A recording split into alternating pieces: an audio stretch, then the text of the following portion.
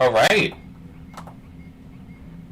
I think we're finally, finally going to do this, and hopefully this time we won't run into, a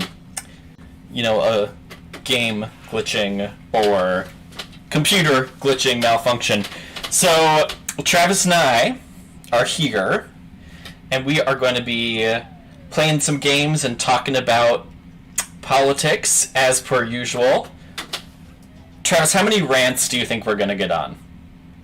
It's going to be a lot in the beginning, and then it's going to get really difficult after we hit, like, the 2-hour mark. I'm guessing it's going to slow down, and it's going to divulge into a series of unrelated Simpsons references. Or just grunts at that point, because I'm going to be so... So, I'm speedrunning the game Banjo-Kazooie, and by speedrunning, I of course mean just kind of like playing for fun at a somewhat quicker pace than I usually do. It's interesting that you bring that up, because obviously you're going to bring up the fact that you were doing a speed run, but I was looking online, and yeah, so the world record if you're going to 100% get all the jiggies in this game would be 1 hour and 59 minutes as it reads right now on speedrun.com. Yeah. And a lot of the records are around the 2-hour 20 mark. But if you scroll down far enough, and this website goes up until 277th place. Oh, wow. That speedrun time is 15 hours, 16 minutes. And there's a pretty big series of these that are 7 hours, 6 hours. I feel like we can beat that. I probably could. We're not officially, recording my time, I guess. We'll have the in-game time. But, it's not going to be, official Guinness. No. But Guinness... from this being in the top 200 of Banjo-Kazooie players. It'll be Guinness in that I'll probably have a drink at some point if I get frustrated, but that's about it. Speaking of technical foibles, you might want to get your mouse out of the screen. Oh, that's a good idea. That's a good idea. I just did, so hopefully... We at the Game Detectives, we're known for observing and criticizing others' work, not necessarily making quality content ourselves. So this is on brand. This is an interesting thing, because can you not skip the tutorial? You can skip the tutorial, but part of doing a speed run is that you have to do all of the honeycombs. Okay, see, I'm telling you, I think you're going to get on the leaderboards with this. Oh, I probably will. I will beat this in less than 15 hours, I promise you. I was imagining that it'll probably end up being about 4.5. I saw that your practice was about 4.5, but I feel like you'll do even better than your practice. Yeah, hopefully. I would hope so. But we'll see. Although, did you do grunty on your practice? No, I haven't. But I practice... How many times it takes you to do that? Yeah. But if I'm doing the full run, though, I'll have enough jiggies to get, the double health, so... I probably would be able to defeat her in one go, but we'll see. So what charities are we playing for today? So today we are fundraising for the same charities that we fundraised for last time, because what's happened for a lot of these Black Lives Matter groups is that there were certain groups when we first streamed, which is late June, and we did our first fundraiser for them, it was mostly, there were a couple of organizations that got a lot of press and got a lot of money, and they didn't know exactly what to do with it because they didn't have the manpower or the staff to kind of organize all the funds and use them all effectively. But then now, too, you also have a lot of groups that raise money for Black Lives Matter, which is great. But then they didn't get as many funds back then as they needed, and now, especially that George Floyd and Breonna Taylor and everything that happened with them isn't as much in the news anymore. A lot of these organizations are still needing donations in order to make sure they can do their work. So rather than just fundraising for one organization, which definitely has its benefits, we're going to be fundraising for the Act Blue Fund, which will automatically give the donations equally to 70 organizations around the country that help with Black Lives Matter groups, as well as other community orgs that advocate for and work for black equity, which is always good. So we chose to do the Act Blue Fund just so, even though they might not necessarily get as much as if we just give it to one group, they're still able to, use some of the funds we donate for good causes around the area. What's in your speed run kit? This is kind of your first ever long extended play. Like, what do you have set up? So right now, my setup is only slightly different than the one that I used for the first live stream. So I'm still in the closet like last time, which is very apropos. But this time I have the door open, and rather than using a printer box, I'm using an actual TV tray. So yeah, my computer's on an Xbox One box, which I don't even have. I'm at my parents' house, and in my parents' defense, they don't have any desks at all in the house that are near where my Ethernet port is. So I just kind of had to be creative and do whatever was necessary to get something across. But in terms of supplies, so I've never done a speed run before, so I don't know what people usually do. But I just ate dinner, and I got some chicken and some salad and all that good yummy stuff. So I don't need any food, but I do have 3 bottles of water and a bottle of Tums, because I've been having some heartburn today. And so the Tums... in the next 45 minutes. Yes. So wants to know if you got your iced coffee in. I don't have my iced coffee. I decided not to, because the last time that Travis and I recorded and I had coffee, I was like a shivering mess. So I decided this time not to do it. Oh. I'd like to reiterate that it wasn't like an exotic drink or anything. It was just a glass of ice, or a cup of iced coffee. Oh yeah. But no, I don't have any coffee this time around, so sorry. But if a massive LaCroix around me. If Dunkin' Donuts wants to do a collab, I'd be down. I got the Fiber One bar, I got the protein bar, and I'm wrapped up in a closet too. It's cool. One of the things that is fun when you're doing speed running is that and that's actually kind of what I like about games in general, is that you see a lot of tips and tricks that other people use, which is then fun. So I got a report from the screen chat. My audio isn't coming in right now. Oh, we can't hear Travis. Let me adjust things for a little bit. Let's see. I'll add that, and then I'll turn down this audio a tad. So hopefully yours can come in. All right. Check 1, 2, 3. Check 1, 2, 3. Cast dog. If you can hear Travis, let us know. Well, right now the stream doesn't have any audio because you have it paused. Oh, really? Oh no, I was just working through some stuff. So it should be working now. Although there's a little delay. Again. There we go, loud and clear. Okay. Again, very on brand for us to have technical difficulties. But anyway, like I was saying, pick this game to do your live stream for. Well, I was gonna say, so the Banjo-Kazooie, because it's a little older, it's kind of like, Mario 64 or Legend of Zelda, where there's already an established speedrunning community that does it, and so there's like little tips of the trade and everything. So it's kind of a little easier for me to speedrun something like this, where there's already kind of an established way of going about things.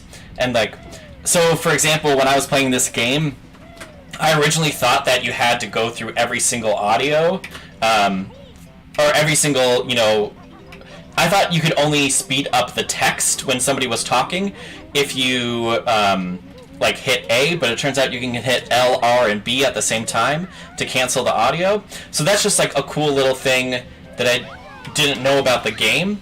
And because I played this game so much when I was a kid, I thought I kind of knew all the little secrets that the game has in it, or things they don't tell you. But that was cool to kind of rediscover some new things that I didn't even know about. Yeah, that's probably another reason. This is a game you pretty much have memorized down to this point. Yeah. I think I could. I don't know if I could speed run as fast as you, but I played this enough as a kid and as an adult where I could make my way through it in probably 5 or 6 hours without having to look up. And this game is.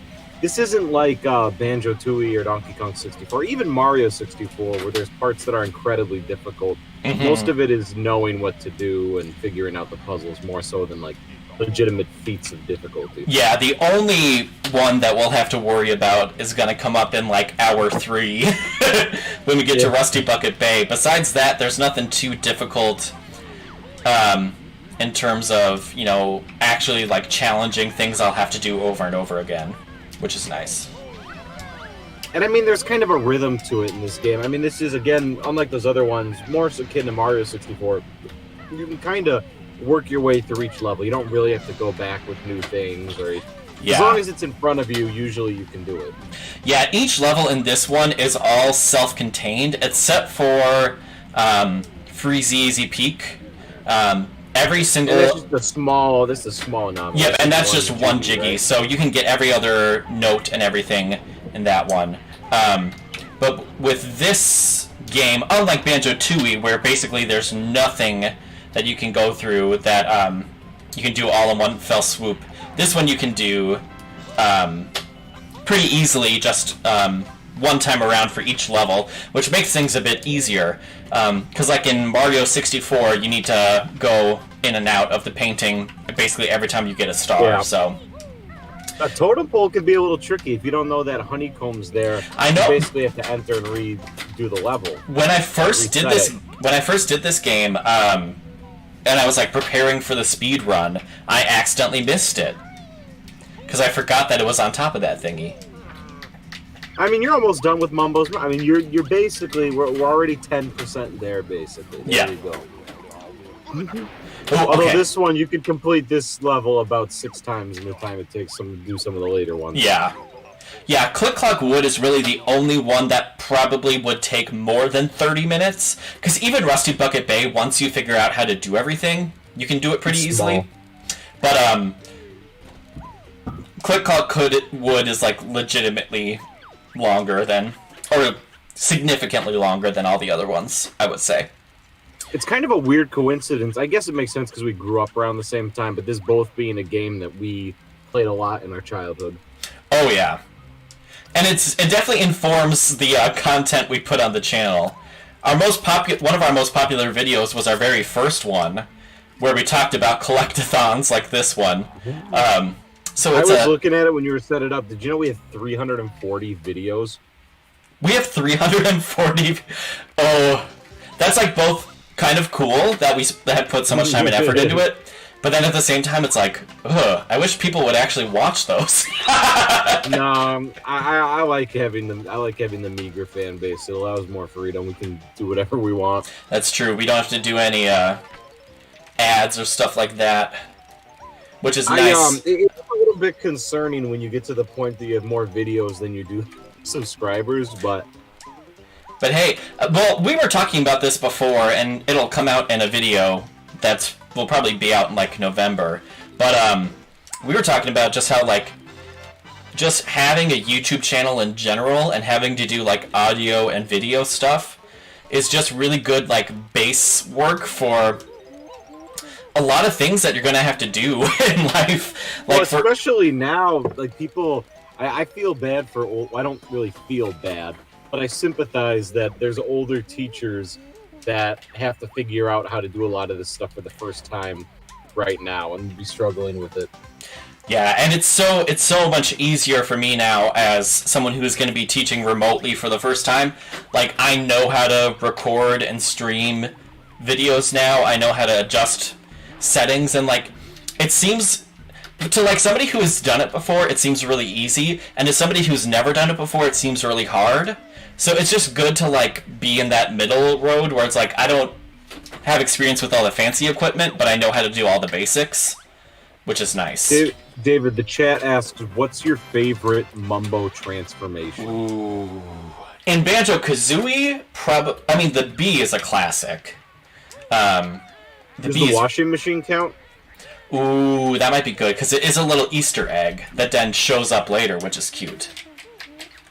I would say the B, probably, just because it's, like, the most... I would say it's used to the best of its ability. I like the crocodile, too, because you can actually move faster with it. Yep, crocodile is good, too. Grace Randolph says, I myself have never played Banjo-Kazooie, but every time I look at screen, you're a different animal, and I appreciate that. I like that. I think that's why I liked this game as a kid, because I really liked the animals.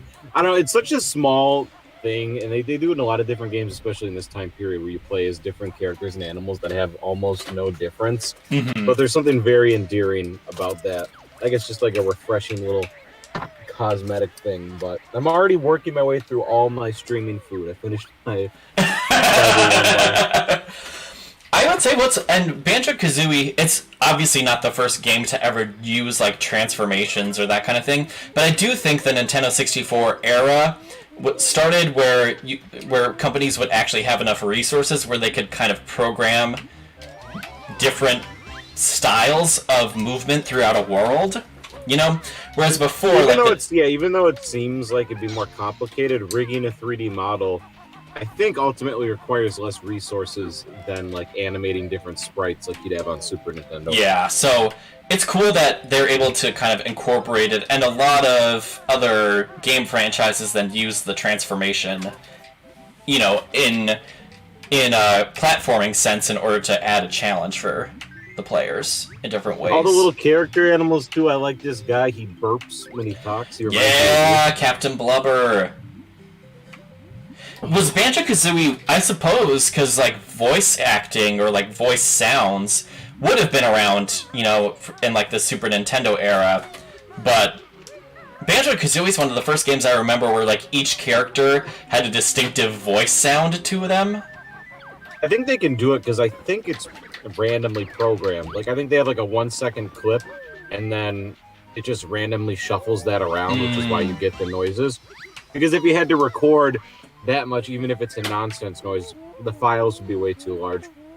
I know Conker later had full voice acting, but that was, I think, at least 3 years after this, and it was a much more expansive cartridge. So this is one of the areas in the game where well, even if I got this right the first time, this is one of the areas where... You got a backflip. I know this is one of the areas where the speedrunners did it a lot faster than me because they're able to manipulate the flying animation in order to, like, collect things without actually having to touch the ground. And I, like, tried fiddling around with that, but I was unable to do it successfully like they were. So it's a little... Shoot! I'm, like, almost dead already. Yeah, don't die. That's going to really hurt your time. Yeah. So that's something that's like one of the things where it's like I'm just not able to kind of master that thing right now, so it's easier for me just to do it manually, kind of through the way the game wants you to do it, than to try to, like, mess around it with the ways that they figured out how to kind of glitch it.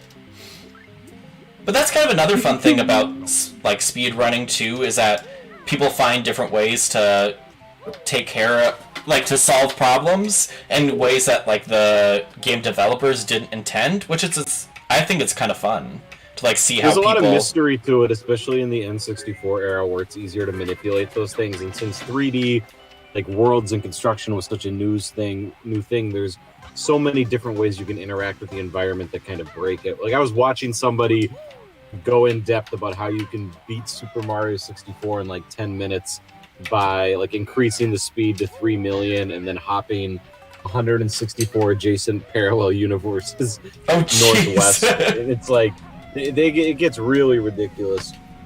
Yeah, I've read some stuff because part of my thesis was about, you know, fan game production.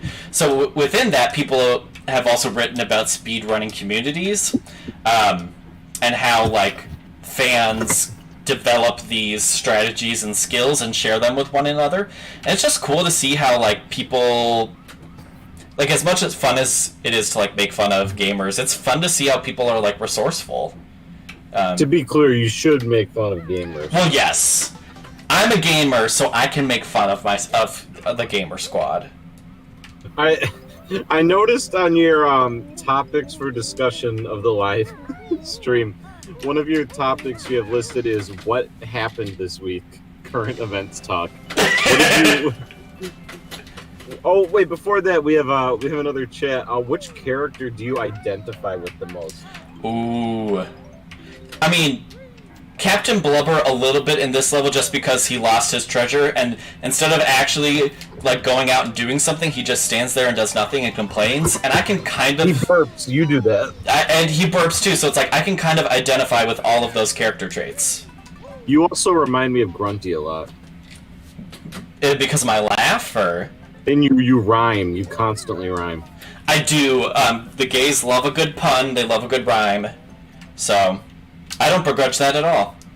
And the gays love, they love the villain, too. Oh! Not what I meant to do, but that's okay. Oh, goodness. Are there any parts about this run that you're kind of nervous about? Right now, because I'm sucking.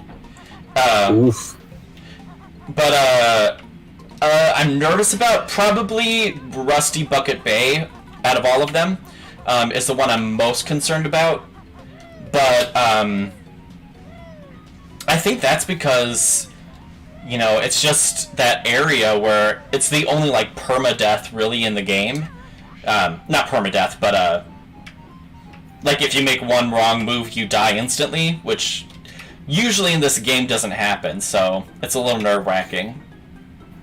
Yeah, and there's a lot of points in this I can see where you have to either sacrifice losing health or making it slightly faster, but it makes sense because, you can pick up a honeycomb from any enemy that you've killed for the first time in a level, right? Yep. And then you can also get them through the beehives. Oh, you still have to get the leaping... Oh, but Dang, I didn't know you were able to get that. Yeah. So, I am originally meant to, rather than having to go to the flight pad, I originally meant to just, like, fall off the top and land right next to that Jiggy, but I miscalculated and fell off to the side of it, so I had to go back to the flight pad, which then cost you time. You gotta improvise. Yep. Also, obviously, like, the Talon Trot makes you faster, but it's a little more unwieldy to control. Yep. So it's like, that's another thing where you have the option to do that if, speed is the name of the game here, but it's gonna make you more likely to make a mistake. So yeah, what is the answer to this question, what happened this week? I just thought people are so fascinated with us that they would want to know what our lives have been like. You mean with us? Because you put it under the category of political stuff. And it's a catch-all. It's a catch-all category. Mm-hmm.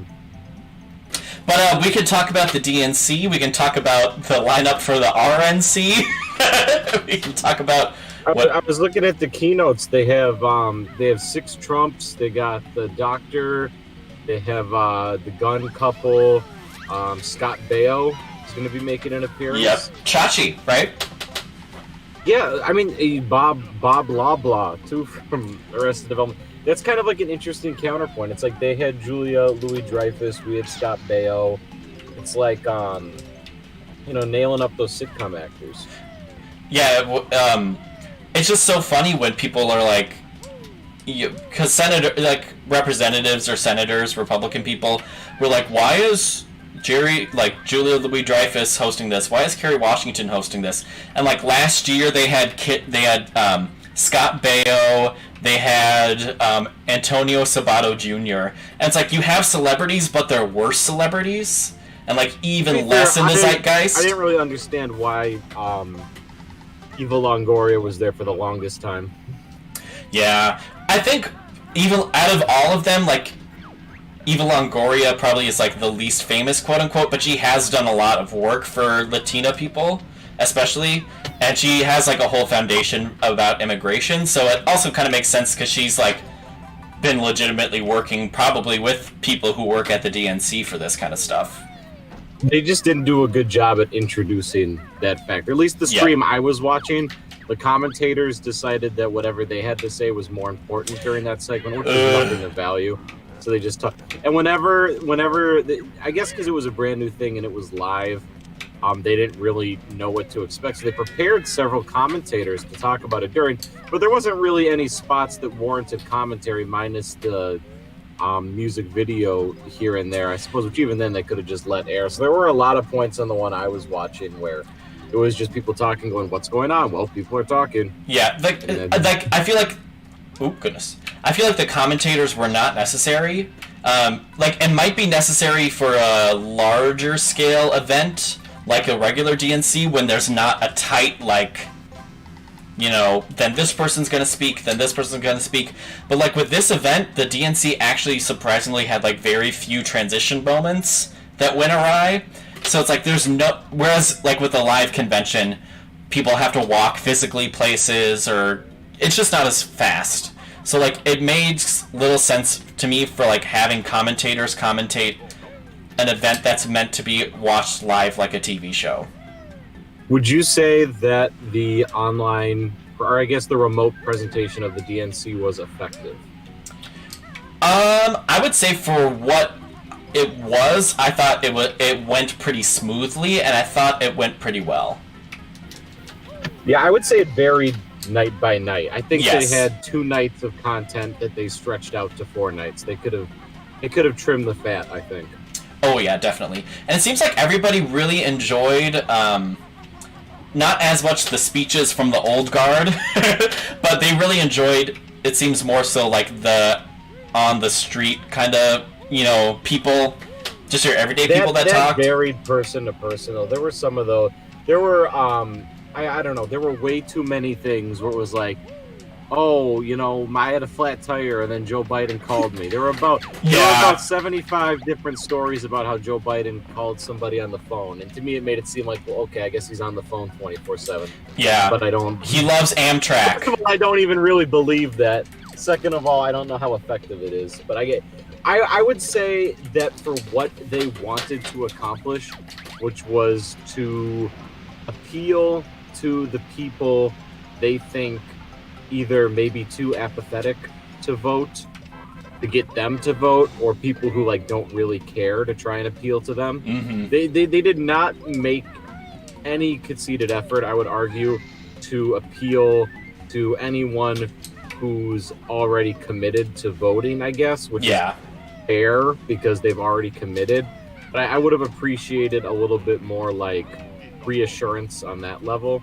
Yeah. And they did nail that from time to time, but it was they were afraid to really get too deep or talk about anything in too conclusive a matter in fear of alienating people who don't really want to think or talk about it that much. Yeah. I think it was, we were talking about, it was very much whoever watches TV, which is increasingly a middle class white audience, and usually middle to probably 40 plus age at this point, was definitely the audience they were going for.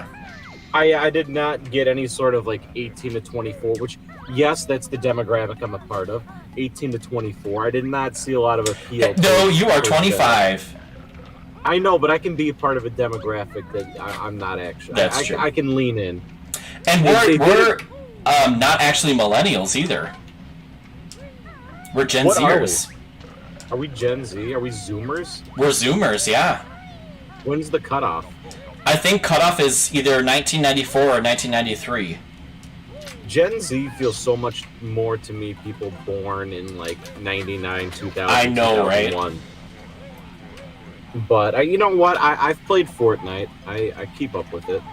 I played Fortnite twice and then I left because I did not need it. I think I had a 3 weeks where me and my roommate played it every morning, and I think we played it maybe about 40 or 50 times, and we never won, or I think even came close. So I got second once, and that gave me enough gamer cred where I didn't need to play it again. I don't like things that have a competitive nature in which I am not very much, if not 100% going to win, at least going to look like I'm winning the majority of the time. Yep. I want to try the Fall Guys because it looks fun, but I also am nervous because so many people have played it now, where it's I have no idea what any of the games are. I feel like I'm just going to lose right away. But it's just goofy. There's so much more of a chance element in that. Was there a specific way you want to do these letters that's faster? Yeah. Or is it just kind of... Yeah, there's a... First of all, the rounds are much shorter. A round of Fortnite can be like 20 minutes to 30 minutes. I think a round of Fall Guys is usually like 5. So that makes the dynamic. If I'm losing every minute, that's okay versus like pouring 30 minutes into something. Yeah. That's why I hated League of Legends so much for a while. And I'm deliberately killing myself here because it's faster than going back to the portal. Yeah, that's elite trick. I remember that one last time I played. Did I get the... Okay, I got both of them.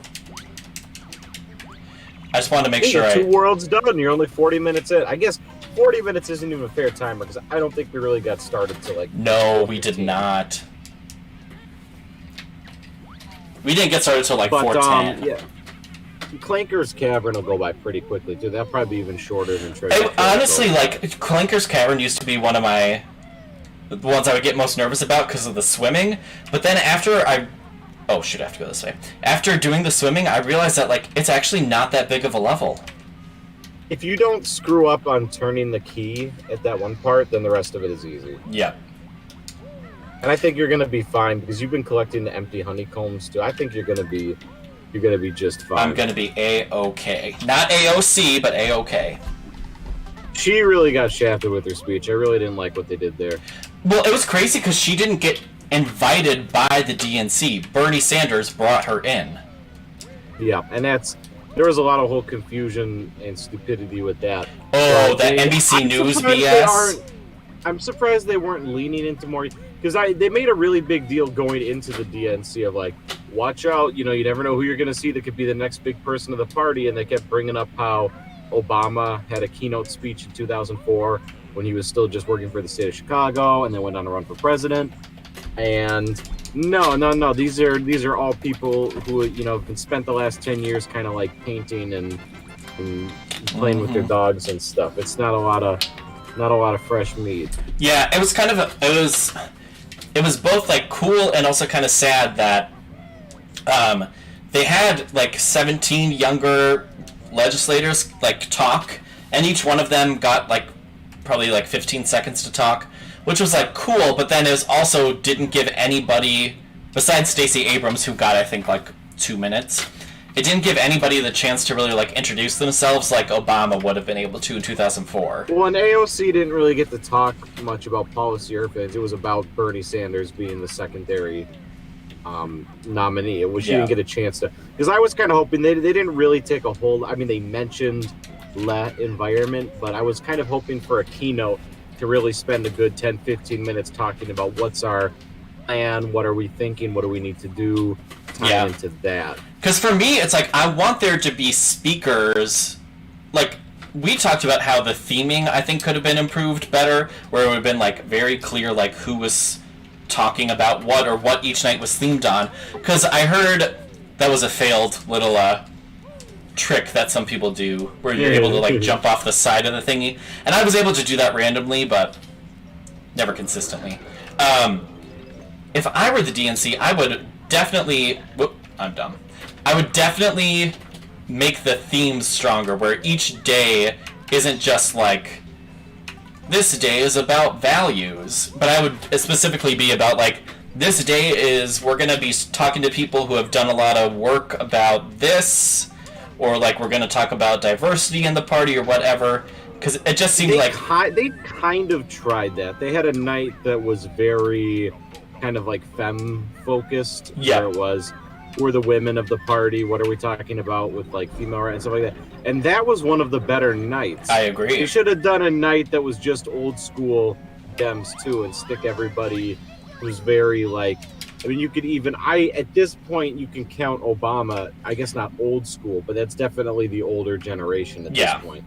Like definitely the style of rule, or like the style of being the president, was much more similar to the Clinton administration than what a new administration would hopefully be, Which is also weird, because they also kept pushing that Joe Biden would be like they didn't say it, it was kind of Bernie's thing to be the next FDR.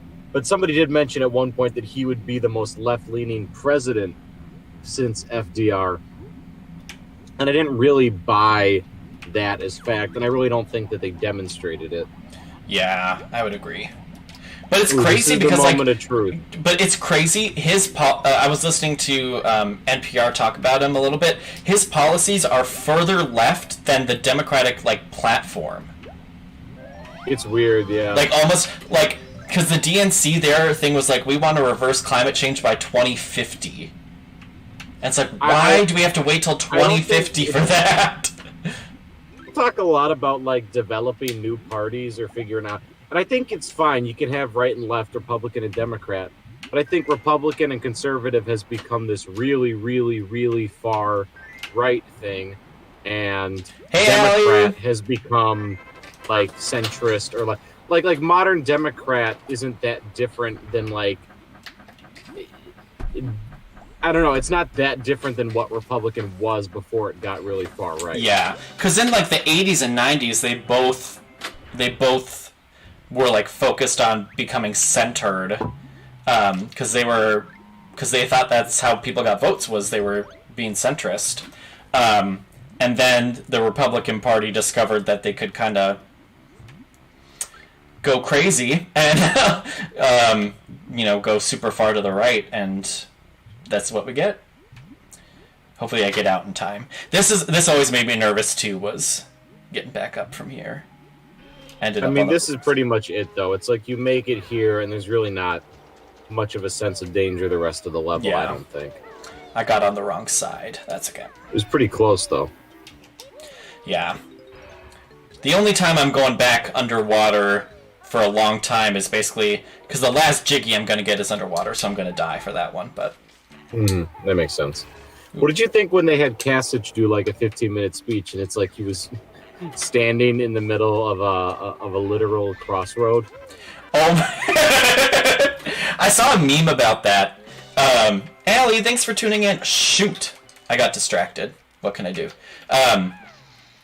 But that was interesting, and I saw a meme, and it was Kasich was let's have me at a literal crossroads, and then the advisor was no, let's not do that. And he's I'm gonna do it anyways. It was funnier than I said it, but... Of course. But, I'm not surprised. The symbolism is heavy. They want everybody to get the message. Yeah, I don't know. I think that his speech was... You forgot the jiggy, right? Or you? I know, I missed it. I missed it because I got nervous. I don't know. I think maybe they were kind of... They had, is it Kasich or Kasich? Kasich. They had him so they could say, hey, we have a Republican speaker.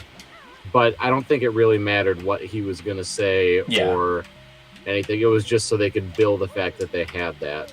Yeah, his speech was incredibly milquetoast. I couldn't tell you a single thing he said. No, and John Kasich or whatever is very... very middle of the road. So I feel if they just had him and not Michael Bloomberg and not Colin Powell, I would have been not as mad. Yeah, I think we could have done without those guys. I really didn't understand it at all. It's with Colin, it's remember the good old days of the Bush administration? Aren't you nostalgic for that? What's crazy is that some of these old people are. They're remember when Republican presidents weren't idiots? And I'm ooh. I don't. And then they had the chicks on, right? They had the chicks on the same night as Colin Powell. I think was that intentional? No, they had the chicks were on Thursday and he was on Friday or on Wednesday. Still, though, I feel it's impossible not to draw that connection. Yeah, the chicks were great. They were cool. They sang really well, per usual. Most of the music choices were 10 years off. Yeah, most of the music choices were pretty good, I think. Besides the Celebrate, but... I like that. I like it when things are, exceptionally stupid. That's true. It's fun to make fun of. It gives us fodder, so that's fun. Yeah. I would rather have that than, boring things that are kind of a non-factor. Yeah, it's if you're going to make a decision, might as well make a bad one, and then we can all laugh about it. Yeah, commit to it, yeah. Ooh, I'm not doing as well this time around, but that's okay. I think you're making pretty good progress. It's all about having fun. When you did your practices, did you do them all in one sitting? I did one all in one sitting. But besides that, no. I kind of mostly did like a couple at a time, and then I did all together once when I was down in Milwaukee. The first time that you're really running through everything. Yeah, basically. I have to remember to get this. I think you could crack the leaderboards here. 15 hours is the bare minimum. And who knows if they even... Because 277th is the last place here, but maybe that's just the number of people that had submitted to. So maybe at very least you could be 278. Oh yeah, I could definitely beat that. That is the one honeycomb that I consistently forget about. Is that one that I just got. That's good though, because you'll need that. Because I think, and not to say that the final boss is difficult, but you don't want to do it twice. It's a lengthy engagement. No, definitely not. This little area is pretty tricky because again, this is another part of the game, like this right hand side of Clinker's Cavern, that uses a bunch of little tricks and things that sometimes I'm not good at getting. So this little area is hard. And there was a little trick that some people use to get from the upper area where I got the last Jiggy, and you're able to like fly over here flawlessly, but I wasn't able to do it.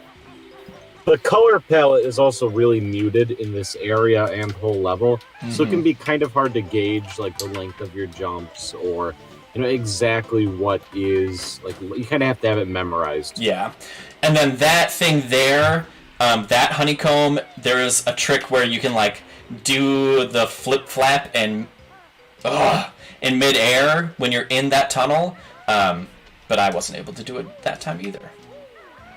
Well, it's better to just know what you can do. Yeah, definitely.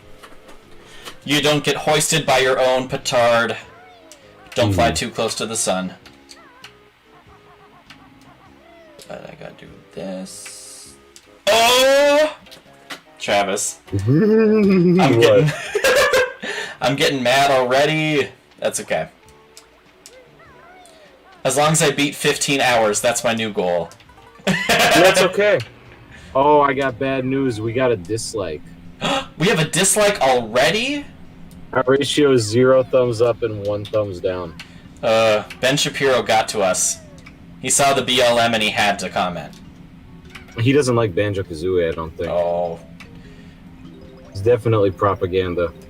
Did you see that he's been going like deep into this WAP business? And I'm a bit of an addict. I keep up to date with everything he says and does. I don't know why. It makes me mad every time, but I'm usually following it. And it's just like, he was like, my wife and I have sex just fine. And I'm like, why are you tweeting this? Well, I just disregarded what he said. And this is no offense to people like this, but apparently he met his wife and they got married after 3 months. And you've immediately identified yourself as someone I can never relate to. So, yes, exactly. To get married after 3 months, that's too crazy. That's fine. I'm not against that, but we just aren't on the same level. I don't understand that at all. But you know what? If you want to get if it's love at first sight or whatever, I have a feeling that it was just like they were dating and they went to school together and then they got married. Did he go to a Christian school? His whole history, but he sounds like a Mormon or a Mennonite, so I'm not sure. No, he's Jewish. That's what he's Orthodox Jewish. What? Mm-hmm. I feel like Jews are usually, I don't know, like usually when it comes to like the fire and brimstone commentators, I feel like it's usually like hardcore Christians rather than Jews. Anybody can be hardcore. It really doesn't matter. That's true, I guess. I gotta be honest. I didn't love the song, but it didn't fill me with anger. I'll tell you that. I think he might have missed the point. I don't know if I'm completely coming out of nowhere with that, But I think the point was to make a rap song that sounded like a lot of other rap songs, but from a female perspective. Yeah. If you don't like other pop, like if you don't like Lil Yachty, then yeah, you probably aren't gonna like that because it's not trying to be high art. It's trying to emulate a different style. What other people have done. Oh, you don't even need the Wonder Wing for that. Yep, you can like just trot on that little crevice there.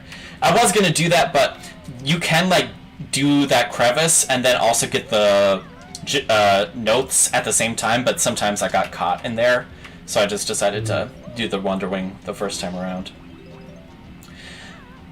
But honestly, yeah, I don't love Cardi B just like in general either, and that's not me being any sort of like hot political take. It's just not my flavor.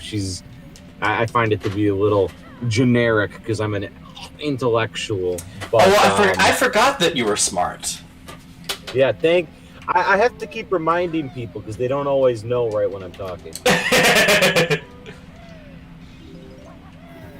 I do like Megan Thee Stallion though. She's talented. Oh, she's great. She's got a great because she like is kind of similar to, you would like think that her rap style is like similar to, but it's she's got her own thing going on. It's more 90s inspired. Yeah. Than my. That's the problem, and with Cardi B is I feel like I listen to her and it's like this kind of sounds like a lot of other things, and that's again sort of the point. Yeah. But Megan Thee Stallion, I feel like you can kind of pick. David, did you not open this window? Oh, I did. I did the wrong thing. That's okay. I have to go down here to get this Jinjo anyways. Yeah, she's got her own pretty good memorization of where everything is. I know. This is always for some reason the one that I had trouble remembering. But it's also, I think it's like this is the one where it's probably everything is not as distinctive as in other levels, because like with other levels there's like concrete areas that are different from the main area. It's more segmented. This is kind of like you have outside clinker and inside clinker, and even then those two things are it keeps its proportions pretty well. But again, this isn't meant to be David, we have a request. You do Banjo's voice. Oh, I'm bad at impressions. It's weird because you do so many. Wait. Yeah. He kind of sounds like Goofy. Yeah, he's very goofy. I do have a good impression of Blubber though. Yeah. Wait, no. That was not it. That was bad. That's okay. I've heard you do it. I think you can fire off 8 or 9 burps in a row. That's true. You might just be speaking so much that it's being suppressed. Yeah, the problem is I'm not getting enough water. I need to like get air bubbles in my stomach to do it. Yeah. I'm glad that somebody's watching us, so that's cool. Oh, people are coming in. People are coming in and out. Yeah. Can you do Kazooie's voice though? I feel like that's a hard one. I can't even imagine. I guess it's like brah, brah, brah. I can't even imagine what she sounds like. I guess she doesn't talk as much. Yeah, she's like. I don't know. Yeah, that sounded pretty good. I think the same guy does Banjo and Kazooie. I think it's the head programmer. I bet you would probably know more about this than I would, just because I haven't done listened to as many anime or learned about voiceover. But during this time period, mid to late 90s, I'm guessing there wasn't a whole lot of game voice work. No, Shenmue was the big one where it was all dialogue, and I guess maybe later than that, even the GT, Dreamcast PS2 era was when it really started to kind of get TV level. And even then, Nintendo never really adopted that. They've kind of always. I know the only other thing I can think of is Xenoblade Chronicles, and obviously that's much later. Yeah, I think that was done in Australia or something like that. Yeah. It was pretty much an afterthought. Yeah, that was all in Australia. I guess Fire Emblem sometimes, but probably not until Awakening. Games were the first ones The GameCube ones had voice acting, I believe. Oh, I didn't know that. Maybe I Yeah, guess there were Fire Emblem game. That's the ones that Ike is from. Is the one on GameCube and Wii, I believe. I guess they did technically have voice acting in Super Mario 64. And I mean, Conker is the only Nintendo 64 game I can think of that's like fully voice acted, and that was all done by people on the team, like programmers and creative people, and I'm just it wasn't like out of let the myself other drown part was here. with cartridges. I think with Banjo-Kazooie, I don't know if this is true or not, but I'm pretty sure early Nintendo 64 cartridges could only hold 8 megabytes of space. I think eventually they could hold 128 megabytes and 16 different denominations of that. But that was the start, so you really couldn't have a lot of voice, because music and voice is what would take up the most memory. Which is crazy, because you'd think it wouldn't take up as much, because, like, when you...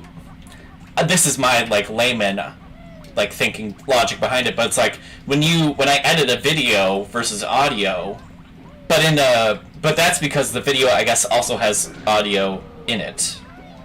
Well, even so, like, even today, you can, obviously now for games on disc and stuff that you download, you can compress audio files. They didn't have the same tools for compression back then. But, like, if you record just, like, a minute of audio, that'll be 3 megabytes. And if you think about it, okay, well, the whole cartridge was 8 total megabytes, so it's like... Yeah. They really had to get creative. Do you have pen and paper on you? Yeah, what's going on? Can you record these, what Brentilda tells me? Yeah, what did you say? Okay. Grunty wears a reinforced girdle. You'll remember these anyway, but yeah, I'm writing them down. So, reinforced girdle. Dog is Ripper.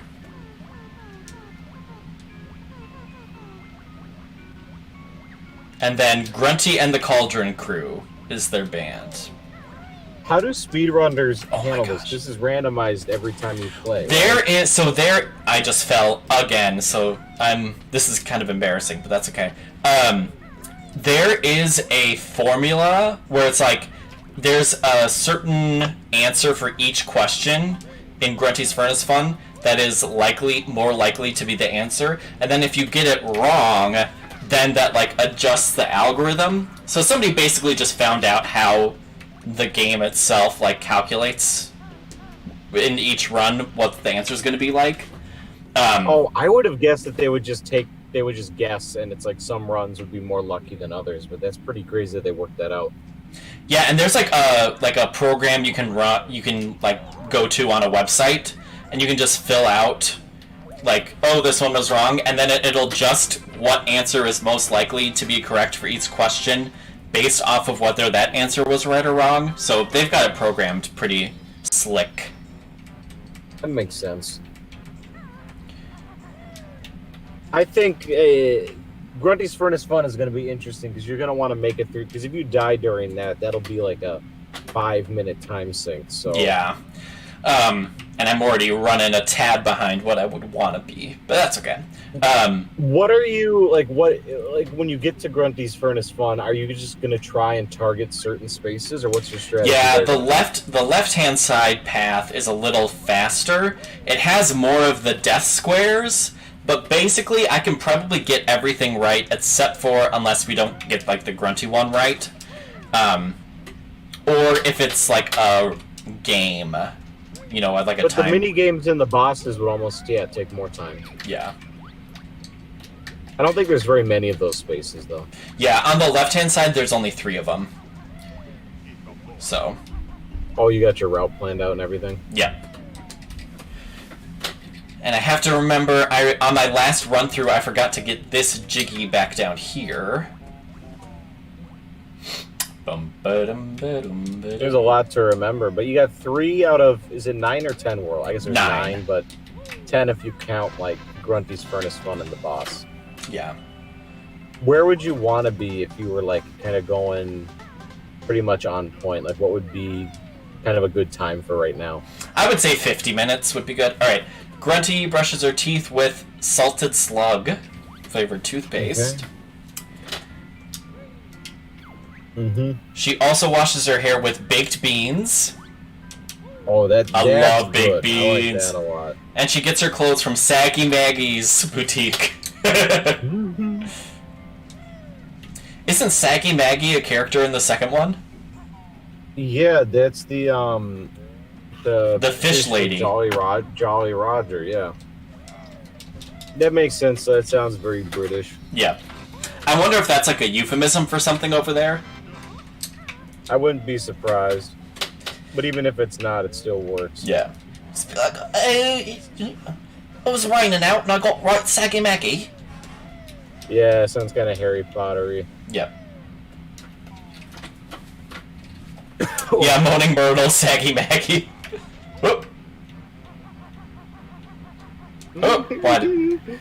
David, I have a question for you from your little Word doc. Okay. What politician do you want to play a game with? Ooh. Alright, so I have two ways. So I would either want to do it with somebody like new and hip, or I'd want to do it against somebody. You know how who was the one that would do like fake? Oh, what's his face?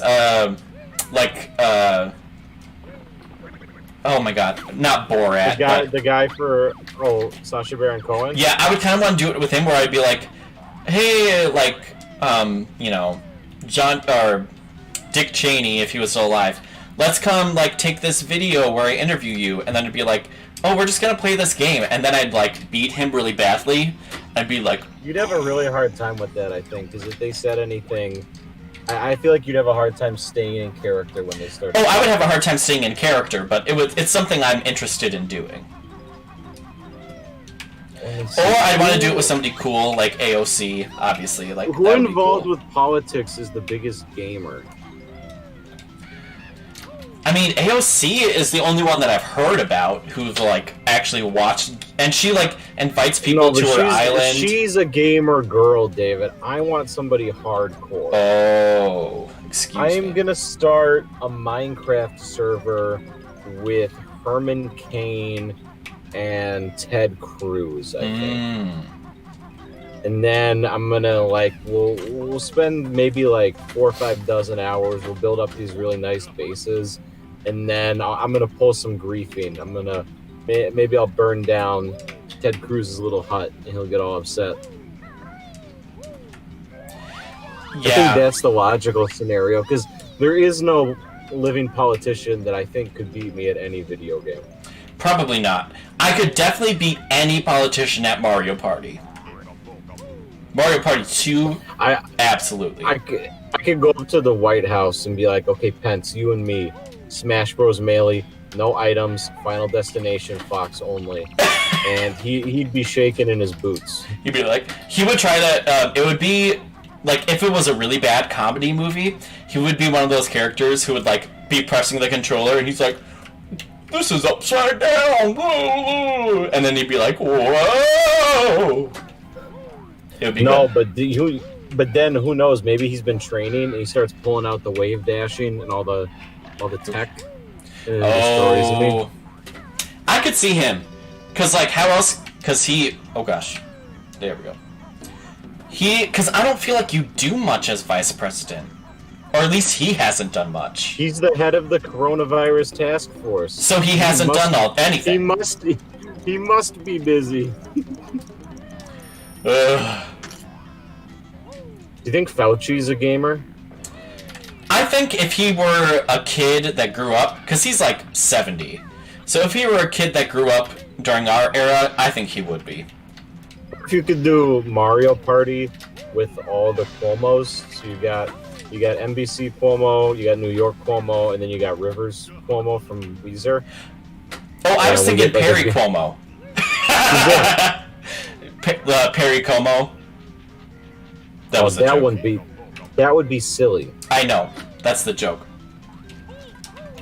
I would wanna. That would be fun, and it would be all three of them teamed up against me, and I'd still win.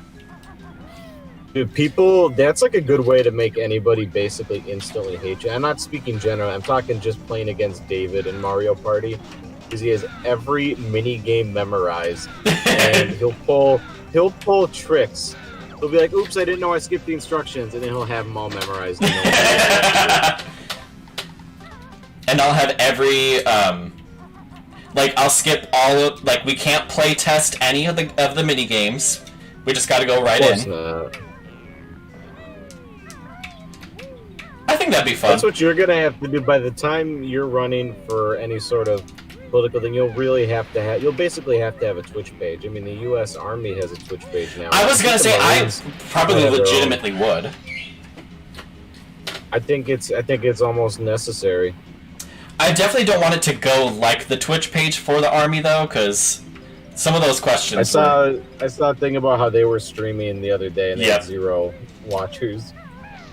And it's like, ooh, that they were grilling him, which I loved, but I don't want people to grill me. That's the last thing I want to do is watch like people in the Army play Doom or something like that. That's too much for me to handle. I bet they probably would not allow them to do Wolfenstein. Or Call of Duty or something like that. It doesn't even, whatever it is. No, they wouldn't let them do Wolfenstein. Because now all the alt-right people are mad because it's all about shooting Nazis. Yeah, that's like, I can't remember when the last Wolfenstein came out, but I remember that being like a it came out, I think, like 2017. 2017. Which is just a weird thing to even think about. I know. And people were, like, legitimately mad about it, which I thought was funny. How dare you politicize fascism? Yep. How dare you politicize video games? I love people that are like that. There are a lot of people where it's like, I feel like I maybe been like that at points where it's like, I'll just give me my Mario, don't put politics in my video games. But then it's like, well, you also want video games to be like legitimate things that people create and not just, like Subway Surfer, Candy Crush. Like there's got to be some, if you're creating a piece, there has to be some like idea or implications or even if you're making like Banjo-Kazooie, you're like, oh, we want to do something. It's kind of like fairy tales. It's a little bit funny and goofy. I mean, even something like Banjo-Kazooie is very much, I think, meant to kind of challenge the standards set by the very clean Mario.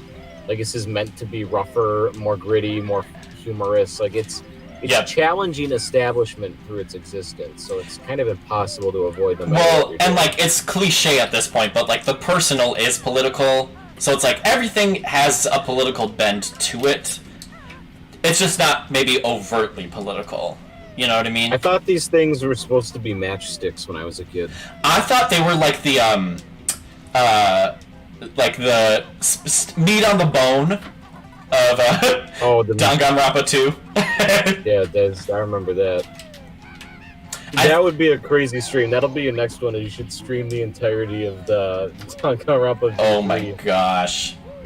Do a 60-hour stream. You have to read every line out loud. And all a different voice, obviously. Mm-hmm. No two characters can be alike. Of course not. This dragonfly is kicking my butt. There we go. Yeah, that was a bit of a struggle on that one.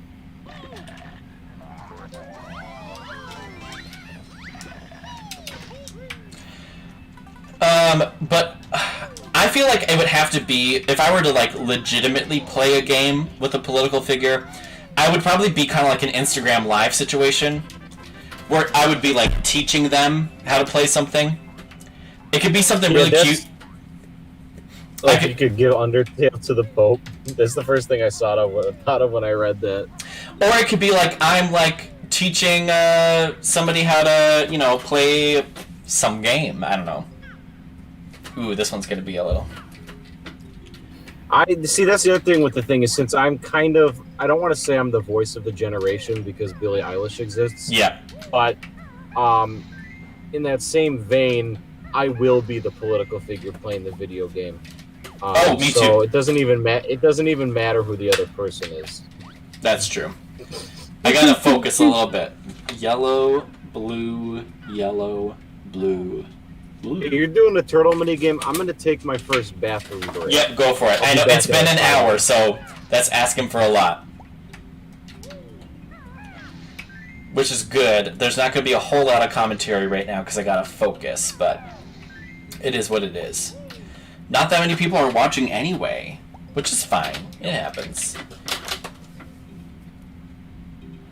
Pink, yellow, pink, yellow.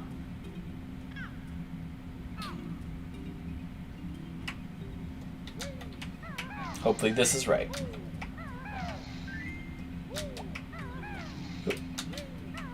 There we go. Yellow, blue, and red. Look at that. I'm so smart. Guys, I am very happy that I'm not doing a face cam because I probably look very disheveled right now. But, excuse me.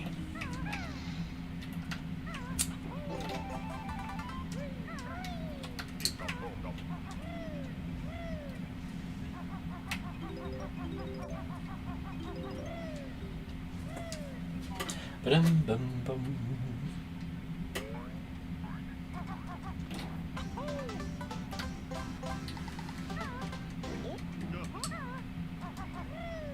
Oh.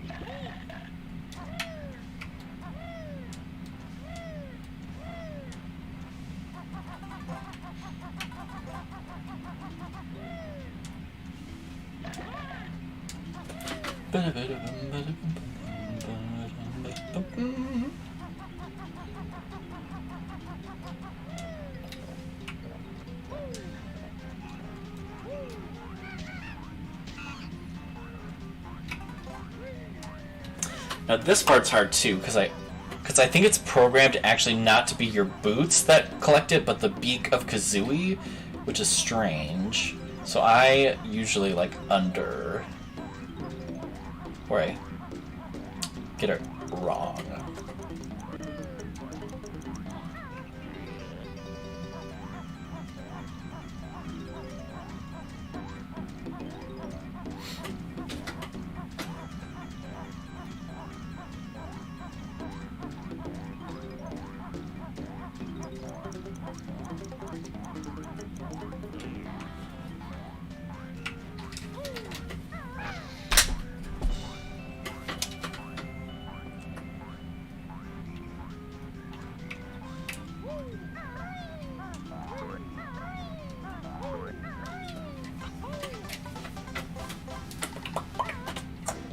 Ugh.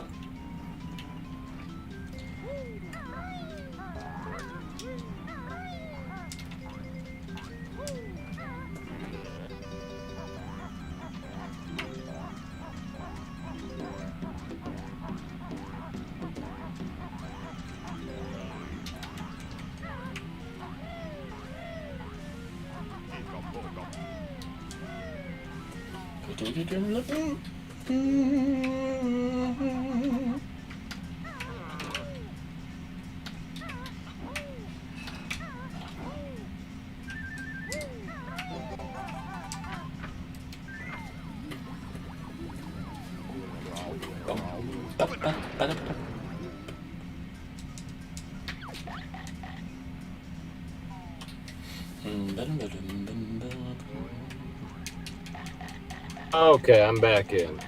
Sweet. I'm about to do Mr. Vile, which I'm a little nervous about, but... Yeah, when you were bringing up parts about the speedrun that you were most worried about, this is one that you brought up. I mean, there's a pretty obvious trick to it, right? Like I said, when we were doing Donkey Kong, you just go for the ones he's going for, right? Well, it depends on the round. Because some rounds, like, the third round, he goes faster if you're in the lead, so then he outspeeds you. Oh, it's got that kind of like rubber banding, so you want to plan accordingly. I forget I can't skip that. Yep. I gotta come back. Okay.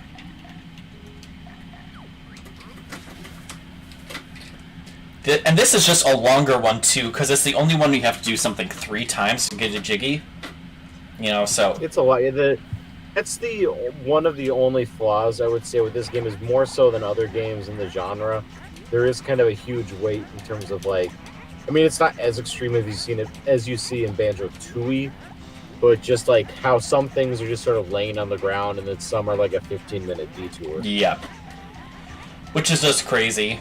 And I get, like, the levels are supposed to be easier, like, easiest to hardest, but even within levels, it's just, like, I feel like some things could be, you know, 2 jiggies that take 5 minutes each, rather than one that takes 1 minute and then one that takes 10 minutes. You know what I mean? Oh, you're not using the sneakers either. I can't. I don't have them yet. That's right. I didn't think about that. That does make it more difficult. Although you're doing pretty well. Yeah, this first one's pretty easy. But I'm doing the cardinal sin, which is you're not supposed to go to the outside, but I'm doing that anyways. Well, good idea. Your ideas are probably better than the people who do this professionally. I think so too. Alright, so now I can only eat the reds and not the yellers. And they'll set you back. They kind of stun you for a bit. I always try to, like, formulate a path of where I'm going next. Oh, come on. It's kind of like Fall Guys. You'd be good at that, probably. See, I want to do Fall Guys because I love Wipeout and Holy Moly, so...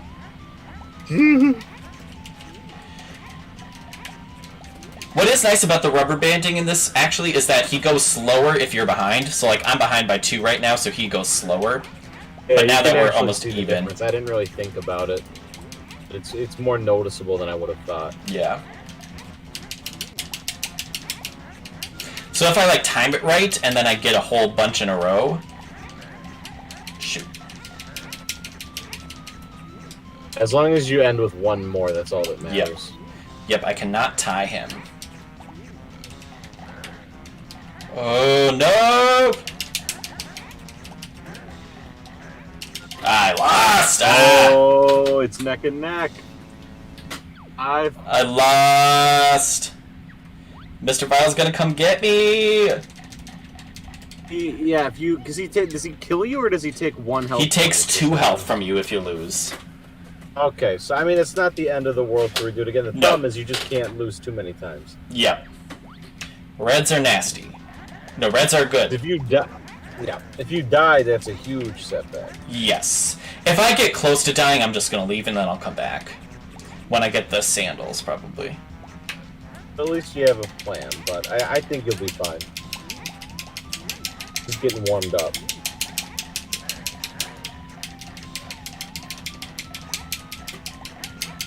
There oh you my go. gosh, he's doing... Ooh, that guy slipped right away.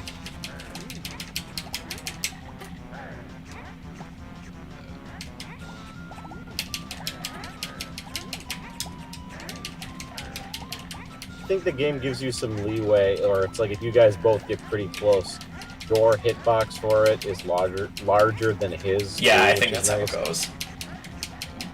Yeah, these 2, you're good.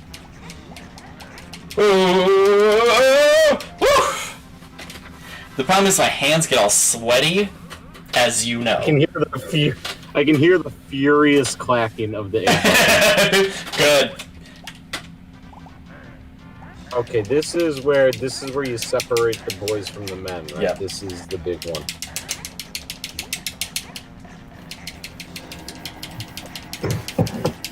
Okay.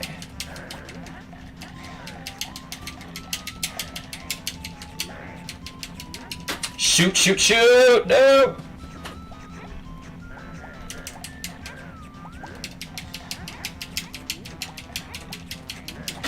Oh, they got you dirty on the swap. Yes, they did.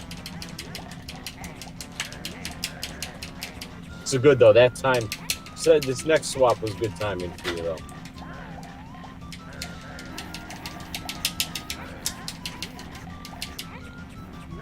Oh, you got this in the bag. Ooh.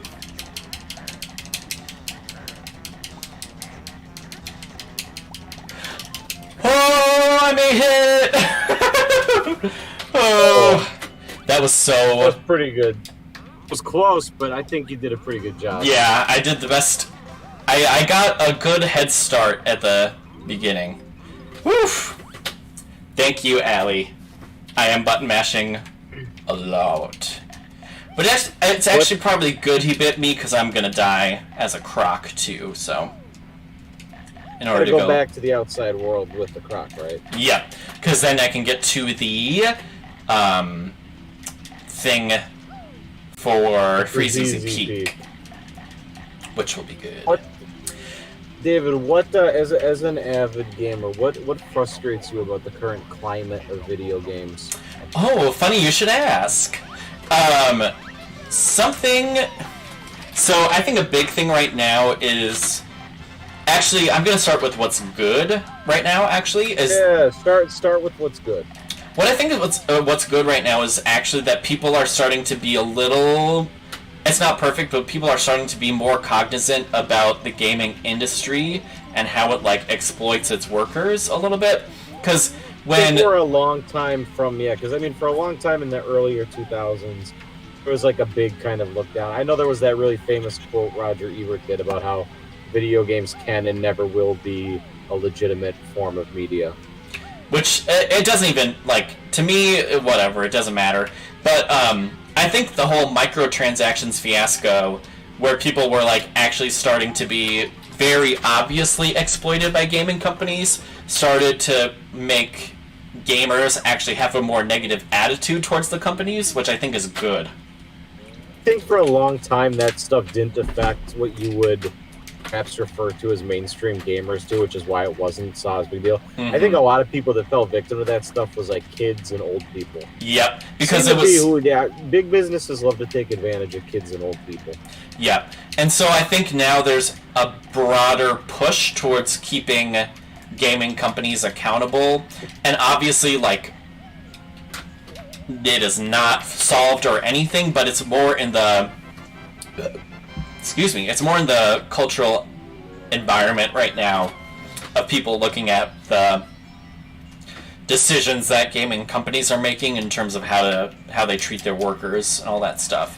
And now even gaming that starts not even getting fixed right now. It's basically just coming to light. Yeah, exactly. We're just starting to have conversations about it's even now a lot of video game companies are still in that mindset of oh, you're lucky to be working on something, so you should work for $7 an hour, 80-hour weeks because you're lucky to even be here. Yeah, kind of stuff. And that's definitely something that.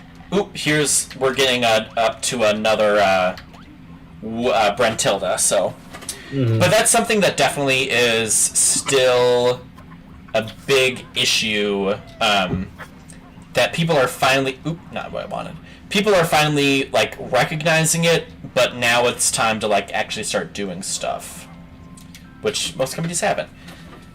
It's hard to because I don't think that many companies or games are made in the U.S. Yeah. Still, so it's harder to have those conversations in countries that aren't that. Grunty likes broomstick making.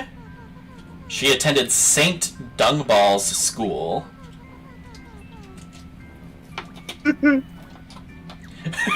Her party trick is eating a bucket of beans. That's good. It should be when you hit your donation goal. That's what you have to do. Oh, I forgot we were gonna do a mukbang.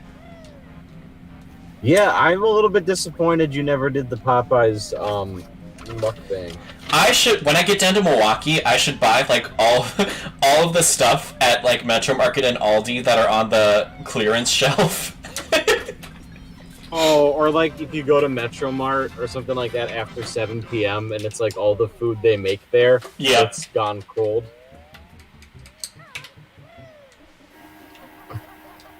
I think Freezy Peak and Gobi's Valley are pretty quick ones. Yeah, they're pretty quick too. Mad Monster Mansion is a little bit of a slower one. The one thing I would... So, let's talk a little bit about the game world. Which one do you think... out of the worlds we've gone through so far, the first 4, what do you think has been, the best one in terms of, design and, how... and the number it's at?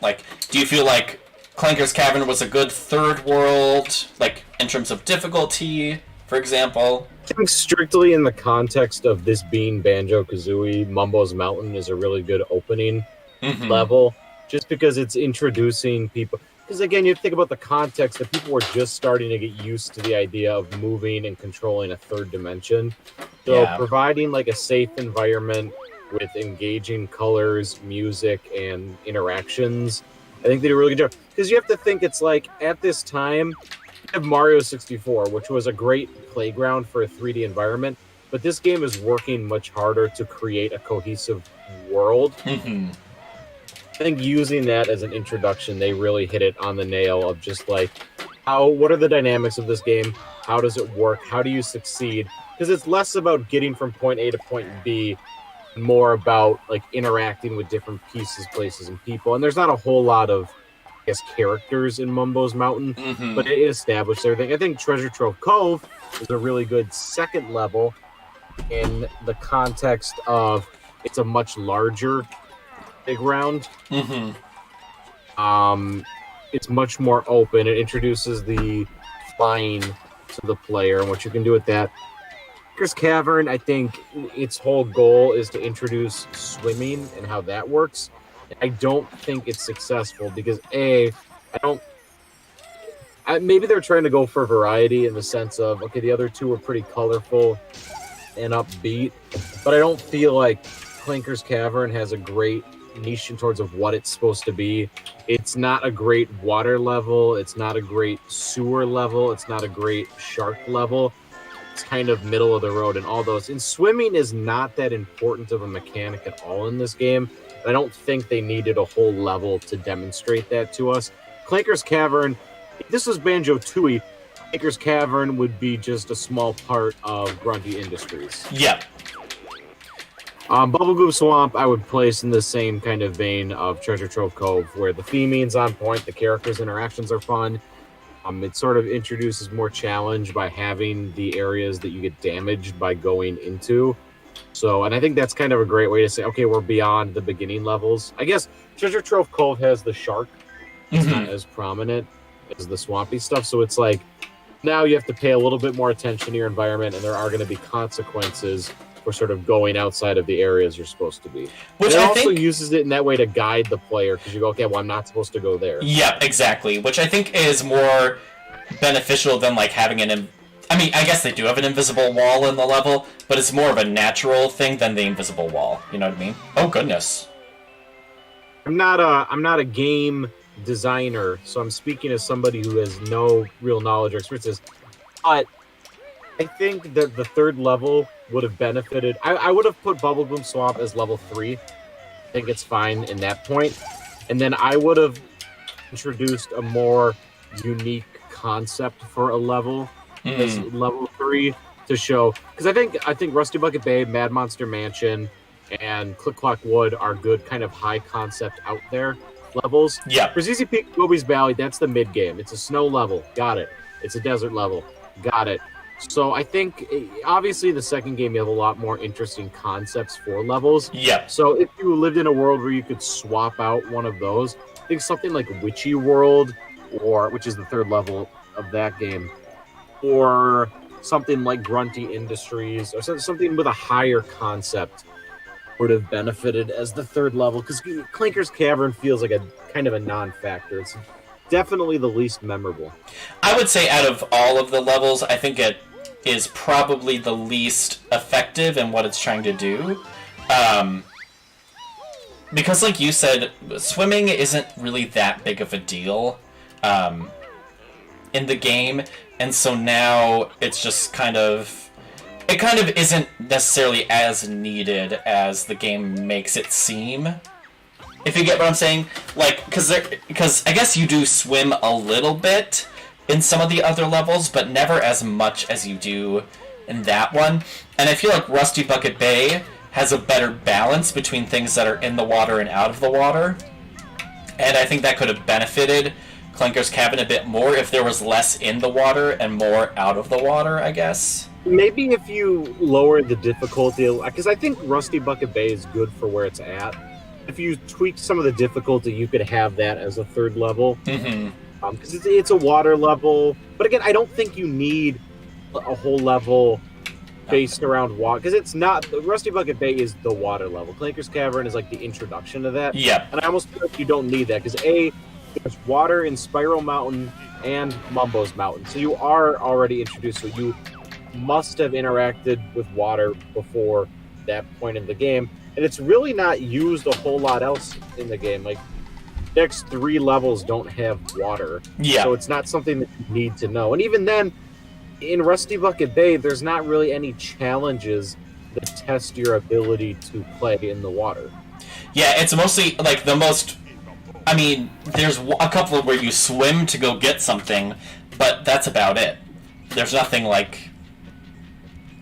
I mean, yeah, I agree. I don't know who this person is. That's commenting, but it's funny. Hi, Pivot Montier Adam Sumbari. I'll Google that. It's a YouTuber who passed away when he was 15. Oh! A well-known YouTube pooper in the YouTube poop community. Okay, R.I.P. then. More power to ya, whatever you... I wonder if it's a troll, Travis. I don't know. It doesn't really matter. I like YouTube poops. I think they're funny. Is it... I imagine it's kind of like that scene in Dumb and Dumber where they're pooping. And it's like... It's not like that. I don't think you know what it is, if that's what your mind is going to. It's like weird edits of like King of the Hill and like the... Oh, that kind. Okay, now I know what you're talking Legend of Zelda CDI cartoon, stuff like that. about. Oop, good thing I got hit. You thought it was somebody who like literally like recorded themselves on the toilet. I don't know. People are into different things. Oh, he was bullied at school by kids. Oh, Did you that's see sad. that? Yeah. Poor guy. This is a difficult thing. When I imagined and you said I want to do a speed run of Banjo-Kazooie, and I imagined what are the parts that are going to be difficult and time consuming, like because you can only skip. Originally, you were thinking about doing 96 and skipping a couple. Yeah. I would have skipped doing these snowmen because I have a really hard time hitting them on the top hat. I think I was just about to say I thought the hitbox was generous, but then that was not at all. I think you can do ZZ Peak and Gobi's Valley in any order you want, right? Yeah. I think maybe I've always done for ZZ Peak first, but I think maybe in terms of like teaching the player, it makes more sense to do Gobi's Valley first, because you learn flying in an environment. You have to do things for flying, and there isn't as much of a... Because if you miss your hits, you almost always land in the icy water, other things here. Yeah. So I think you'd be better at flying. If anything, there should have been like a more sky-based world, something more platform-based with less of a central kind of area to teach flying more. Because flying is something you have to use a lot of different levels, and it's something you use for the boss at the end. Yeah. And I think even then, I think the flying challenge is for the boss at the end. So at the end of Grunty, you have to hit a moving target. I don't know that you have to do that anywhere else in the game. I don't think so. But maybe they thought... So that's something they could have introduced earlier. Maybe they thought that was like a logical challenge then for the ending? Because it's something you haven't done before. I agree with that. I'm just comparing it to like spending time practicing swimming. Oh. Yeah, I get that. Okay. His parents both have master's degree in college, yet they fail. I'm sorry to hear that. Is there a reason why you're bringing this up? Is there a movement or something going on related to this gentleman? I'm not quite sure about the context. I haven't heard of this before. Yeah, me either. I don't know.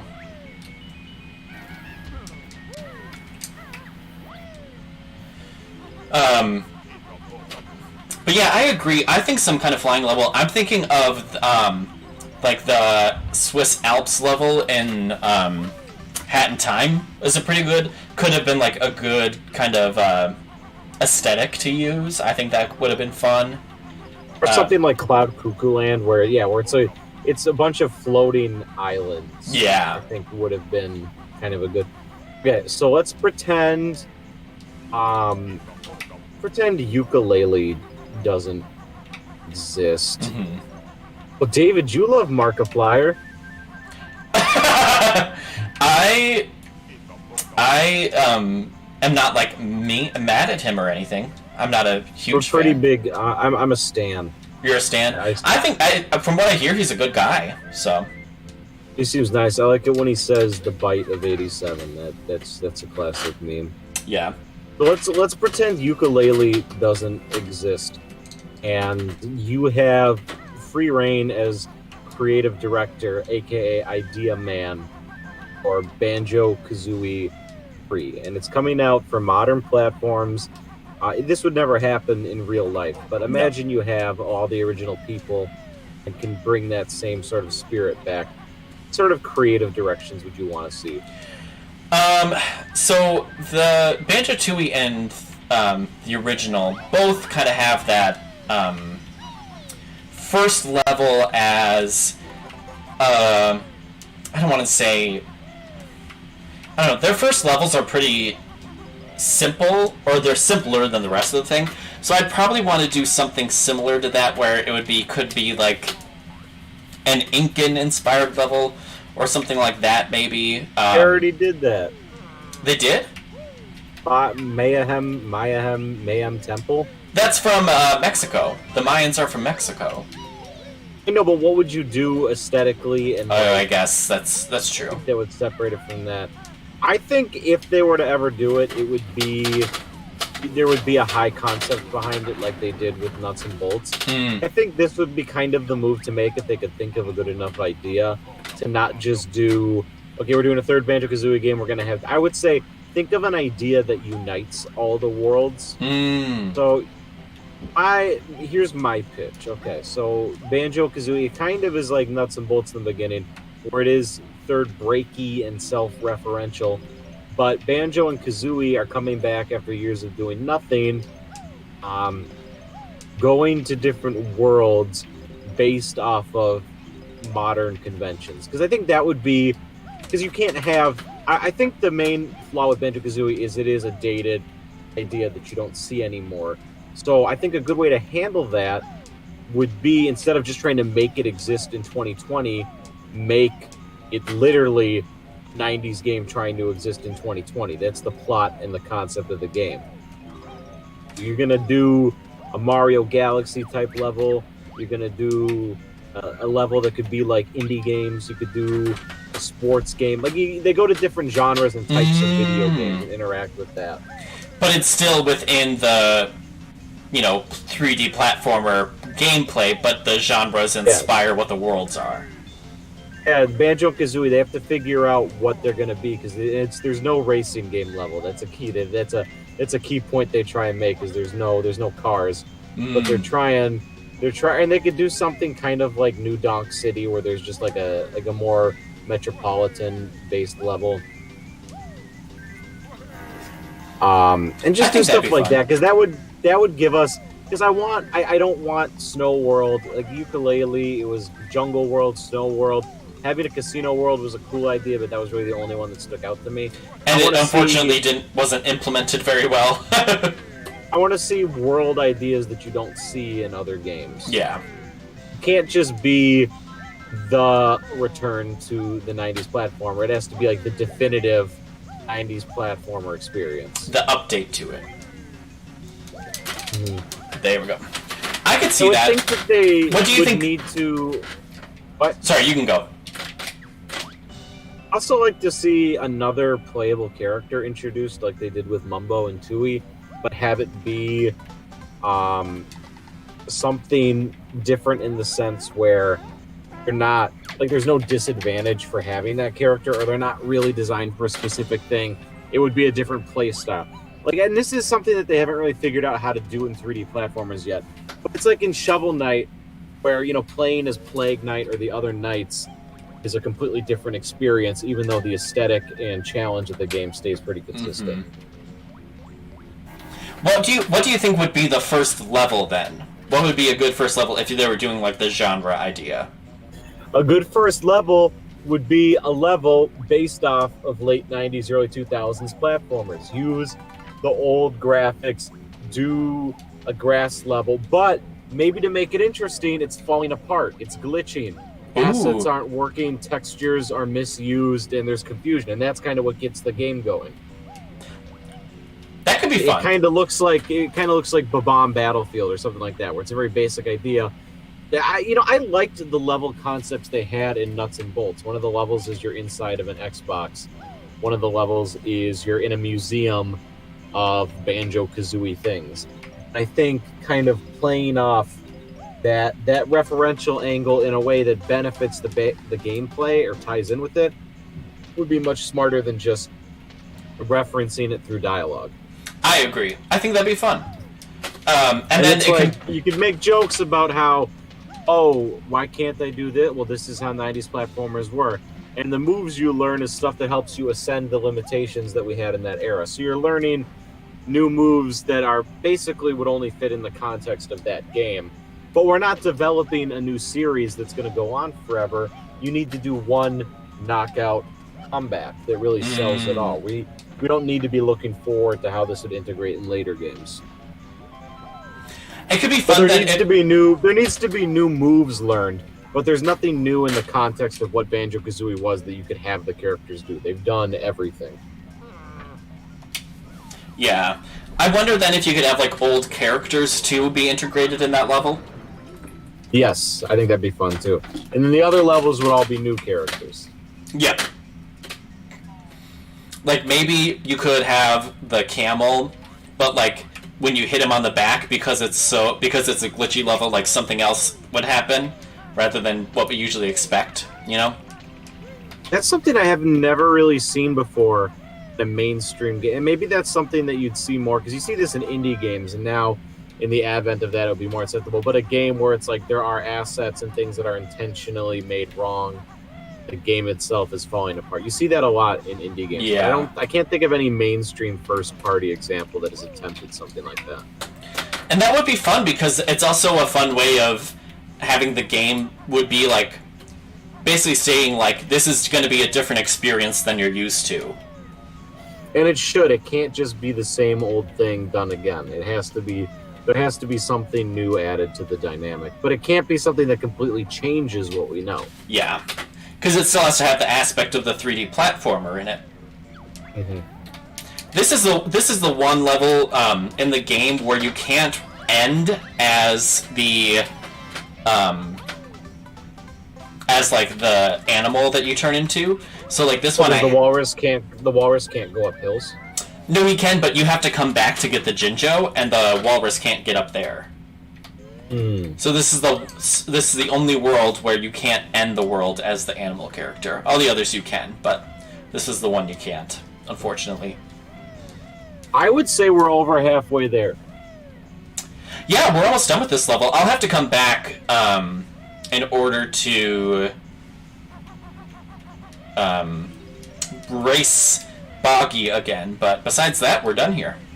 I have to go deliver the presents, and then we'll be good to go. These are the last of the note. Yep, up on there. Yeah, that's right. I was a little nervous because I thought I had missed some notes somewhere, but luckily I hadn't. I love this idea of like these video games when you go to people's houses and they just have big portraits of themselves up. And it's just a big living room, and there's no there's no kids' room or anything. I love it. In the second game, they changed that. He's got a TV, and there's a whole downstairs with all their rooms. Got a big old room, and he's all fat.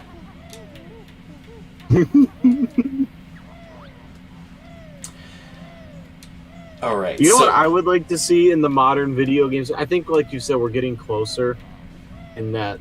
I think indies are each better, but there really just needs to be more variety in what's produced and more challenging status quo of like what defines a mainstream release. Mm-hmm. Even they need to adopt the indie model and start thinking about, okay, let's make $20 games that are 10 hours long, or like it doesn't have to be the overabundance of these large open world immersive experiences where the budget gets to be so immense and the amount of people and hours needed is incredible. I don't like the expectations set on like realism and needing to have this. I don't think it benefits experience. I think it's a marketing thing, really. Oh Oh yeah. The fact that Red Dead Redemption has so many things that are accurate to real life, that only really helps the marketing. It's not fun to play things that are realistic, I don't think. It's just something where you go, oh, that's neat. When you skin a deer, you actually skin it. But when you're playing the game, it's like, well, I'd much rather it just skips it. Yeah, So, I would, like, if that's what I have to do, I'd rather just maybe see it once, and then every time after that, it would be... Because I think it's kind of like the Disney-fication of games, where everything is based off the blockbuster model, and you have to make all of your money based off of, the 5 biggest movies of the year. yeah, it becomes very homogenized. But that's any piece of media. That happens in music, that happens in books, that happens in movies and TV. Yeah. That's not something that's easily escaped. But there's so much more freedom in what a video game and experience can be. It's really... The only limitation is, like, what I guess people have decided is marketable. Yeah. Thanks for stopping by, Janelle. Thank you for listening and saying some good words. She's one of my friends from Serious Play over at the UW Milwaukee, where I go to school. Are you going to be doing any work with them this year? So we have some fun stuff coming up. We have a how do viewers donate to the BLM pot you're donating?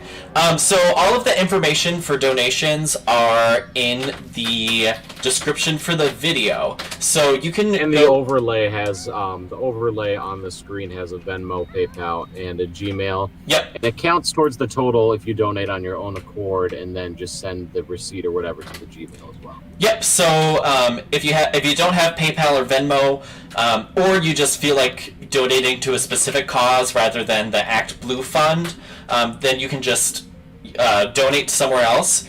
And somebody did this last time too, and she just sent me either a screenshot of your donation or the receipt you get from your donation, and I'll match that too. So yeah, as far as we're concerned, all donations around the world during this period are solely because of the game detectives. Well, and it's like there are some people who are really passionate about certain things, and like I also want them to like be able to donate, because I mean basically for all of these organizations they pretty much need as much money as they can get, and they need people to support them. So however people want to engage with it is great. So, but yeah, we got some fun things going on. So the Serious Play group, we actually did a call for papers for a journal, like a whole edition of a journal that we're editing, and I'm on the editor squad for it. So people will send in their abstracts or their summaries of the articles they want to do, and then we choose 4 or 5 people. And the journal that we're doing is all about live streaming, and people can kind of talk about either their identities and how people can like build community around live streaming, or they can talk about live streaming economies, or kind of whatever they see as like that should be studied about live streaming. And then we're going to choose 5 of them to be, or 4 or 5 of them to be included in the journal. And that's fun. And then we're also doing a conference in April, so I'm involved. I'm the chair in waiting for for a conference, and then I'm also just going to be kind of helping out casually with this live streaming conference that we're doing in April.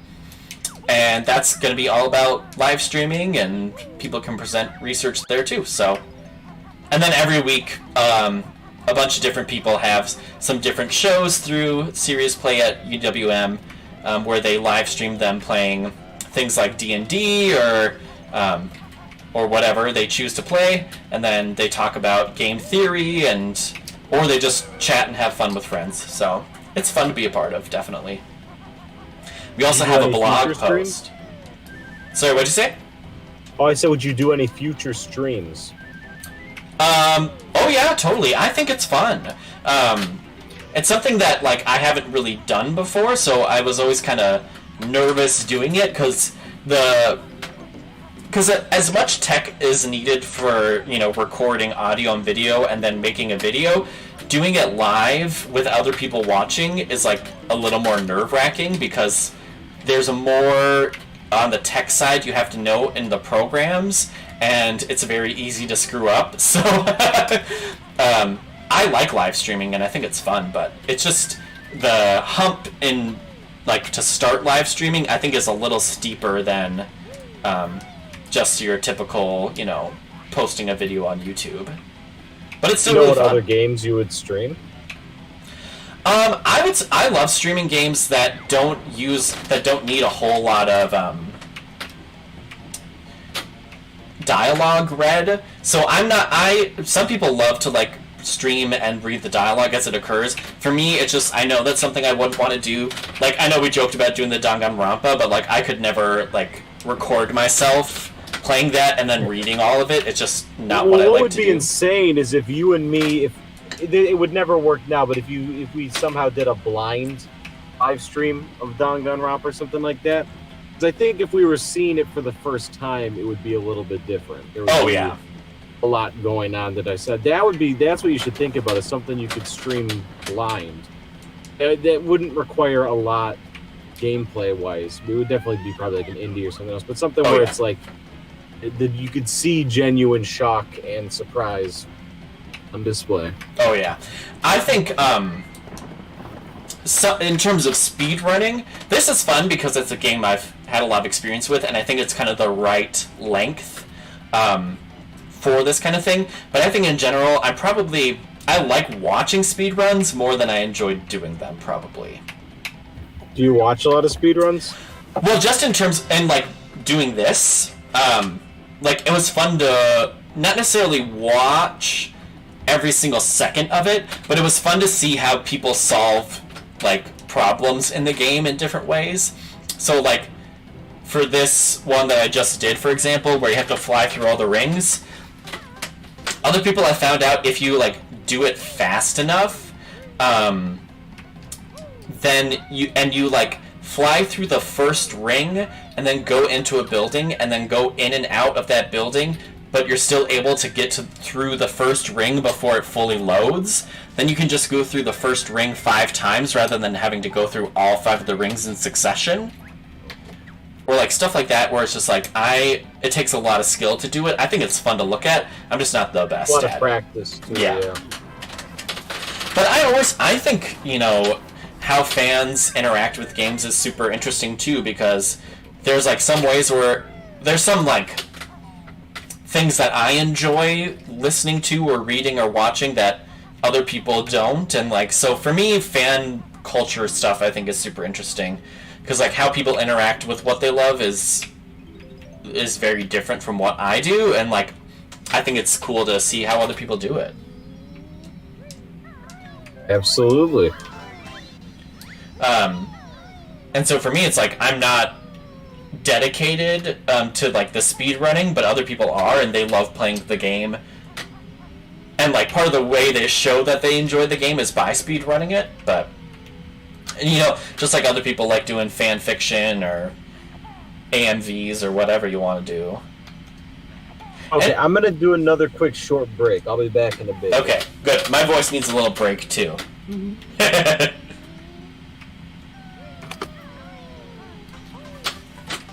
Gotta get my water.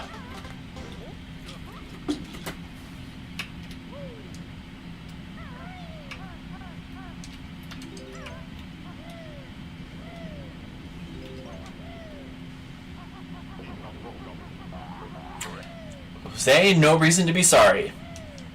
No reason to be sorry at all.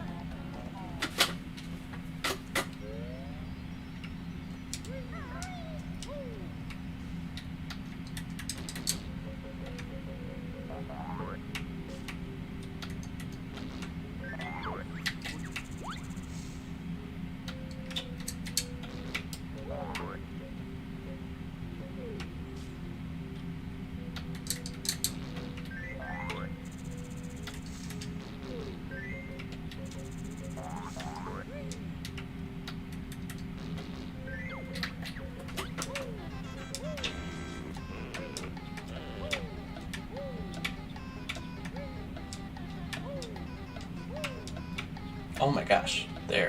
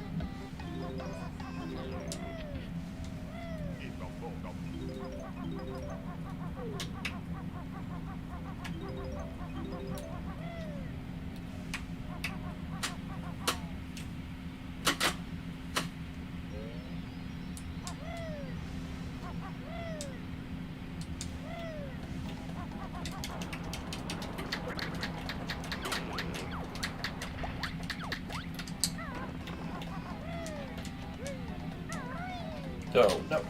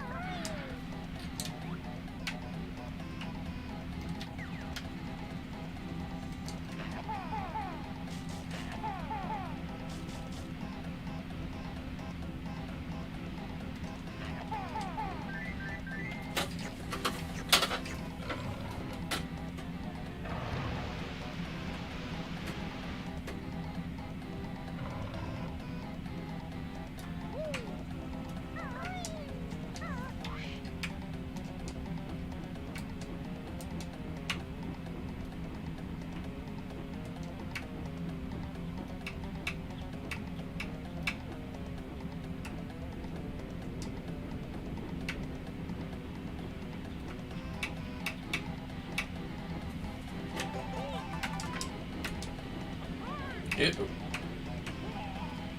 Okay.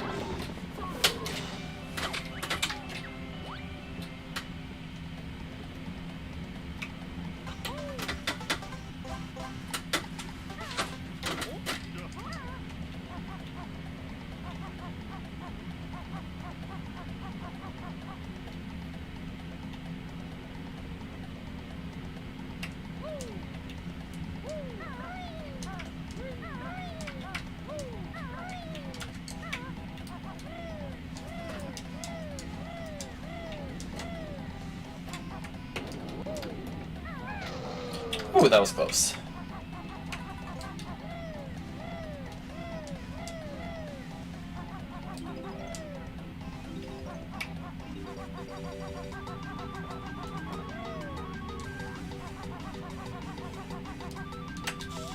Yep.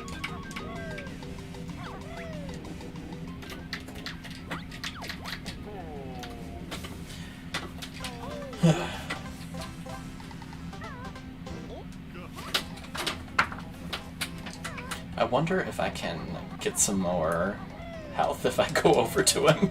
Let's see.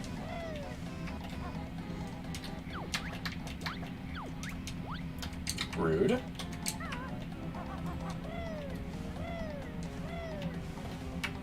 Yeah, this level's gonna be a little messy, isn't it?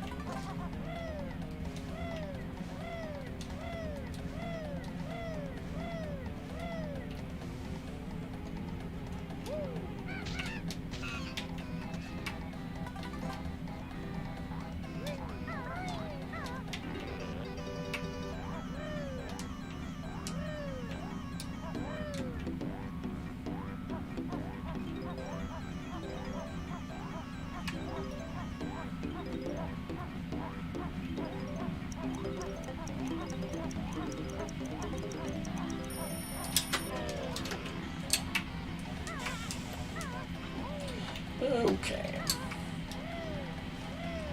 Hopefully this will not take me to...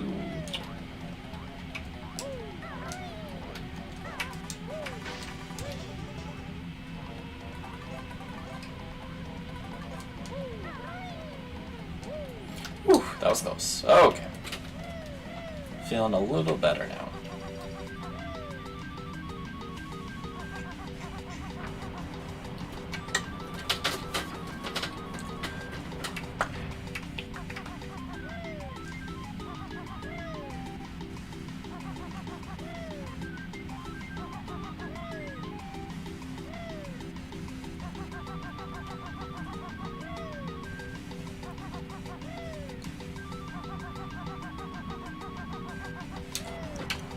Shoot!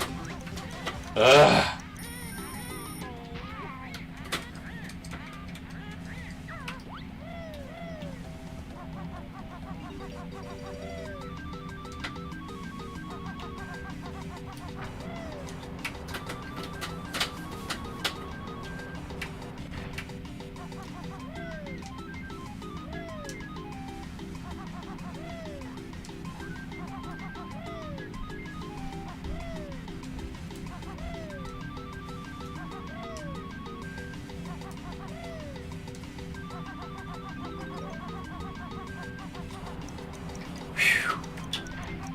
You've got to be kidding me.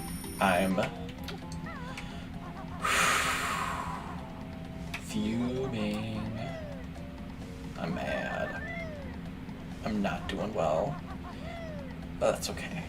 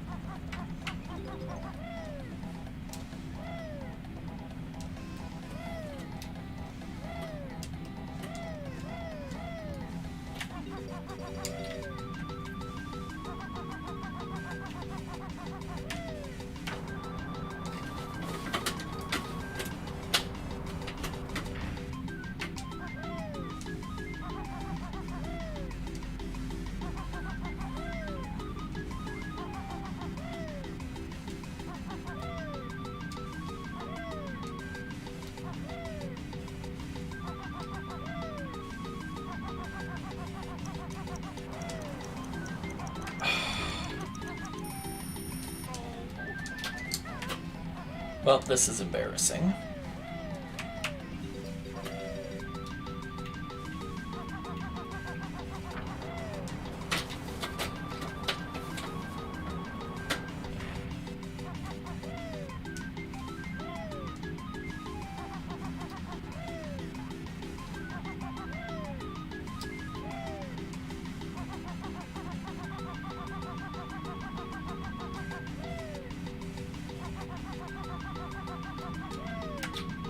Finally. Goodness gracious. Goodness gracious.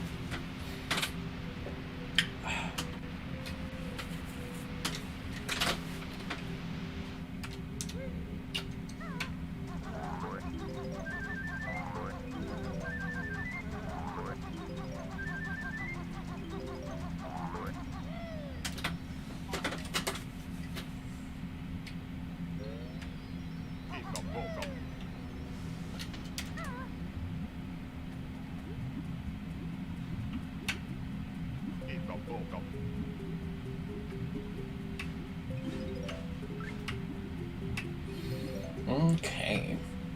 It's been nice to have a little break for my voice, because I'm a little...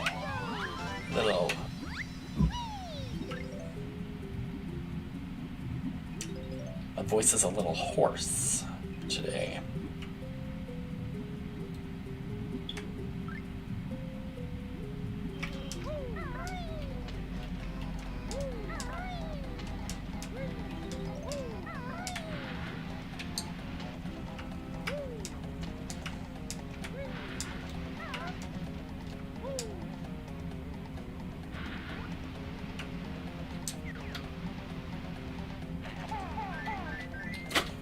Whew, that's good, because I do not have very many eggs left.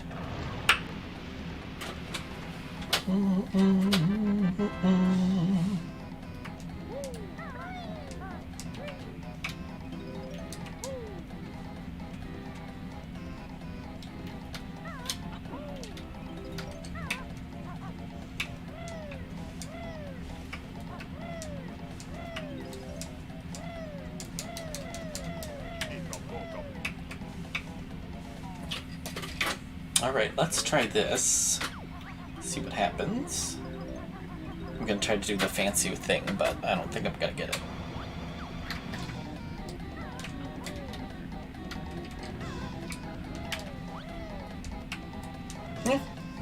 Cut a little bit of time at least.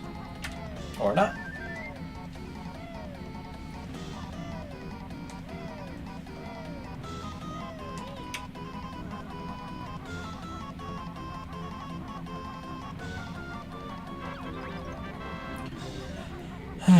Okay.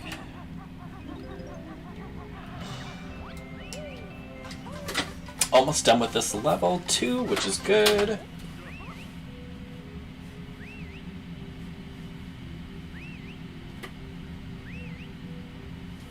Okay.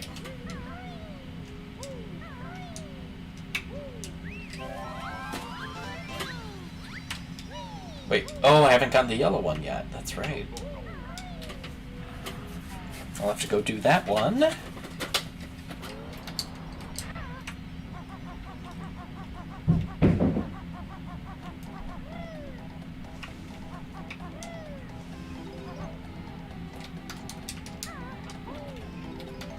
That's good there.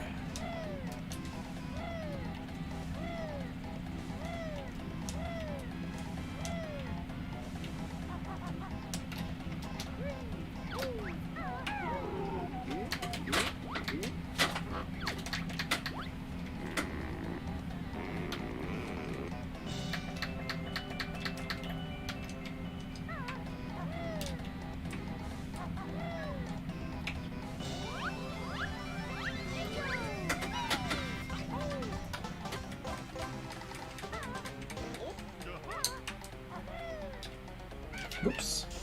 That's good.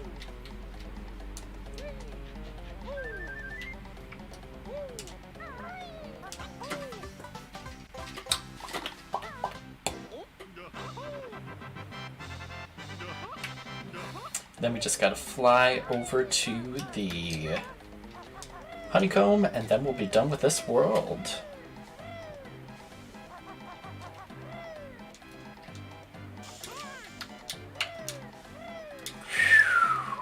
You guys, that was so close.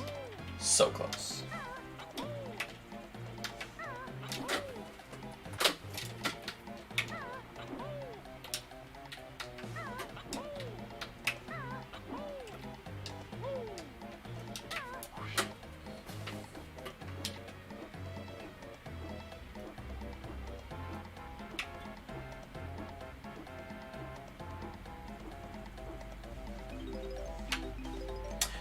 Okay, got those.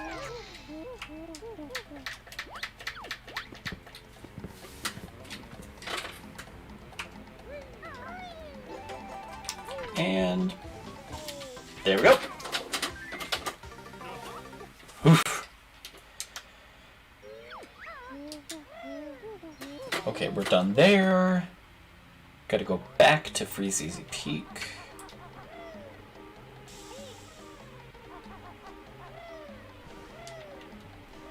Yeah, we'll get there soon.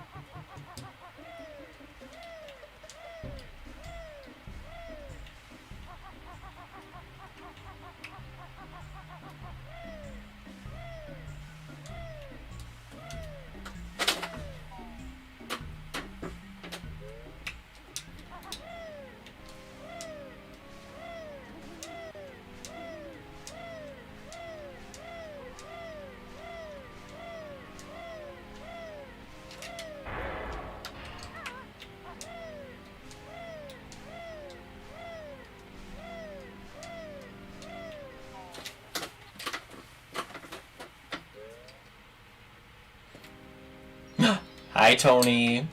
Thank you for coming and supporting me. I appreciate it. We're currently at a little break right now. Travis is off resting his vocal cords, and I'm currently in the 7th world of the game. So we're already done with worlds 1 through 6, and now I'm on world 7 of 9. So I'm nearing the end, but I've still probably got about a good 2-hour chunk left. I haven't died yet. I mean, I have died, but I've done it all willingly because it makes it faster if you die in a couple places. But no accidental deaths yet, which is cool. I was very close in the last world, but I made it. And now I'm just waiting for Travis to come back, and we'll talk some more about whatever. We talked about what politicians we want to play video games with. We've talked about what we want to see if Banjo-Kazooie and Tooie got a sequel, and all that fun stuff. So it's been fun. I mean, you would be surprised. I don't know how it works because it seems like my family and I, all we do is talk, but my throat is kind of sore. So this is good practice for when I start teaching again, because my throat always gets sore when I start teaching again too, because it takes a lot out of ya. Thanks for coming, I really appreciate it. Moral support is always fun. Especially when you only got 3 viewers. And 2 of them are probably me and Travis, so.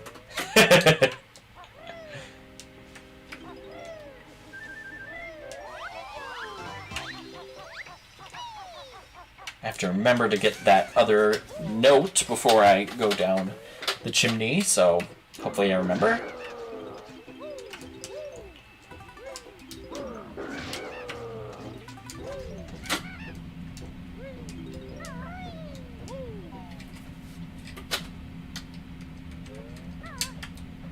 Whoop.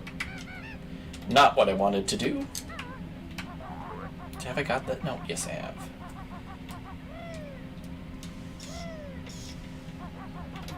Sorry, I'm the content is not all that fresh right now because I'm a little winded. Maybe I should have got that iced coffee. Then I would have been all a buzz.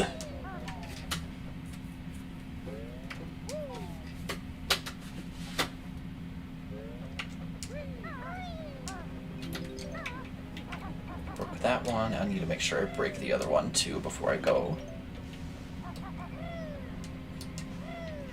I don't think I did. No, I did. Okay.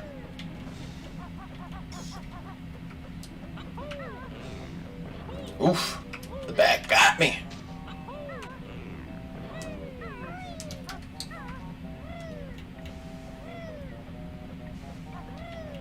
Alright, now we're gonna do this. Hopefully I don't fall. Gotta get the Mumbo token. There. Okay.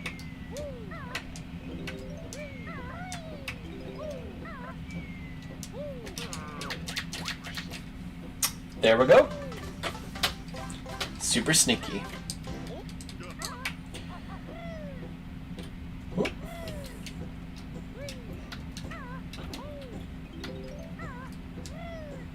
Ugh. As you can probably guess, I am not doing this as perfectly as I want, but that is okay. Progress, not perfection, as they say.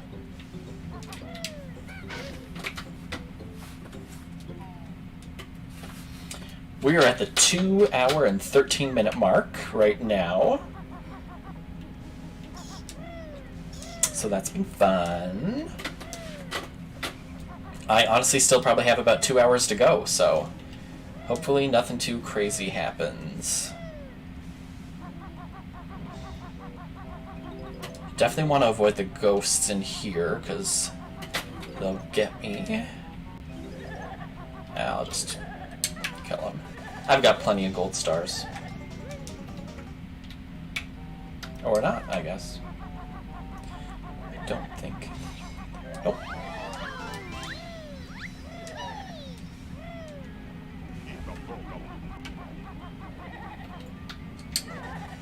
There we go. I wasted 2 gold feathers, but that's okay. I just wasted 3. Fun stuff. Alright, time to do a secret little trick, or not. Let's see if I can do it.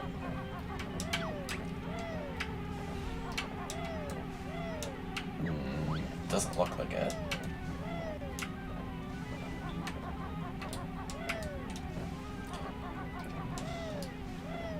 Ah, so close.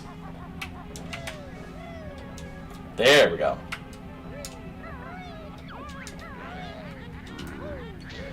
Super secret strategy that I learned from the internet and is well known in the streaming community, so that's fun.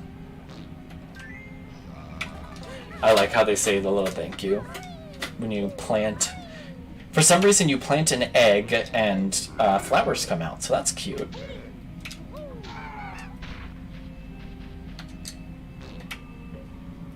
Oop. Of course. There we go. I'm running very low on eggs, so gotta time all of these perfectly, basically, at this point. Not like that. Add me back in when you get a chance. Okay. Sorry, Travis, I have not been paying attention to Discord, but I'll add you in a second. I just want to plant this egg, but it's not working.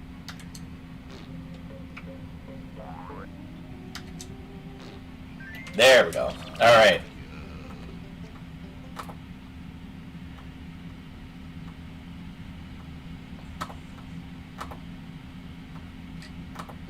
And Travis is back. Hey, I'm back in.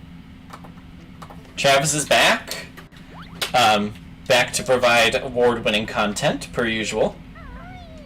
Yeah, I figured you had it on Do Not Disturb or something, so I wasn't gonna... Oh, I think it just automatically, like, I think I had the thing open. I don't know. Who knows? I had to get a fresh coconut LaCroix. I feel very refreshed now. Oh, see, I don't have... We're on Mad Monster Mansion. This is the home stretch. Yeah, we're 2/3 of the way there, so that's fun. And you missed it. I did a fun little strat where I was able to bypass a door by jumping up on top of the maze when you're not supposed to, so that was fun. I think Rusty Bucket Bay goes pretty quickly, too. Yeah, that one I think goes faster than this one, because this one is a little more spaced out, which I think is actually a good thing, because I would say this one is probably the most, like, laterally spaced out, where it's not really as focused on the vertical aspect as some other areas are, but more focused on, like, doing different spaces, in, like, a... I don't want to say they're almost spaced out 2-dimensionally rather than 3-dimensionally, which is always fun to add, too. Because a lot of what the N64 levels are supposed to do was because the 3D element of it was added, a lot of the levels are kind of focused on adding height. So when you can do a level where it's more, not necessarily focused on height as much, you're able to do different things than you would be able to when you're still focused on the height angle, you know? It's good, though, because you have verticality as basically the main thing for Click Clock Wood. Yeah. And it makes sense, too, for it to be like the last level, because so much is lost if you make a mistake in Click Clock Wood. Oh, yeah. Like, aesthetically, it's kind of like, oh, this is the last level. It's a little bit kind of upbeat, but it's very punishing in how it's designed. I think having this Rusty Bucket Bay and that as the last 3 levels really makes sense. It really works, and they're all work really well because they're all so different.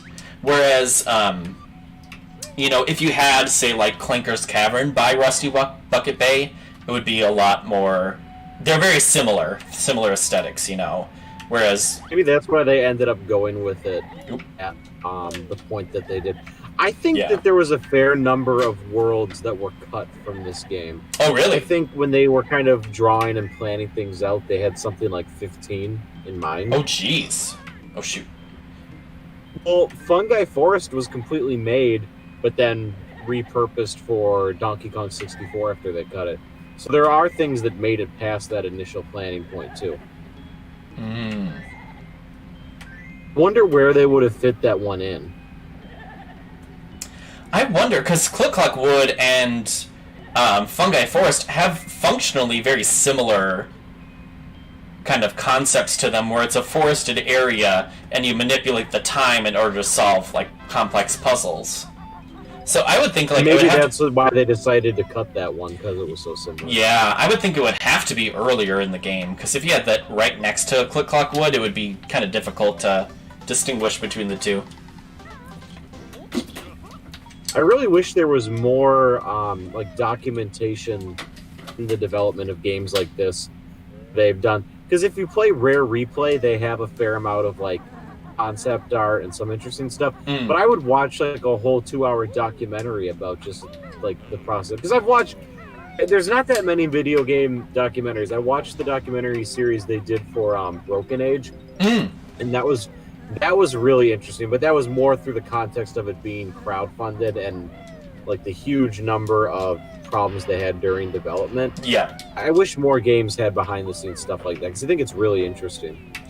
Well, I feel like a lot going back to like the working conditions, I'm sure most people, when they're like creating a game, are not like in the mood to like have a retrospective documentary being filmed at the same time.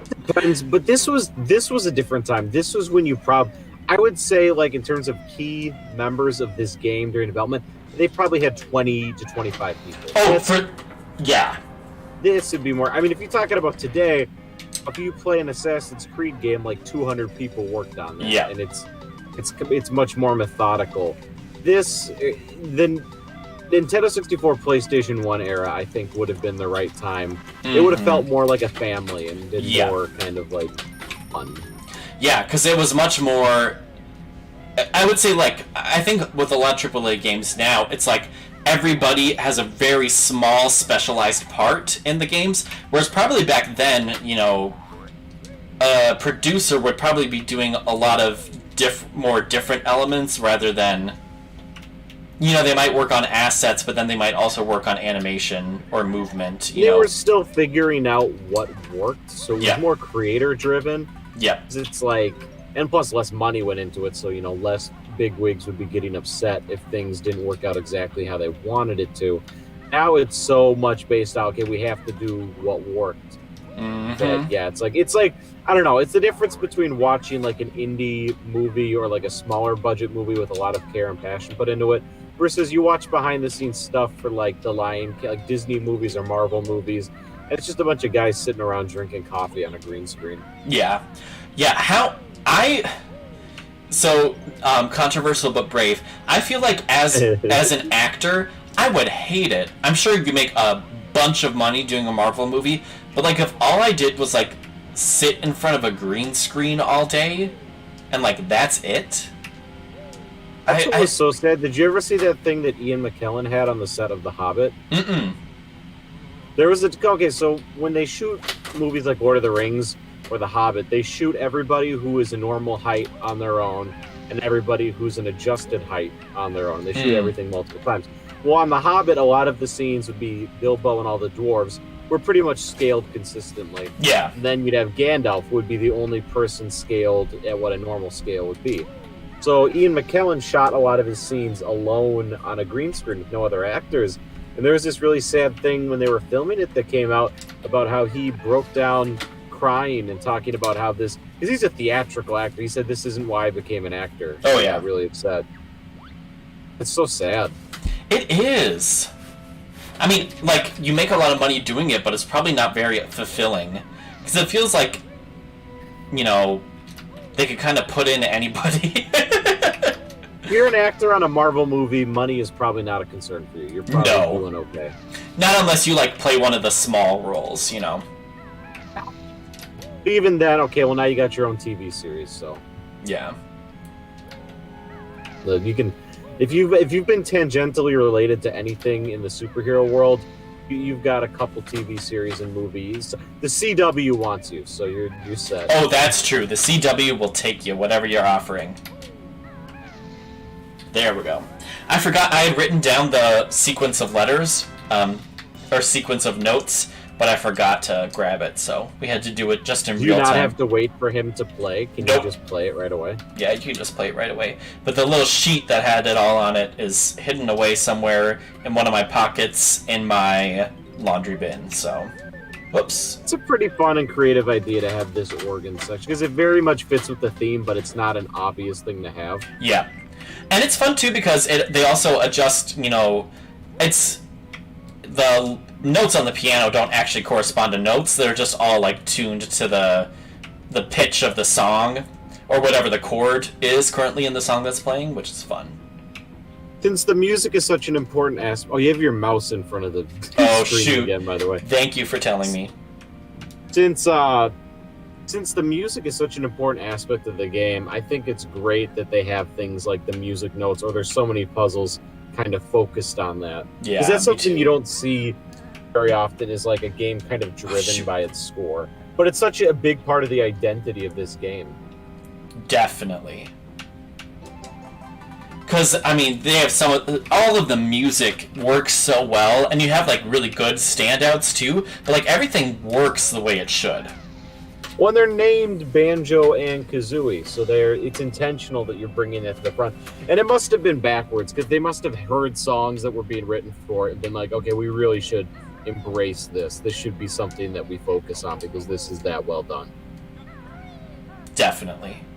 Ooh, this makes me nervous. I don't know how many I'm going to lose. Okay. I have to say, this is the one part of Bad Monster Mansion I don't like, is that there's not, like, a really easy way to get back down to the ground from there. But that's just... For sure there's a way to figure it out where if you flip-flap at the right point, you can avoid taking damage. Okay, so I did that. I forgot what I have to do next. Oh, I have to be the pumpkin. Do the wine? Okay. I have to be the pumpkin now. Because the pumpkin actually does a lot of things in this level. Usually I feel like, especially in Banjo-Kazooie, more of the transformations don't do as much, but when you get to the final three, the pumpkin and the bee do a lot in these last couple of levels. I'm kind of conflicted on the pumpkin. I really like the design. I think it's cute, it's clever, it's creative, but it feels kind of like Mumbo and Banjo-Tooie, where its use in terms of gameplay is just to make things happen that you can't do as Banjo, or access a locate. Like, there's no benefit to wanting to be like the crocodile. You could say, oh, well, I can move freely in the swamp water and I can attack enemies easier and I'm faster. Yeah. So there are situations where being the crocodile, I guess the same thing with the walrus. They did a better job with this in Banjo-Tooie, though, because I think agree, there's a lot of transformation. Although there's some transformations that are just jokes, but that's kind of the point. Like the TNT detonator is just stupid, but that's the point, or the washing machine. But stuff like the dinosaur and the money van are things that control differently and provide advantages that you don't have as Banjo-Kazooie. That's a good point. The bee is good with it. Bee is what makes traversing Click-Clock Wood significantly easier. Yeah. And I actually have to end as the bee because you have to, in order to get the Jiggy outside of the level, you have to have the bee, which is fun too. When they can incorporate that. To get it, you have to be the bee. Yep. The pumpkin's cool. You get to go down the toilet. it's animated well. I'll give it that. But it is kind of just like, it's small enough so it can go to all these areas. And I think the toilet works better because there's like a stovepipe or some other thing you have to go inside of, right? It's just the toilet. You can go in the stove. Okay. Oh wait, no, you're right. There is another one. I'm gonna get to that next. Because the toilet, that's kind of a puzzle. You have to think, okay, like that's not laid out for you. But when it's just a small hole or section in a wall, it's like, oh, obviously I have to do the toilet. That's I would classify that as a puzzle. Yeah, because you're not thinking. Because basically in every other game, if you see a toilet, it's probably not. It's usually just like window dressing, you know. And it's a toilet that I think at this point in the game you would have interacted with at least once more. See, I didn't even know you could go down that pipe up there. Whenever I did that Jiggy, I just went in the one on the bottom. You have to go through that pipe, I think. Oh, well, I guess I did it. Maybe I didn't remember it right then. I think so. I think that's the only way you can get it, because it's too high to reach it through like a normal jump. One of the things... I was just going to say, one of the things about speedrunning that it goes against how I like to play games is I usually like to have as much like resources as possible, like eggs and feathers and stuff. But in order to speedrun, you gotta kind of ignore collecting all that stuff as much as you can.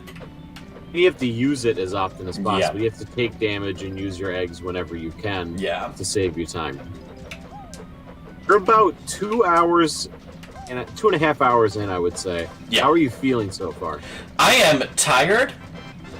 I'm surviving, but I'm definitely feeling it. So, I would be a little bit drained if I was you, but it's motivating that this is kind of the last leg. Yeah, because I'm almost done, basically. I only have 2 left, and then the finale. Maybe we're kind of underestimating the amount of time the finale, because Grunty's Furnace Fun and the battle could be a half an hour in and of itself. Oh, yeah. But it seems like you're making pretty good time. Yeah, I'm doing pretty well. Because my goal, if I could get it under 4, that would be fun. I don't think I'm going to, which is fine. But I was planning on going around until 4 hours. I think you'll get pretty close to that. Yeah. But it's still fun. In Banjo 3, what kind of transformations would you want? Because yes. are thinking about the different genres. So let's say the first world would be a glitched out grass level from Banjo-Tooie, for example. What would the transformation be? I think it would be funny if you turned into a parody of Mario. You turned into something. I think Banjo-Kazooie owes so much to Mario, and I think they know that. Yeah. I think that would be a funny touch. And you could do... Maybe the joke could be you turn into Mario, but, for the first level, Mario doesn't have any advantage. You have to control... imagine if you played Banjo-Kazooie with Mario 64, or you played Banjo-Kazooie with Mario from Mario 64. There are so many things you couldn't do. So the joke would be, that it's actually an ineffective transformation, and you'd make him like extra fat. You'd give him like you'd play up maybe the plumber angle, and it'd be like, oh, he can unclog specific toilets. That's what I was thinking. Is it could be like he's fat enough to like do certain switches, or he could like fix pipes for you, and it would solve like a water puzzle, or like you have to redirect the water to douse the flame or something. I think if you do a level, like do a metropolitan level like New Donk City, but instead of making it a Mario version, play up like that it's like a GTA world or something like that, and the transformation for that could be like a realistic proportioned human. And maybe it's like Banjo doesn't have opposable thumbs, but humans can like open doors or something. Like something so like stupid like that would be awesome. This would be way too stupid too, but they could also like if you're a human, then you can drive cars and like have guns or something too.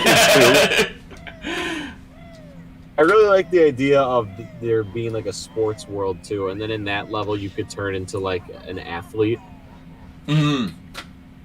Maybe like an ineffective athlete. I don't know. I'm attracted to this idea I came up with of the multiple different video game genres, but you have to think about it a lot more. And I do think that ultimately you'd end up with something that would be more funny to us than like fun to play to a general. So I guess if there was a Banjo-Kazooie, they'd have to make the commitment early on. Are we trying to appeal to a new audience, or are we trying to appeal to people that know this? And I think in this context, they would almost for sure bank on marketing to children or people. But the problem is children now don't care about Banjo-Kazooie or Platinum. Yeah, children now want to play Battle Royale games, so they should try to appeal to the older generation that understands the parody and like that played these games growing up.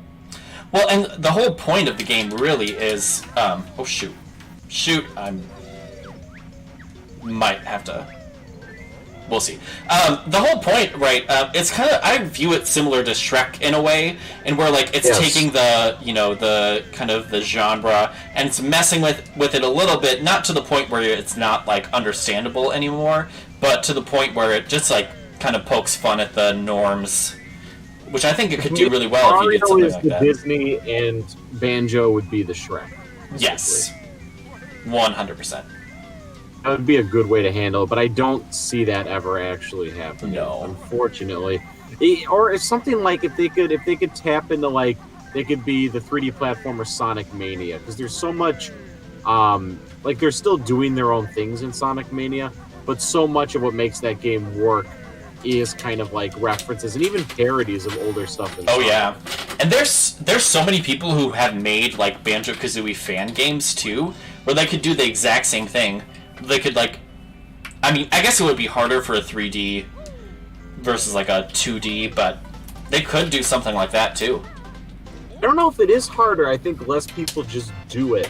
Like I said, from my understanding, like making a 3D model, like that's part of the reason why Donkey Kong Country exists, is that rigging 3D models is easier than making sprites. Because you can edit one model to animate, whereas sprites you have to kind of draw each frame. Yeah. But constructing a world constructing a world that looks like I don't know, like I was playing the Spyro remakes. Those look really good. Oh yeah.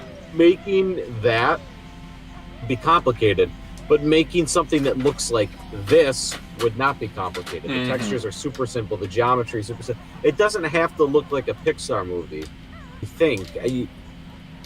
Yeah, because I don't know. It's a hard thing. Because I mean, you look at A Hat in Time, and that looks about graphically what like a GameCube game would be. But no one complains about the graphics, because if you tie it in with the art style and make it cohesive, then it really doesn't matter what the polygon count is. Yeah, and that's what you see, and you could do that as you can incorporate that, because like so much of indie is kind of like that, right? Where it's not the graphics, but it's the storytelling and how the graphics work.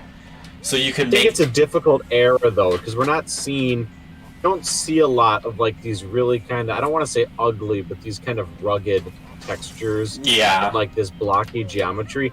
You don't see people attempting. And that's because a lot of this isn't for artistry's sake. This is product of the time. Oh, yeah. But there has to be some sort of medium that can be tapped into, because I really don't think we've seen the definitive 3D platformer throwback. All the things that have been big lately have either been completely new or they've been remakes. There's nothing that like I think works effectively and is throwback per se. Yeah, even then it's like yeah. I was gonna say even things like Super Mario Odyssey, for example, is a throwback in some ways, but it still has the new polish on it and still approaches the platformer in different ways than it was back here. I think a big part of Mario Odyssey is it being, instead of having 10 things per level, we're having 100 things per level, and what you're doing, you're always collecting something. I think that's kind of built off all the kids and their phone games and instant gratification. It's not, I'm reducing it a lot, but I do think that's part of the design philosophy, especially since it's on the Switch, which is partly a handheld console. Oh yeah. It works effectively. I think Super Mario Odyssey does a great job, but it's not trying to be one of these. It has 2 feet in the future, I would say. Yes, definitely. You know what's funny, and this is something we can debate about.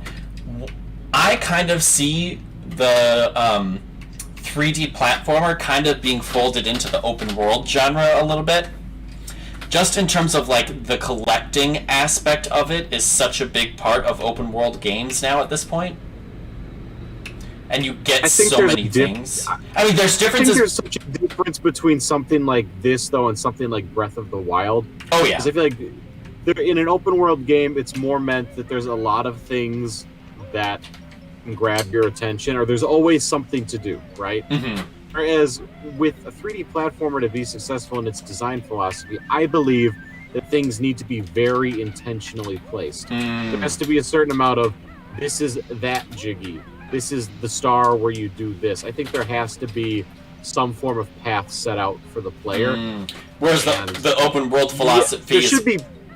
I was going to say the open world philosophy is more about, like, you can kind of go about it your own way, in a sense. Yes. I don't think you can design it tightly enough to be the kind of experience that you'd want from this in that context. It just doesn't. Part of it is the same in the sense of I really like that in Mario 64 you can play it 2 times and get completely different stars and have a different experience.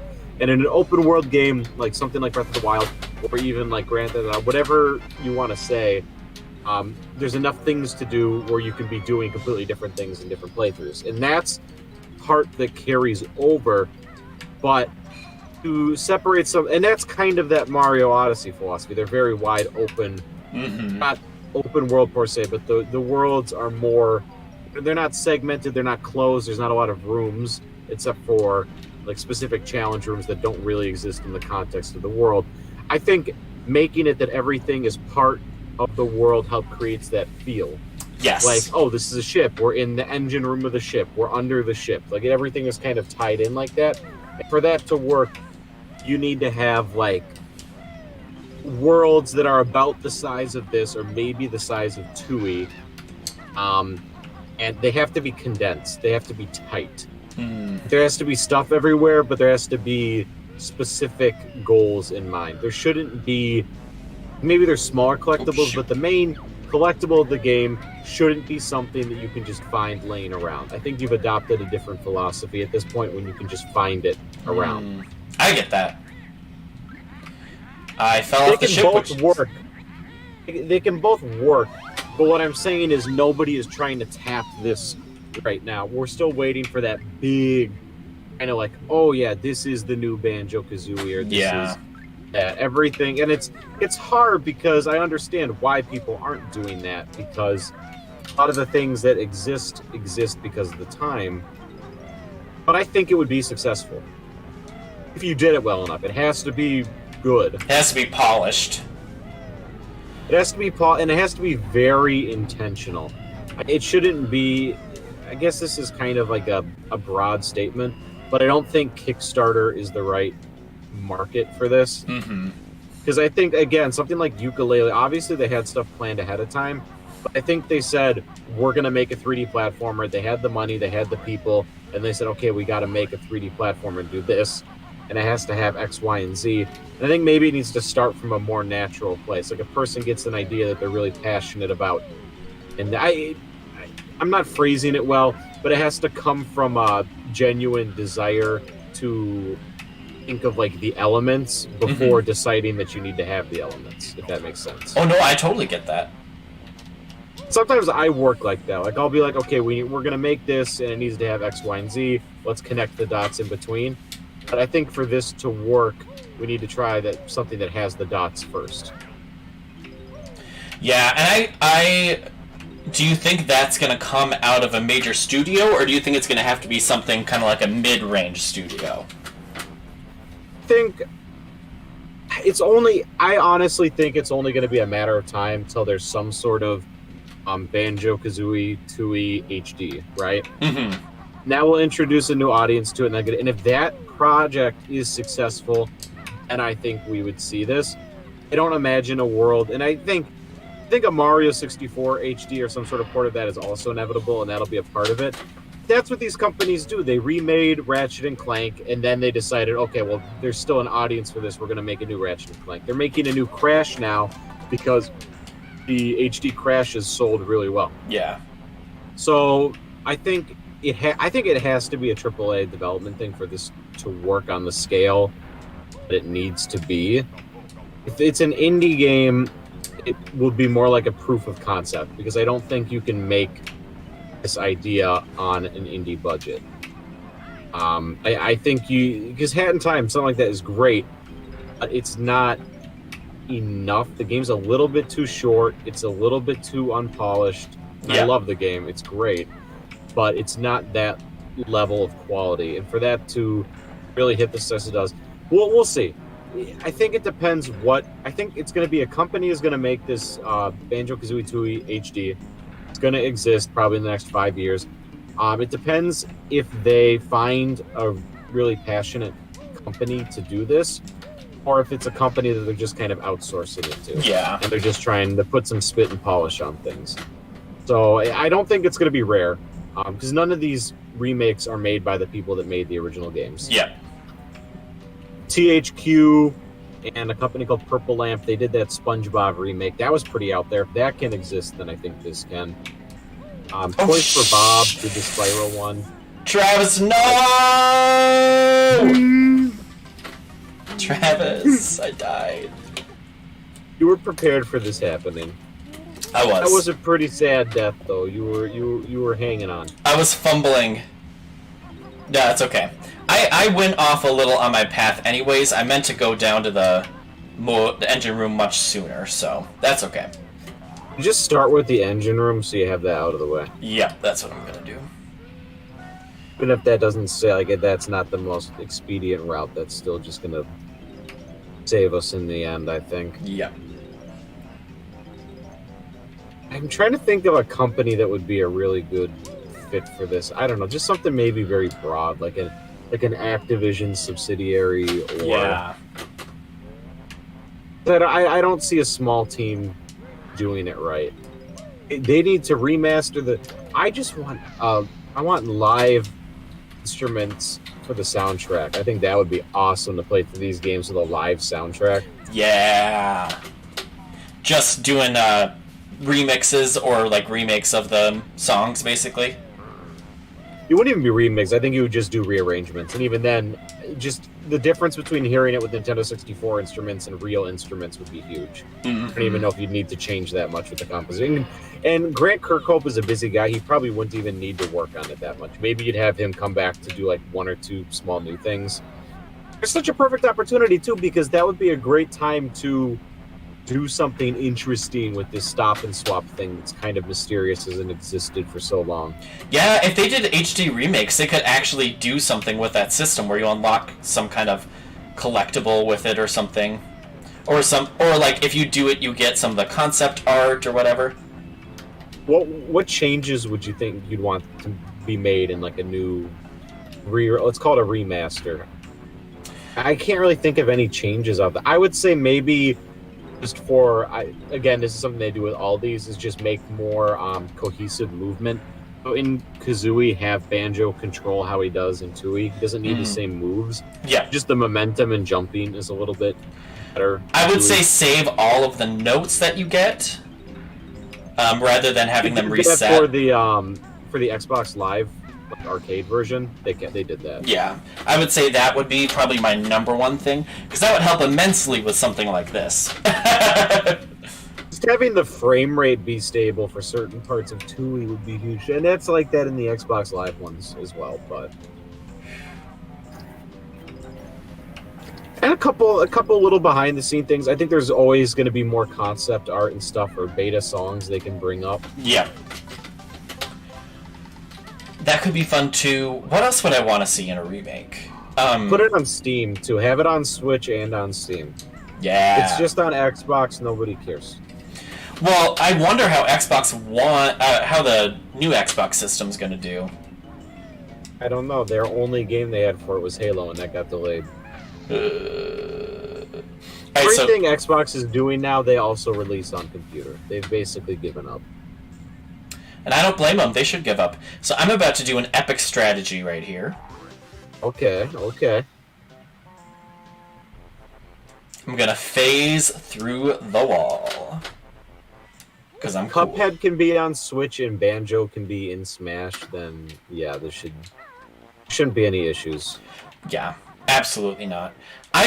Would you want the same team that made the remakes to make a 3E then? Yeah, I don't want Rare to make the remakes. I don't think they should. They don't seem first of all, like almost nobody at the company is the same. There's just a couple people. Yeah. Even then, they're so different that it really doesn't matter. I also think that Rare's interests have diverged. They're more interested. Sea of Thieves is doing well now. They're happy with how Sea of Thieves is doing, but that's so far removed from like what they originally were doing. Yeah. That I really don't think it would matter. I think if the remakes turn out good, let them, because I think that's what's happening with the Crash one. Is the people who did the remakes are doing the fourth one. Let them try it. Yeah, because they're going to be. In fact, make that part of the deal. Say we're going to do remakes. If they sell X amount of copies, then you guys are going to sign on for doing the next one too.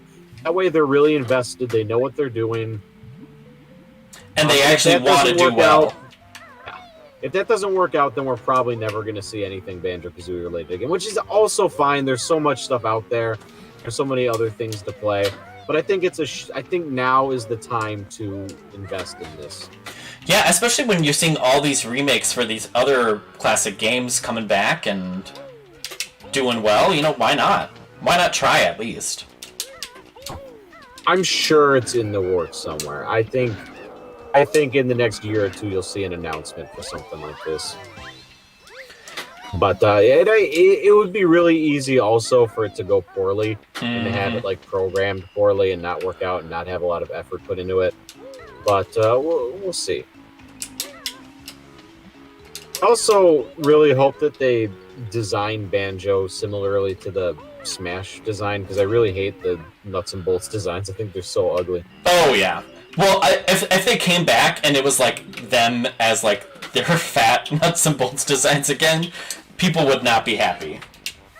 I don't care if they're fat, just like they're like the blockiness, and even by nuts and bolts, well, there was still some things that connected. You could see that like what Rare wanted to accomplish was different than what they cared about now. Yeah. I feel so bad. That's such a weird story. I don't think there's anything like it in the video game industry of a company having like all the biggest games of the generation and then falling off so quickly. All because of Microsoft. Not entirely. I think there's an argument that part of the reason why they were acquired by Microsoft and why Nintendo was okay with it is because at that point they had saw that things were kind of changing. I think a certain number of people had left the company around the end of like Conker. But you can't blame Microsoft per se. You could blame because the game. I think Microsoft is very hands off. They say make some stuff, but nothing they really made in that period was revolutionary. I guess Viva Pinata was pretty successful, but I mean, Sea of Thieves looks fine. I haven't played it, but it's not one of those things where you're like, oh, this should be on Nintendo. We're missing out. That's just like what their company wants to do right now. Ooh, that was a elite trick with the boxes too. I know, right? These are the kinds of things you learn when you when you watch speedrunners. It's really interesting because like I would have never thought to do half of the stuff they do, but it's all stuff that makes it easier to actually play the game in some ways. Like, even if I wasn't speedrunning, it's just a fun trick to do. So they're doing Tony Hawk remasters now too. Now is definitely the time. There's like, I can't think of like a single other big Nintendo 64-ish franchise that isn't being re-examined with a remaster right now. I mean, you could say Mario, but I think we all know that's in the works somewhere. Oh yeah. And I mean, when I think of a remaster of like a previous game, I think of something like Ratchet and Clank or Spyro, where there just hasn't been anything made in that series for the past like 15 years. Or I mean, those series did have games in the time, but they weren't anything like main original ones. Like Spyro had Skylanders and other stuff. But it's not like it's not a Spyro proper kind of game that they would produce back in the early 2000s. Yeah. So cool though, because I'm glad they're doing stuff like that, because there's so many things when I was a kid where it's like, oh, I wanted to play that, but I think when we were younger there was a much larger stigma in having more than one console. Like, you either were a Nintendo household or a PlayStation household. You just didn't really have, but I don't know anybody that had both back then. Now it's pretty common for people to have multiple consoles. Yeah, I mean, especially with the PC being so popular now, and having access to more games. Like, I think most people have like two consoles. Like, for me, it's like Switch and PC. I think is a pretty common combination. Switch and PlayStation's a pretty common combination. Yep. I think any smart company should be looking at either making remasters or porting their old games to Steam, because it's like printing money.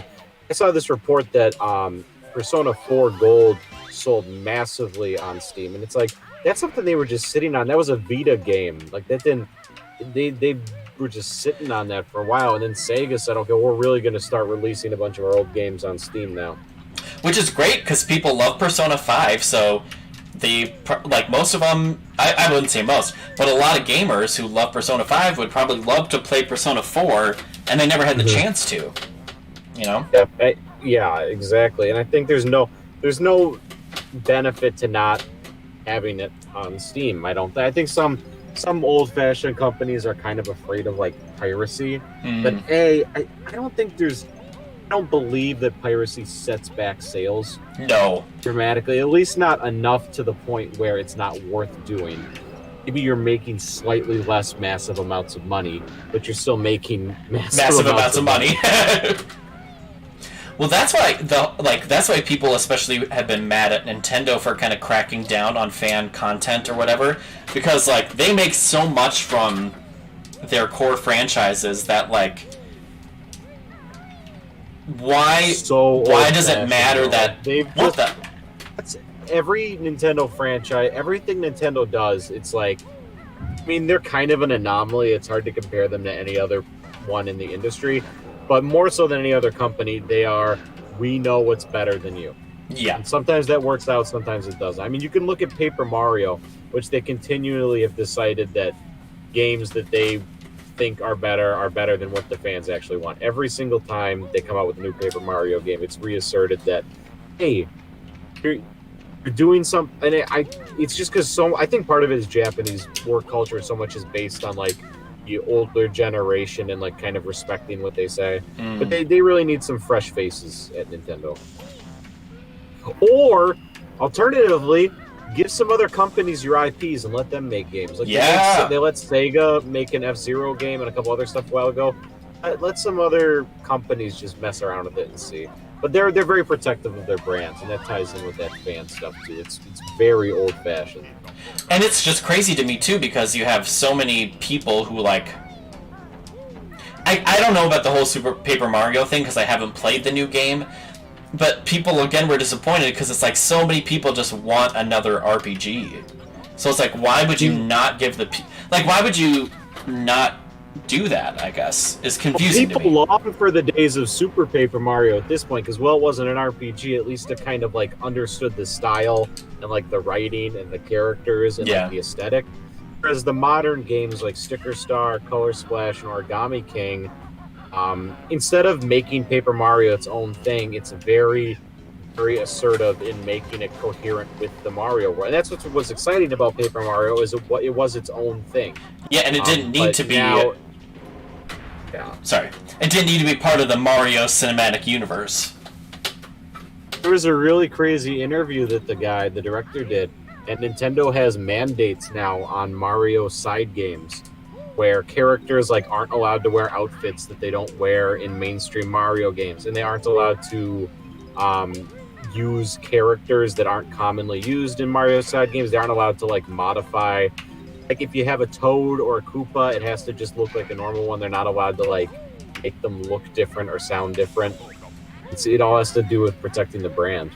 Which, it just doesn't make sense to me, because you'd think, like, if you make Toads that are, like, red and blue and yellow and green, then you can also sell more merch, and they make so much merch money. You know? That's the thing, is they think that, so they have 1 million red Toad plushies, right? Mm-hmm. Well, if they put Captain Toad in Paper Mario, they're going to want Captain Toad plushies, but we got to get rid of these red Toad ones. Oh. So it's like that. But then you could sell them for more, because then there's different kinds of plushies, and people would pay to have different kinds of plushies. It costs less money to make more of the same than two different things. That's true. If they can homogenize things as much as possible, have one factory that pumps out Toad plushies 24/7, then it doesn't matter. I didn't think about that. That's what's in all the games now. But it just creates a less engaging experience, ultimately. I think so, too. It doesn't matter, though, at the end of the day, though, because these games still... I think Origami King sell well. Pokemon Sword and Shield, I think, is the second, if not first, best-selling Pokemon game of all time. I don't know anybody who... I mean, it sold well because people love Pokemon. It's selling on brand. Yeah. I don't know anybody who wasn't like, wow, this is not... They're really not trying here. I mean, everybody, I think even probably the most vocal critics of the game were, like, Pokemon lovers. Because it was so obvious that the reasoning behind making the game was so obviously just to make money, more so than any other Pokemon game to date. It really seemed rushed. Like, they really wanted to get a Pokemon game out there as soon as possible. Yeah. Which is just not... I mean... I think that, maybe I would have been a little more critical, but I think you or even people like Eli would have been far more lenient on the game, too. I'm lenient. Taken that much more to been like, okay, this is good. They just really didn't. Yeah, I'm lenient in some ways, because, like, I also understand that, like, if Nintendo is treating this as just another IP that needs to, shell out games by Christmas time, I understand why it might be rushed, because the development, like the production team behind it might have pushed the developers, but I also think it's so lazy to not have a product that features why is Mega Evolution not present in this world, in this game? It's another mandate, I guess, that the Pokemon Company has, is they can't use stuff like that they've introduced in previous generations. See, and to me, it just doesn't... Yeah. And it's even weirder, too, because it's not consistent, because with Mario and Zelda, they're doing things that they've never done before and kind of taking, if not biggest risks they've taken with those franchises in a long time. I know, and Pokemon makes so much money that they can do that. That's the problem, I think, is it makes so much money that they'll make billions of dollars whether or not it's good. Yeah, that's true. Oh! Not what I meant to do. Yeah, it's too big for its own britches. It seriously is, and, well, we said this about the Danganronpa series, too, but I think this pretty much applies to any kind of big series that maybe runs its course. But I think if you get a team maybe besides Game Freak that makes these games... or get just a new development executive producing team, I don't know what, but if you get a fresh perspective on it, I think it would make it so much better. Yeah. I think that's what's great. I think Mario and Zelda Breath of the Wild had a whole new director for, which I think is still kind of crazy. They weren't using, people who have been doing this for the whole time. But then that was a huge success, so they should listen to that. Yeah. Think we're going to hear anything about Breath of the Wild 2 this year? I've been hearing rumors that there's supposed to be a date announced. Frick.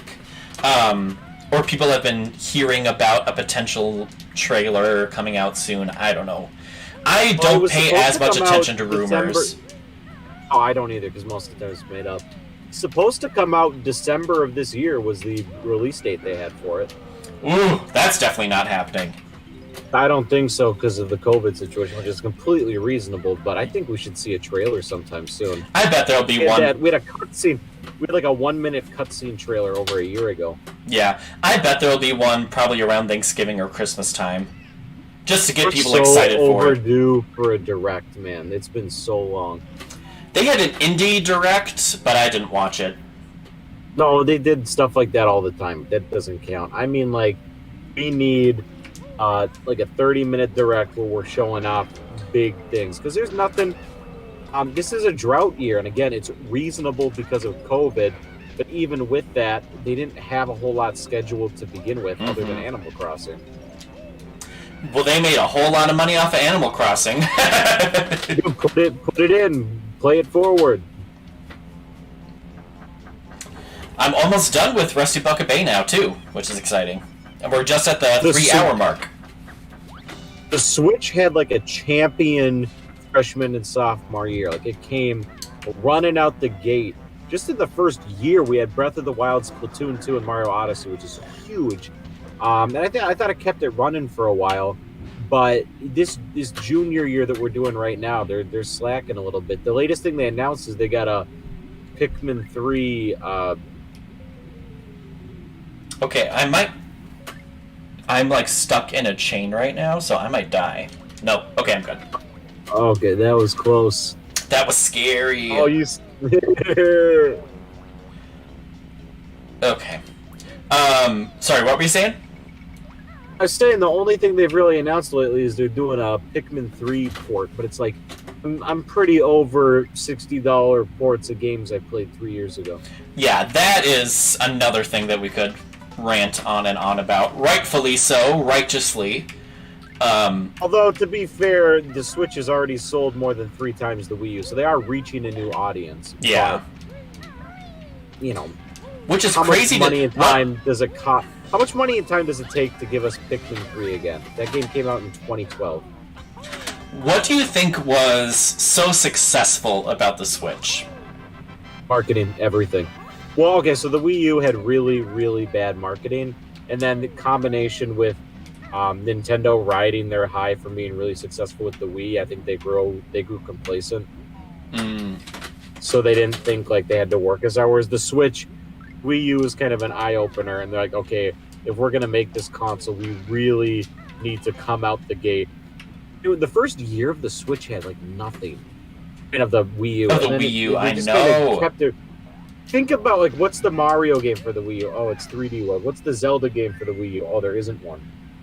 Which is crazy. I mean, like, as much as we like to harp on, like, I would say Nintendo is probably one of the only companies that can actually rely upon its core franchises to make good games and sell systems.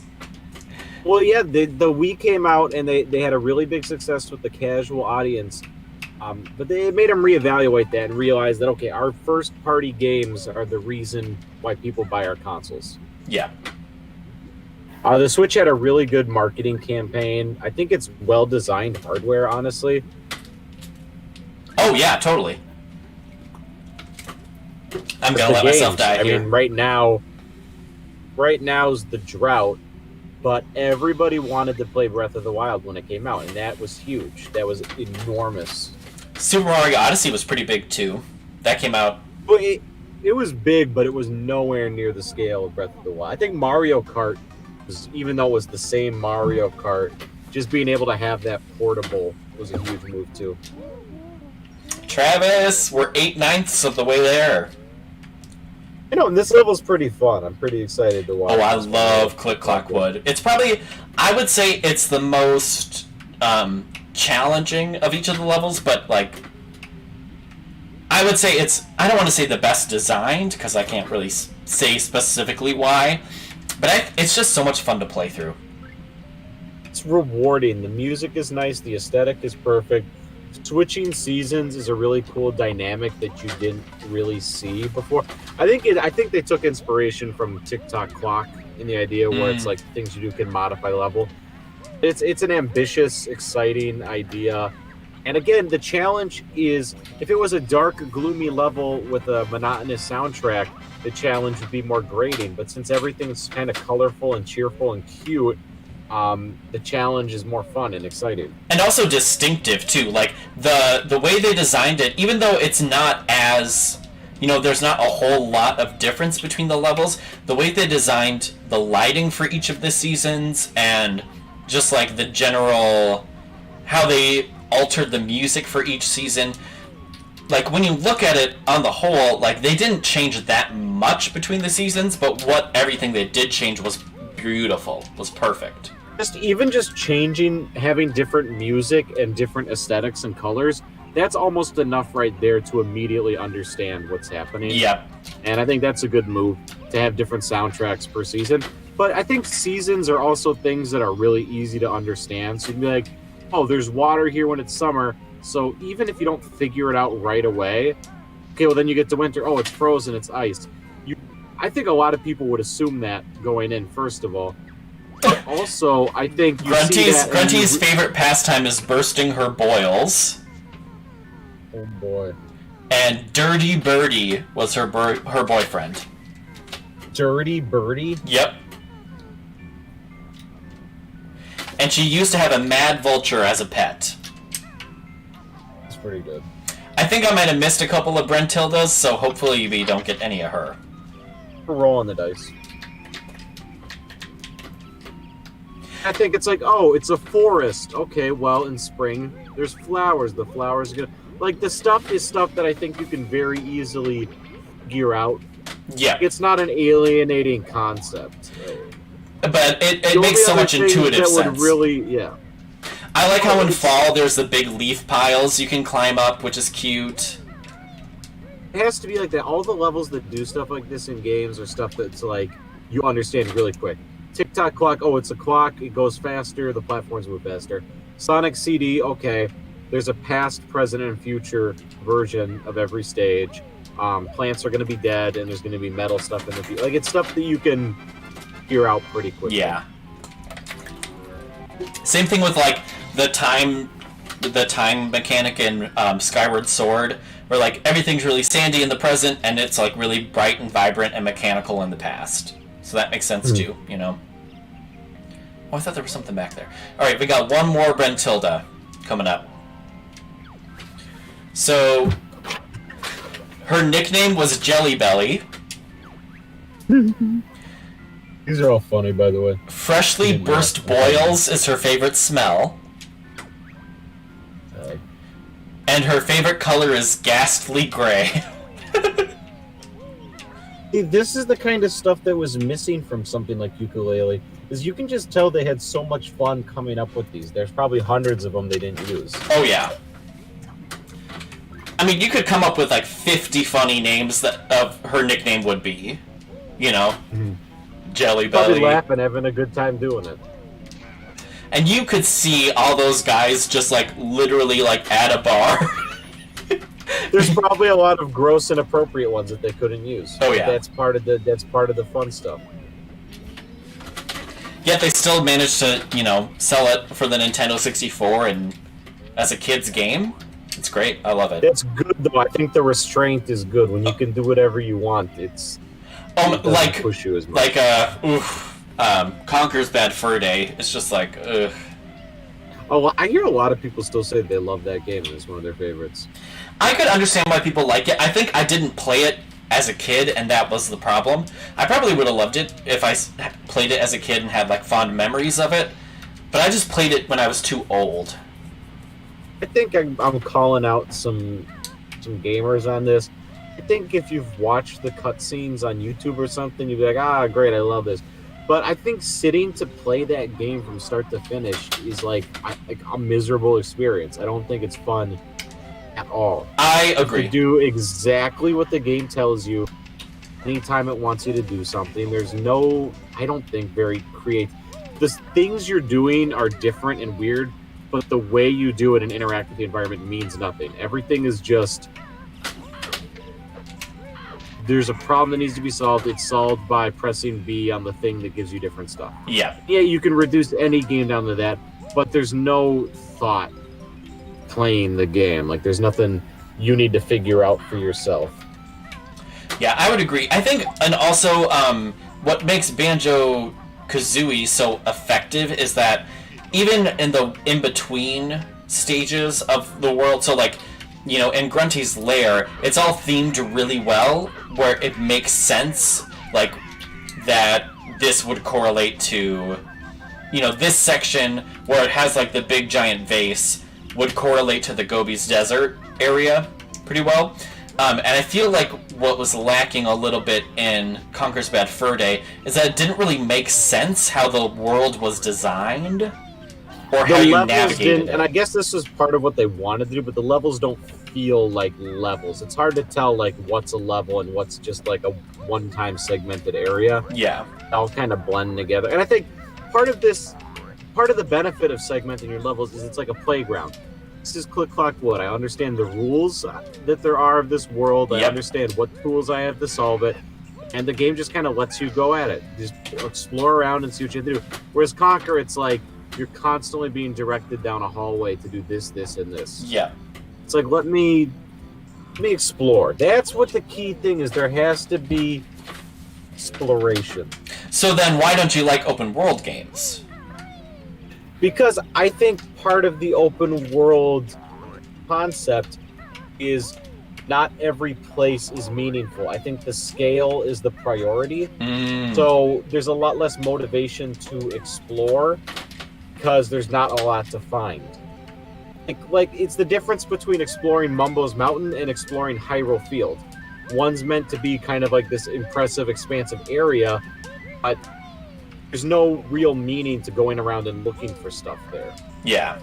Yeah, there's stuff to find. There's rupees and there's, just like stuff, but it's not rewarding. You can find stuff anywhere. Yeah, and I would say Legend of Zelda Breath of the Wild does it better than most open world games. I mean, because by adding the Korok seeds, for example, it adds a little bit to it, but I can totally understand why it's still pretty empty in a lot of places. I don't think a lot of Breath of the Wild is I am at one point of the map, I'm going to get to the next point of the map, and everything you see on the way is interesting, and you're kind of messing around. There's really, other than like your own curiosity, not a whole lot of reason to just go looking for things. Whereas, like, look at this level, every area in Peace is meant to lead you to something that will bring you closer to the end of the game. Everything, like, you go, oh, what's that patch over there? And you do that. What's this and that? It's going to lead you to a Jiggy or the next thing you kind of have to do. Sure, yeah. Naturally. And I think too, part of that is that in a game like Banjo-Kazooie, it's kind of like you know that everything that's in it is meant to be something you're supposed to react to or relate or like interact with in some way, which is why having a somewhat smaller environment helps with that. Because it's smaller, you know. Oh my gosh, I'm seriously stuck under this leaf. I think part of being older too is it's harder and harder to spend like incredible amount of times playing video games.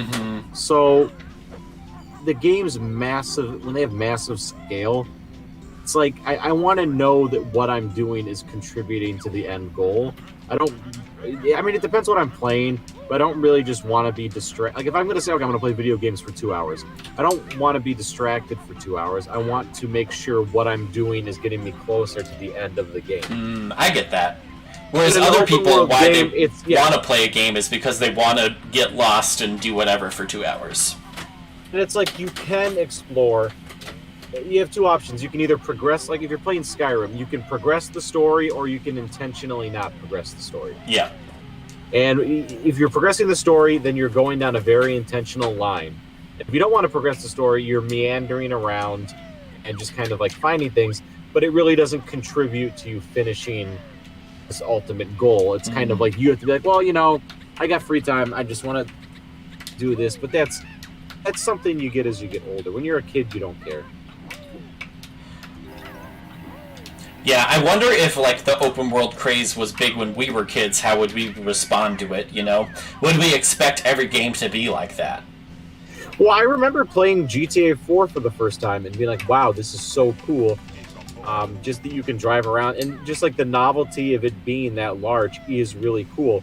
But then when you play GTA 4, you realize, well, a lot of the buildings are copy and pasted, and there's not a whole lot to see and do. It's just a lot of stuff. And I think that's something that it's kind of like Avatar. It's like, oh, that's really cool what they were able to accomplish, but now you look back and you're like, well, what the heck was Avatar even about? What was the point of that? And then it was like a really misguided effort at somehow talking about environmentalism.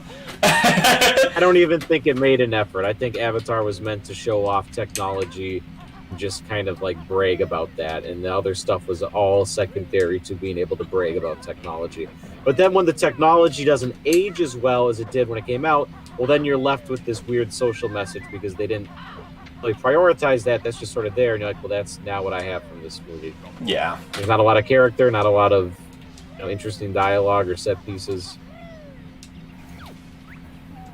So it depends. It's difficult. I like how they bring Gobi back. Much of a problem. That's yes, cute. That's super good too. And he's in Banjo-Tooie. Sorry, what were you saying? It's gonna be the same thing with stuff like Battle Royale. Like, it was really cool when PUBG and Fortnite and stuff like that came out. It's like, oh, just having these quick interactive matches with so many different people. But as it goes on more and more over time, and they fail to innovate the genre, you get kind of sick of it. You got to say, okay, well, the novelty of this exciting new thing is kind of gone, so there needs to be something more to it. Yeah. I think a big problem with open world games is that so many of them are so the same, but it's just a different skin on it, Yeah, you see less of that now because there's so much time and money that goes in these. There really aren't that many coming out. I'm just trying to think of like the open world games I've played in like the past year, and it's basically like Red Dead 2. Red Dead Redemption 2 was the one. I only played that for like maybe 10 or 15 hours, but I got so bored of it. I haven't played it. Oh, I love the way this beaver runs. Love that one. And then they brought him back in that fan game we played. That was cute. Yeah. I think I remember... That was another one. I really wanted to... I said this in the Donkey Kong 64, but I saw that beaver when I was a kid. I was like, man, I would love to be his friend.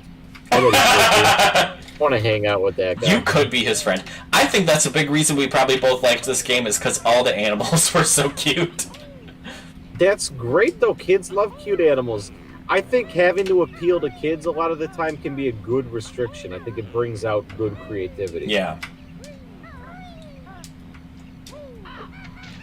Alright, there's that. I think this is only my second Jiggy. Oh, it's my first one. But it You're all... setting up a lot. Yeah, it all comes back in the end. Shoot, shoot, shoot. Not what I wanted. I forgot which direction it was. Yeah, I have to collect a bunch of Mumbo tokens, too, because I don't have enough yet for the bee. I need 25 of them. Small touch, but for this Banjo remake, I would make it like Tooie, where when you get a Jiggy, it just goes away. Yep. I think they call it the that Jiggy... jingle too many times. Like, in what I've read, they call it the Jiggy Jig. And they're like, this is how you can avoid the Jiggy Jig in this area. And I thought that was cute. Bet it adds up on speedruns. It adds like 5 minutes to your time every time you have to see it. This is a cute little thing. Or, I know I can get it somehow. There we go. That takes away one of the hardest Jiggies in this level, I think. Because you have to, like, fly through that house. Mm-hmm. Oh, and I just messed that up, so that's fun. So, last time we recorded a live stream was in June, right? Yeah. What do you think has changed about lockdown and coronavirus in that time? Oh my gosh. I think... In terms of, like, how it affects our daily lives. I think, in a sense, I'm, like... I don't want to say I'm complacent more, but I think I'm I think everybody's become a little more used to it, which comes with benefits and drawbacks. So Yeah, that's definitely what I was thinking. So people are more used to wearing masks in public, for example, which I think is a good thing. People are becoming more used to understanding why people don't feel like going to certain social situations or something like that, which I think is a good thing. Where you get the problems in then, and part of why I wanted to do this stream now is because you hear less about how it's negatively affecting certain segments of the population. So, or like other things that are happening. So like the news coverage of Black Lives Matter protests have gone down a bunch, and the reason why those really started occurring is because during lockdown these protests started, and you're able to, as a protester, have more time to protest partially because of coronavirus. So it was really kind of part of the reason why these protests happened, but a lot of the discussion of these protests, even though they're still occurring, because people are more complacent now to the new environment, they're not paying as much attention to that kind of stuff anymore.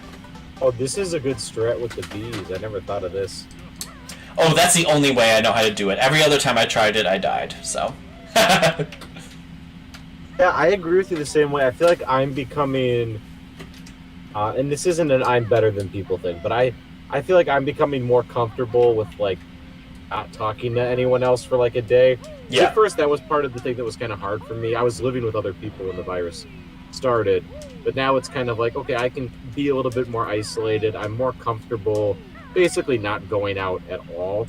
And more people around me are more comfortable with that, more comfortable with masks and stuff.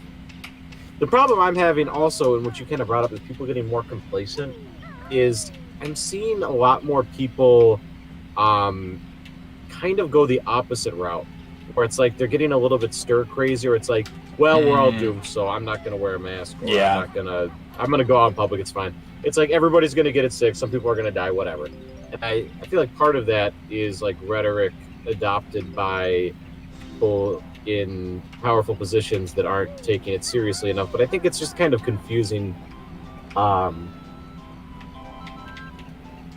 just to like deal with. Because I totally understand that there's like, I can't take this anymore.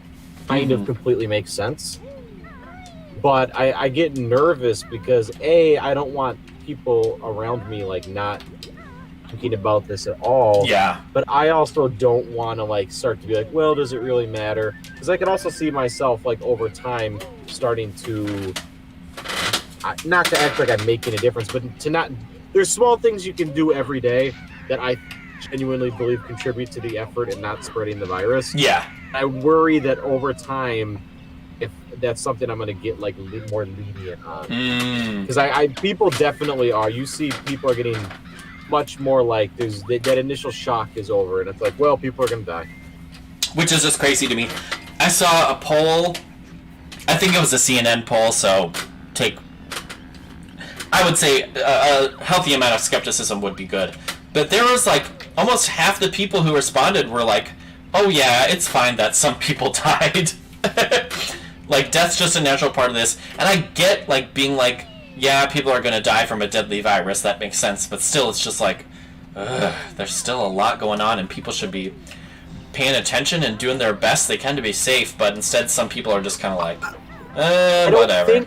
I don't think the things that are kind of asked of you by, like, CDC, not to get controversial and talk about the CDC, but I think the things that are generally accepted to be asked of you in this context are not that difficult. No. I think it's small changes that don't add a lot of complications to your life.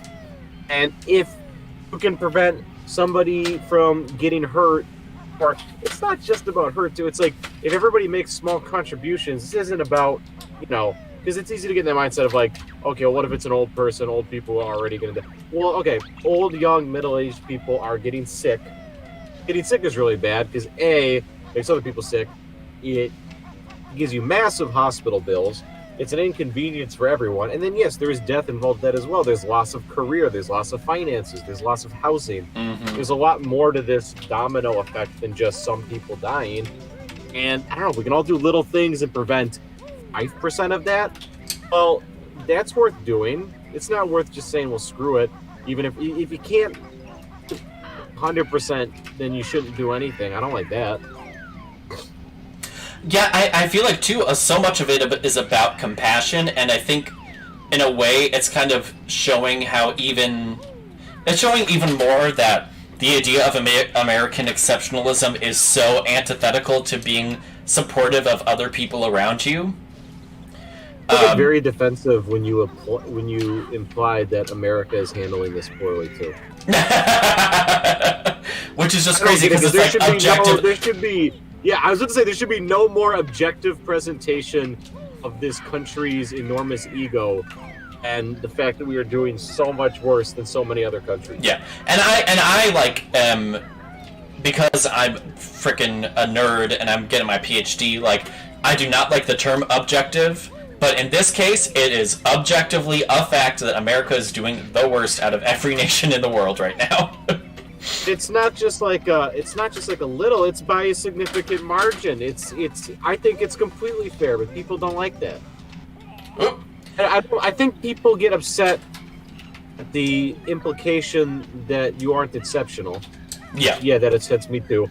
But also, like, what if things can change? Like, what if the situation that we're in, like, isn't the one that it has to be? I guess. Oh my gosh, I have so made peace with the fact that I'm not exceptional. I think that is probably the biggest thing I've learned in the past 3 years, is that I am not that great, and that is not that much of a problem. You know, like, and you constantly you battle back and forth with it. Oh yeah, totally. But I think, like, this has to do with it. I was telling my mom the other day, I think it's funny that the boomers, or people say, like, millennials are entitled, when I think, really, in reality, people older than 40 at this point are probably the most entitled. Because, like, if you see how they treat even just, like, your standard nurse or waiter, that's an indication that you think your humanity matters more than anybody else's. Be nice to the waiter. Be nice to the Burger King guy. That's the problem, is it's been too long since boomers have had to do really crappy jobs or stuff like that they lost. It's like when people get too rich, you lose touch. I go to Burger King and I go, oh my God, I'm so sorry. Been there, done that. Didn't wish... I'm glad I'm not you, but somebody's got to do it. But I think that's a real thing, is, like, the people that were raised so much to everything is the individual's fault rather than a system fault, right? So, like, if you're poor, it's because it's your fault, not because, like... They get it both ways, because America's the greatest system in the world, and it sets you up for perfect success, so it also can't... They have it both ways, David. Yeah, well, and so the logic is, America's great, so if you're not doing something right, or if you're poor, then it's your fault because America's great. Whereas it should be, America can be good, but it's currently set up where certain people can't actually be well off. And rather than being combative about it, it's important that we support people who are struggling. But so much of America is designed to be about, if you're struggling, it's your fault and we're not going to help you. And that only serves the rich, because then they don't have to, spend money on other people. I would argue that the vast majority of people like America and that live in America like living in America, but I'm questioning the system, or being like, hey, things could maybe... Like, you're not saying this is a terrible place and everybody sucks and you're stupid. It's like, we should question establishment, things that have existed for a long time. Maybe... I think a pretty good indicator is if you're really resilient to change, you're probably benefiting from something that other people aren't. Oh yeah, totally. Well, if you don't want things to change, then that's a signal that, and this is also why I kind of are mad at people who don't necessarily want to. I both understand, but I'm also mad at people who don't want to vote for Joe Biden. Is because I get that if things aren't changing dramatically enough, that things are going to be bad and crappy and continue to be for a lot of people. But then it's also difficult because then there's so many white people I see who aren't voting, are saying they're not going to vote for him. But that's because it doesn't really matter if Trump or Biden is in office, because then things won't change for them either way. And that's, to me, that's an argument of privilege then, because if you're saying things won't change either way, even though, like, they legitimately will, to you, what you're saying is things aren't going to change to you and what you think is important. So, therefore, it's really not about necessarily other people, but it's about yourself and your own voting habits and your own life. But I also am, like, not mad at black citizens who are like, well, I'm going to be treated equally either way, because that is much more understandable. And it's not as, like, a morality... it's not as much about being, like, morally superior, but where it is about, like, my lived experience is going to be very similar either way, so I feel, you know... I mean, it's still apathy both ways. It's still apathy both ways, but I think I understand the perspective of a minority voter more in that sense. Yeah, I just think if you're just... I don't know what possible situation you'd have to be in where you're like, I don't want the possibility of change. And I'm not speaking in any sort of like context or group or even presidential elections. It's just like there's always something that could be better, even if you consider it to be the best country in the world. Part of that idea of the best country in the world should be constantly growing and adapting. Yeah. Shouldn't things constantly change? And I don't know, man. It seems like usually when there's a call for change, it usually ends up being the one on the right side of history. Oh, totally. That's a very broad statement. But like, you could argue that that's like communist Russia. I don't think that's a fair argument either. No, yeah, totally. It's hard because apathy is apathy. Part of what the system wants is for you to be apathetic. So, like, by being apathetic about an election, they're basically, people in power don't want you to use your voice. So you're kind of, again, playing into just what the power structures are designed to be, is they're designed to make you feel powerless so then you don't do anything. It's hard to compare. I think you're right, but I also think you're kind of speaking from the perspective of, like, voting and elections and, like, elected officials. Oh, yeah. And I'm trying to speak just on, like, a broader sense of, like, or how you talk about the pride you feel for your country. I'm not talking about like big decisions. I'm talking about everyday conversations, which should be even easier, but people get so defensive and like, it's like you should, even if you're not gonna, you should vote. Let me get that on the table. Yeah. But we're not talking about expressing your right to vote. I'm talking to you over a nice Jimmy John sandwich, and I should be able to be like, let's do things a little bit differently. It's like, no, everything's good and it's always been good. It's like, what? I don't know.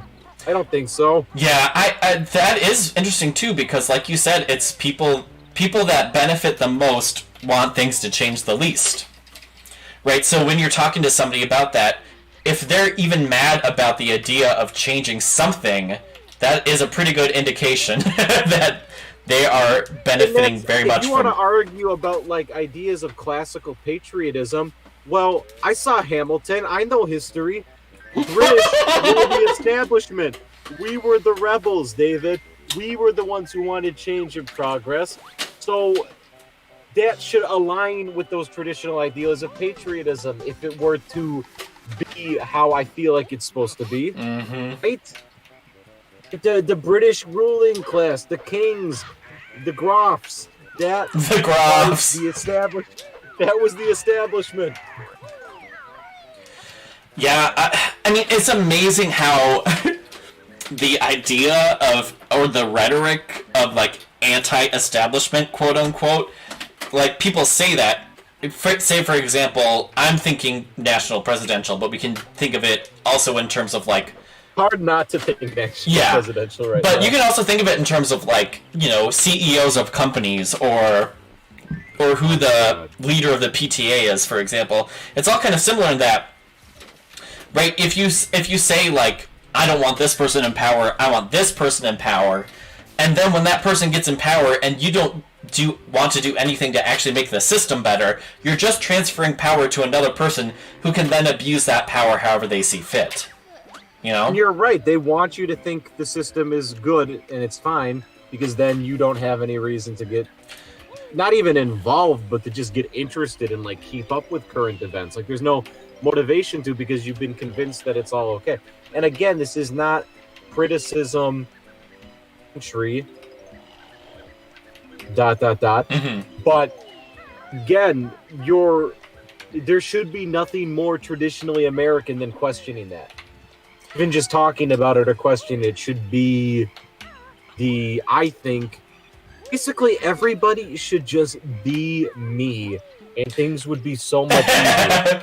Well, I think everybody should be thinking critically about the messages they're receiving, and I think especially when it comes to people who are in charge of what happens in our country legally, I think it's natural and healthy and really needed for people to be skeptical, even of people who say they agree with the same things as I do. It's good to be skeptical and to make sure that people are actually doing what you want to see, rather than just being complacent. How do you agree with that sentiment? But then, like, what's the difference between that and then, like, being skeptical of, like, okay, well, what the government is telling us is wrong. This was the Chinese virus formed in a lab, and they're trying to wipe us out. Like, where do you draw the skepticism line? That's my question. That's true. I don't know if there's an answer. I mean, well, I think the thing is that I shouldn't say the true skeptic, but I would say the person who, I forget if I've gone down here. I don't think so. I would kill all the birds. I think being skeptical means that that you shouldn't be enticed to think there's a serious, concrete answer to everything about how the world works. If that makes any sense. Like, yes. Like, if you think, for example, that the coronavirus was all made up, and there's an authority telling you that it is all made up, you should also be skeptical of that authority. What is this person benefiting from by telling me all of this? What do they get out of it? Right? That's stuff that we should also be asking our government officials, but we should also be asking of other leaders, right? Teachers as well. I would say most teachers, right, teach well and teach meaningfully and try to do their best, but right, sometimes you get teachers who are kind of jerks themselves or whatever, and those people should also be questioned. I think it's healthy to not say that one person or one group of people have every answer and I should follow what they say. I think that's where you draw the line, because I'm trying to think of, okay, what's good skepticism, what's bad skepticism, and the defining factor can't be your political beliefs. You can't say the good skeptic is what agrees with what I believe in. Yeah. I think the best way to divide it would be trust people, not politics. And what I mean by that is, if we're talking about infectious disease, let's trust the expert on infectious disease. Like trust people who are the definers of their, like, if somebody's the head or definer of their field, again, that doesn't mean blindly trust everybody who's in a position of power, but instead of going with like what you agree with, what you've been told, it should be like, I don't know, I guess, well, I don't know, what's the way to word this? What I think is generally, and I think what people, at least in like popular news coverage of science, if we wanted to go about that route, right, it's not that the authority of the individual person should determine what you believe, but it's that there are 70, 80, 100 scientists that have researched phenomena like this, and they all agree or have slight disagreements but agree with the general argument. Those are it's not that we should be listening to the individual person, it's that we should be listening to the group and what the group itself has kind of worked out and determined. Right, so that's why, I don't know if that's 100% fair, though, because I don't think, because that can divulge into agree with the consensus. And it's hard, because what I'm trying to think of is, like, trust people based off their character, but all the times when somebody's trying to inform you on a topic, you probably don't know them personally, so that's impossible.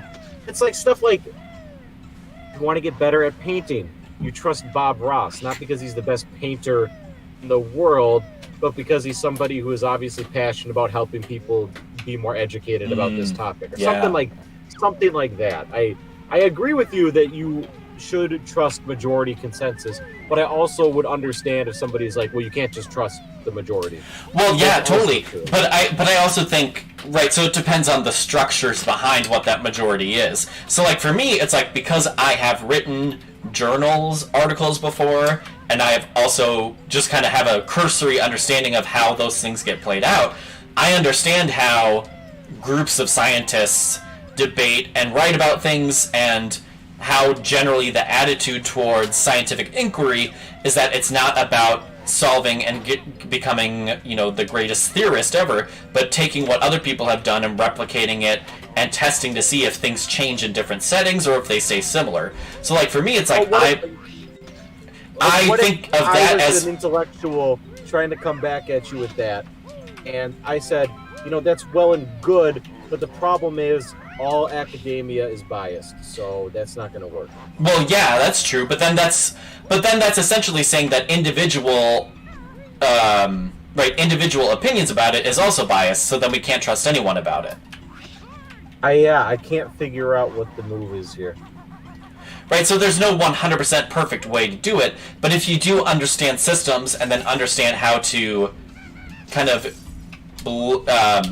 understand how decisions are made within those systems, I think that also gives you more power to understand exactly what's going on. Get informed. Yeah, what we're also talking about is, like, how do we figure out what arguments are persuasive? How do we figure out what's the correct kind of evidence to use in every situation? There's no answer. And there's no answer. So I think part of what we're talking about is that part of healthy skepticism is also understanding that skepticism itself is not applicable in the same way to every situation you encounter. Yes, that's it. Is that the last one? No, that was 8. I still have to go back to the spring level. Oh, did you get all the birds? Yep. I got all the guys, the wormies. For some reason I thought you missed that. No, because you gotta kill all the birds to get a Jiggy, right? Nope. No, am I wrong? There's one that you have to, like, fly up to the top of the tree with the bee in spring, and then the other one I have to get is the Jinjos. It's been too long since I played this. I thought if you killed every one of the birds that came out of a hole, you got a Jiggy. Nope. You do for the snowmen. Oh. And Freezy Easy Peak. I forget if there's something in here. Let me go check. For now, I know where the other Jiggies are. I just need to get the other notes. David, we got 2 thumbs down, 0 thumbs up. You know what? People are gonna hate. People should be skeptical, but not of the game detectives. Give me the names, YouTube. Who's dropping in? Give me the names. So what's got you interested in being skeptical? Yeah, I don't know. Maybe the global pandemic and political friction surrounding every day. I don't know. People are more skeptic than ever, and everybody's skeptic in a different way, so that's why it gets confusing. Oh, yeah. It's like people have the same logic behind their reactions to things, but to me, some conclusions seem irrational and some seem rational, and it's like, okay, well, I'm trying to calculate, how well context and persuasive arguments apply to each situation, which isn't really possible. Oh my gosh. I don't know how that worked.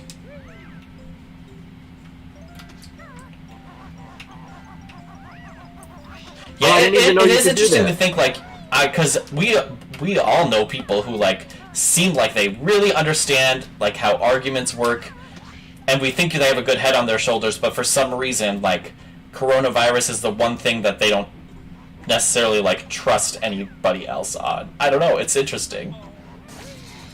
And I don't want to feel like it's like an I'm right camp and people who disagree with me are wrong. I just wish I knew better how people reached their positions. Yeah. And why I've reached mine. Like, what's the difference? because I don't think I'm that much more or less like empathetic than other people. I think it's probably pretty comparable. It's just like, what conversation did people have to make them feel this way? You know? Yeah. Yeah, who are they talking to? And I don't know, media can convince you or it's like what could have happened to me that I would be different and feel the other? Like, maybe sometimes it's more about looking in, like, why do I feel the way I feel? Which is also part of skepticism.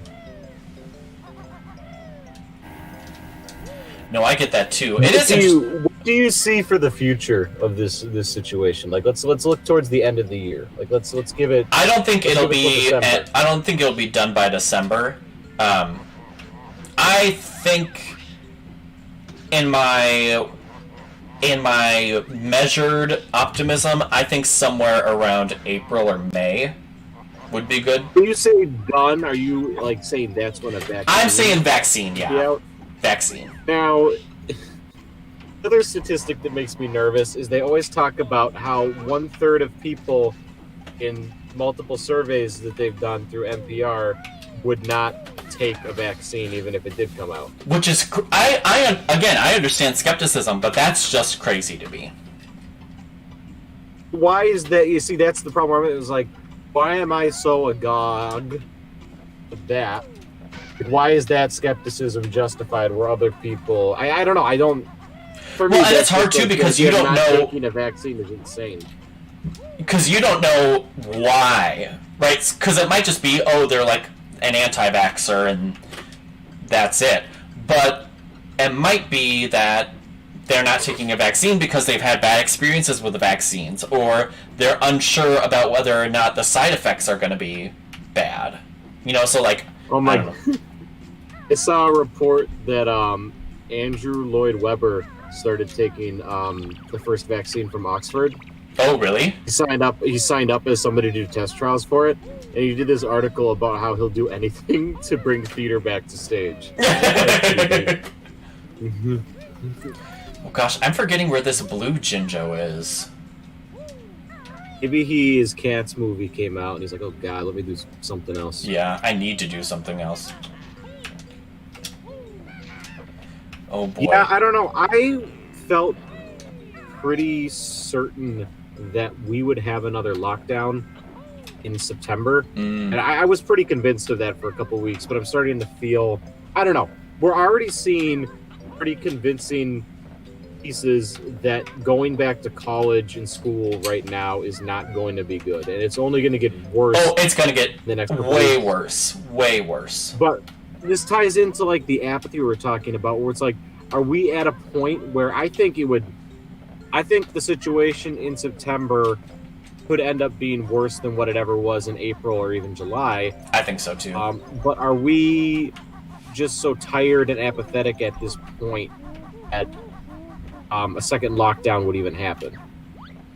That is interesting to think. I don't know. I think we missed the gate. I think if it had gotten really bad at the beginning of August, would have been on board.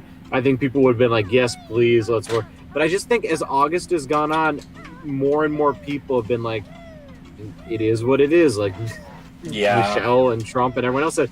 And it's like, are we past the point where people would care enough? And that's what I think it's... I think as a scientific expert, we're going to have a bad situation in a couple of weeks, pretty much exclusively due to school and college getting back together. I agree. It's basically just reclustering in different parts of the states every couple of weeks. Well, and it's crazy to me that it's crazy because it's like all of these schools are doing bad, and then basically the vast majority of schools are going hybrid or in person. It's almost like the leadership helps create the narrative of our daily lives. When people in leadership positions constantly tell us that school needs to happen for seemingly arbitrary reasons, then people in daily life start to adopt that. Kids are going to lose a year of school and kids aren't going to be blah, blah, blah, blah, blah. And it's like, I would rather have pandemic where less people die and kids maybe need a little extra help in school, then, like, why? I don't know. It just, colleges can't afford to lose the money of a year. yeah, and that's another thing. My sister and I were talking about this, and it's like, the reason why these schools all have to do that is because none of these states are actually going to pay them actually give money to these schools like they should. And the federal government doesn't weird either. To me too, because the conservative side is so intent on school reopening, but they're just as intent on not providing more funding for it. Yeah. Because they don't care. I guess I would say that, honestly, elementary school, middle school, high school, it's not good, but that's a different story. Yeah. Colleges should be no question, though, because it's people coming from all different areas, pretty far for a lot, I would say. Kids are gathered together in huge clustered situations. Also, partying culture, young adults. I think it's, I don't know. I think the main reason why they're having college is because they cannot afford. Colleges are not built up. Like, they become too big, take up too much money. They can't afford to not have a year of tuition. Yep. That's why they're charging students the same amount of tuition. Man, if I was going to college right now, I would take a year off. The only, honestly, a big reason why I'm still going is just because I am, like, as part of my TA pay, I have my tuition completely paid for, in addition to my pay.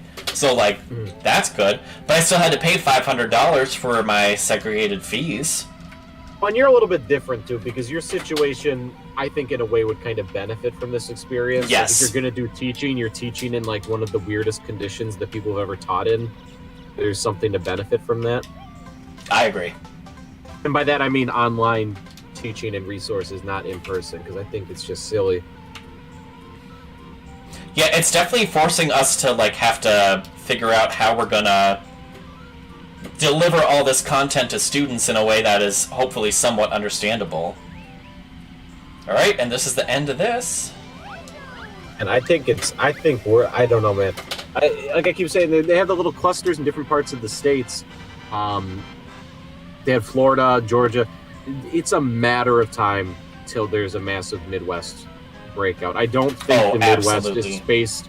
I think people are too confident, and I think the only state that stands a chance is Illinois, and that's partly because Chicago is the only place in Illinois where people kind of actually live, but also they're being much more strict with their stuff.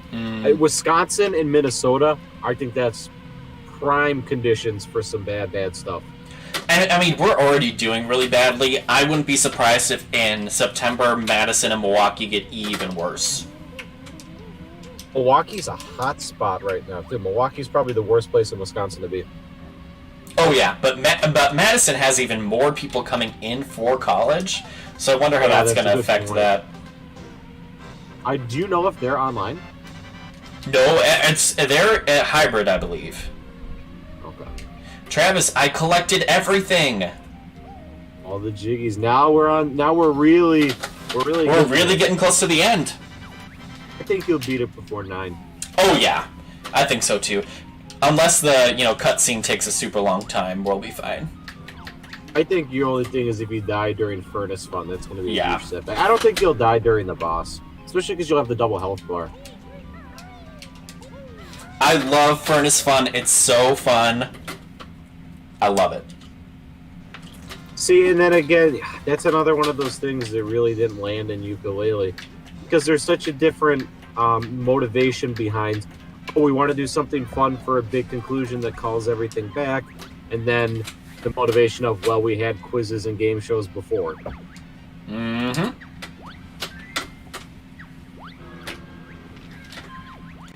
See the picture on my screen? Do you know where you have been? Freezy, that's Freezy Peak. I think those are really fun. They're a lot harder in Banjo-Tooie because the environments have more similar colors. I think every level here... I don't know if I would have gotten that one with the Star Day, but I'm going to be honest. I knew it was Freezy Peak because you said it ahead of time, but I don't know if I would have gotten that. Yes! I guessed that there were 4 pyramids, and I was right. Okay, I got my list of grunty stuff, too, if we need it. You'll have to ask me, read it out loud, though, because you finish the questions before I even get to see them. So if you get to a grunty one, make sure you read it out loud. I'm just going to get this Joker one right away. How's it get water to make it bud? From a camel. Sweet. It kind of has a distinct aesthetic to it. It looks different than a lot of the other stuff in the game, and that kind of helps make it. Or they made an event out of it. That's. And you can tell they put time and effort into it. That's Mumbo. Namby-pamby. So is it namby-pamby? Namby-pamby is definitely something in Britain, I think. I love when it's Mumbo and it's like, do you know this dumb thing's name? That is... I don't know, that's just humor. It's simple. Alright, time for a timed challenge. Oh! Backwards, though, be quick as well. Banjo-Kazooie. Should have just used your Joker on this. Yeah. I should have. That's okay. This won't take too long. You know the fast track. Z. Well, you have to do it back. A. K. And then O. Band. And I like how they also make all of these a little harder too when you play this time around. It's a reasonable challenge too. Especially, I mean, right now I don't have to think about it that much. But if I was a kid, I'd have to be like, okay, like that's a reasonable way to kind of elevate. Here we go, Grunty. Here we go, Grunty. Okay. Is it this? Now let me think. What is Grunty's favorite drink? We didn't talk about this. That's one of the ones we missed. What are the choices?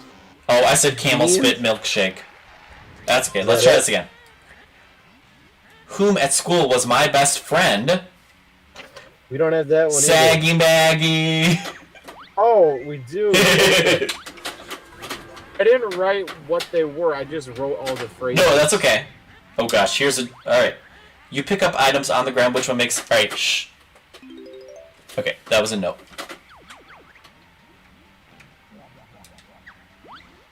These sound ones are a little hard because if you miss them right away, you lose. In which band do I sing so well? Her band. She was the... Grunty and the Cauldron Crew. Alright, that's what I thought. Sweet. Alright, picture.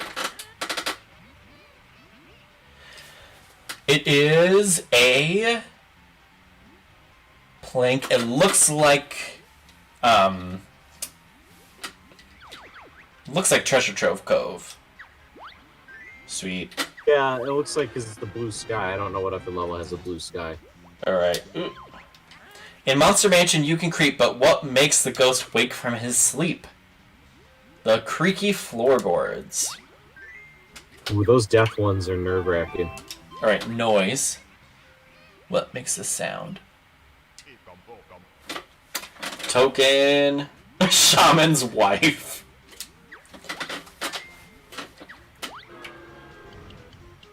Alright. Should I skip this? Skip anything that you're even remotely concerned about, because you're almost at the end. You got 2 jokers. Yeah, I'm gonna skip the death ones later. Yeah. This I'm not worried about. This is quick. Because I get the... Yeah. Oh yeah, you got the shoes. Yep. They put a lot of extra effort into making some of the other answers funny too, and I think that makes it extra endearing. Oh yeah, totally. Oh no! Well, I'm doing really bad, so... Don't do that. Oh! It'll be easy.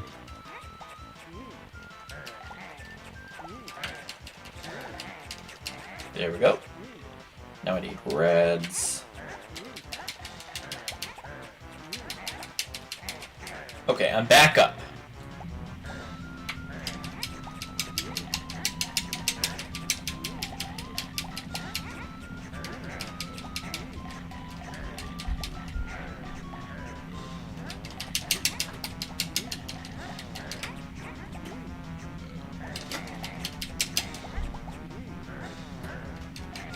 Oh, I tied! Sneakers really don't help that much. No, they didn't. Alright, let's try this again.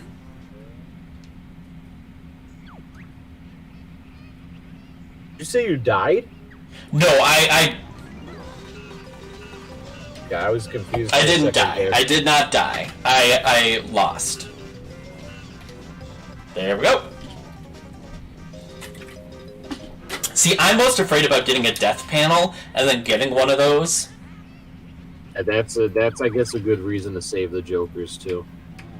You seem like the questions on those aren't any harder than normal questions, though, right? No, I don't think so. I think they just randomly pick from all the ones. Oop, this is from Gobi's Valley.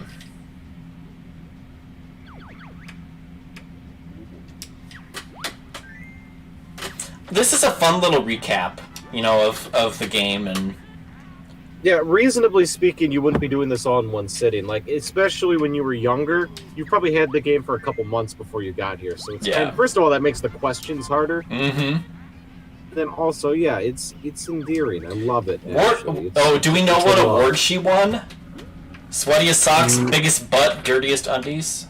I'm going biggest butt. No, I don't have that. It was biggest butt! I got it! Which character has this voice? So oh, that's Mr. Vile. Dirtiest undies is definitely funny, too.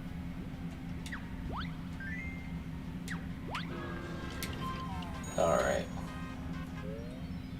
Ooh, this one's good. I know how to do this one. It's the tiles one.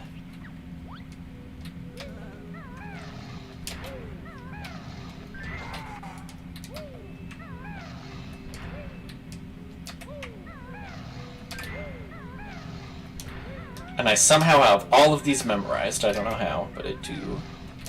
It's good, though. But it's easy because these last three, it's all the same format where they're 2 down and 1 across. So that makes it a little easier.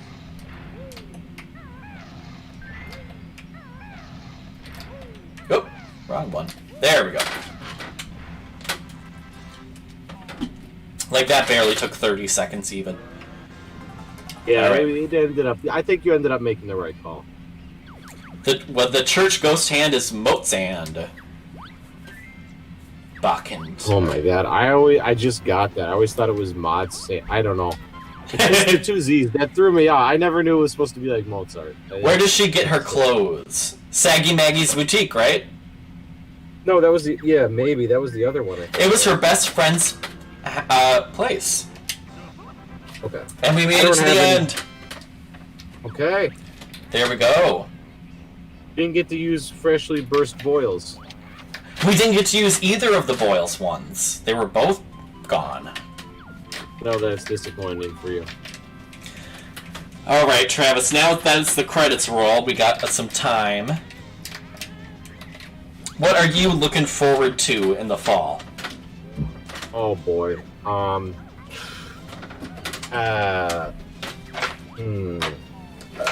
Oh, before you answer that, I love how everybody has a nickname. So, like, yeah, they're all named after a character, which is fun. Mm-hmm. What were you gonna say? I don't know. Like, pretty much what I'm looking forward to is kind of what I'm doing now. I'm having a good time, sort of just staying put and relaxing and just kind of working on stuff. There's not I don't know. I don't have a lot of events to be excited for. There's not a whole lot is happening right now. What about you? What are you excited for?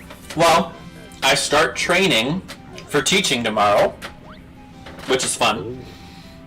So I'm excited to get back to that. And I'm teaching writing, so I enjoy teaching writing. I think that's fun, so I'm excited for it. And I am excited just to get back to school in general, because it'll add some sense of like routine to what I'm doing, which is nice too, because I think one of the hardest things for me is that I've grown to really enjoy having a routine of things that I'm doing and a consistency to the week, that because I have so much free time now, it's a little harder to get used to. I know a lot of people are kind of struggling with that. I'm pretty lucky where I pretty well stick. I go to bed early, I get up early, and I usually have a long list of stuff I do every day. I'm good at keeping busy. I am not. like, I do things. Like, I've edited a bunch of videos, and I've recorded stuff, and I've done my readings, and this and that and the other, but I have also, like, decided that I could have gotten, like, a summer job at, like, Taco Bell, but I would rather just kind of relax and not work for a little bit. That's where I'm at right now. It's like I have like a couple months to kill, and it's like I got to figure out if I want to work or do anything. But it's like I don't know. I don't really need the money right now, so I just gotta. I guess it just, like I said, I'm better at kind of like filling up my own time and kind of assigning things each day. But we'll see how that keeps going as time goes on. Because even if it's not for the money, it can be good to have just kind of a place that you go to every day and see certain people and kind of do certain tasks. Do you, if you were, so in this credit roll right now, everybody's named after enemy from the game. What would your enemy nickname be? Kind of like Collywobble. I was gonna say you remind me of Collywobble. Because I know you like cauliflower. Like I'd want to be the beaver, though, for my person. I'd want to have the beaver or maybe Boggy. I feel like I identify with Boggy. Like if I have a day where I'm like, you know what, I want a pizza. And it's like, you get a pizza, you end up eating a whole pizza for some godforsaken reason. Our society's just decided that that's a serving. It's not, but it is. And I'm laying on the ground with the belly. That's kind of Boggy. With the belly. I like Leaky. Leaky just happened, and that's cute. I don't know what I would be. Ruby and Toots. Do you think that's a mistranslation, or like, because is it supposed to be like Rupee and Toots? Maybe. I like his little guy Toots, the little his little pink friend. Yeah, his little pink face. I don't even know what it is, but that's funny. I love their... Ruby Lago. Lago. I love how they, like, label some of these things. So, like, one was, like, paper pushers, and this snorkel one said big cheese thanks. Yeah. Bean counting. I love it. I see that they have a bunch of ones where it's like, thank you, Mr. like Yoshizawa, and stuff like that. So those must be people that maybe work with Nintendo. My thing is I don't think very many people are Rare. I think it would have been more of like with the marketing or the publishing. So like, did they have to like contact Japanese executives and be like, hey, we're gonna call you the Big Cheese, or like we're gonna put Nibber Nabber as your name? Like what was the? I wonder what was the correspondence. I don't know. I think Nabnut might be me though, because in the spring he has the nuts, in the summer he's fat, and then in the fall he's like, where did all my food go?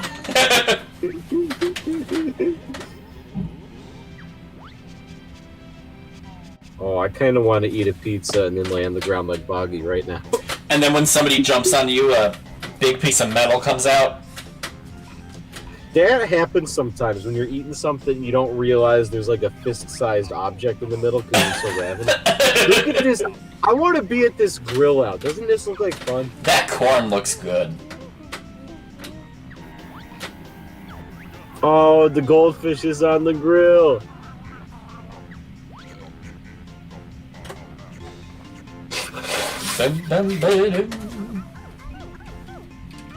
I don't know. It kind of sucks because a big thing, like when you think like, what are you excited for in the coming weeks?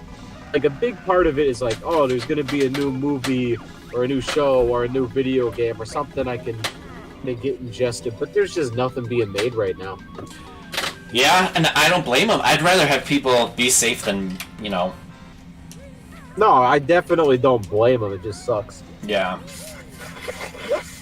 Apparently, they were filming The Masked Singer Australia without a live audience, and 9 people on the production got COVID, so they canceled it. You know what's going to be a huge thing? NFL. I can't believe they're still doing that. That's ridiculous. It's gonna be terrible. All right, I'm gonna go get this before I forget. What would be your Masked Singer song? My Masked Singer song? Gosh, I don't even know. Maybe like the Pina Colada song. Be pretty good. I bet I would know it's you. Oh, probably. I think I have a pretty distinctive voice. I wouldn't tell Ken Jeong, though. Good. Or Jesse McCartney. Or Jesse McCarthy, whatever her name is. This is it. Oh, you gotta get your extra health. Yeah. That's such a nice little feature too. I love they do that. Because that should be a standard of any collectathon. Is there should be X amount of collectibles, right? Mm-hmm. There should also be more of that than you need to beat the game. Yes. So you can pick and choose. But then there should be a reward for getting everything. Or at least, like, very close to everything. Like, for all these, basically, I think you can miss 20 notes and 2 jiggies to get to that extra thing. That kind of bummed me out about Mario Odyssey. Having the 64 castle was so cool, but the moon and the dark side of the moon, that was kind of underwhelming. There should have been another world. I should have saved something for X amount of moons you had. All right. I don't want to play that game again. Oh, that was fun. I lost mine. I'm so mad. All right, here we go. Oh, shoot.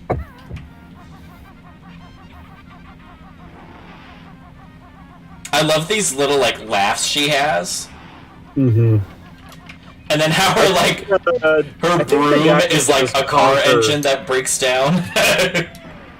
Got a face, too. I think the guy that does Conquer does Grunty's voice, too, if I'm not mistaken. I remember hearing that on the Rare Replay. And it's a pretty impressive witchy laugh. Oh, yeah. I love it.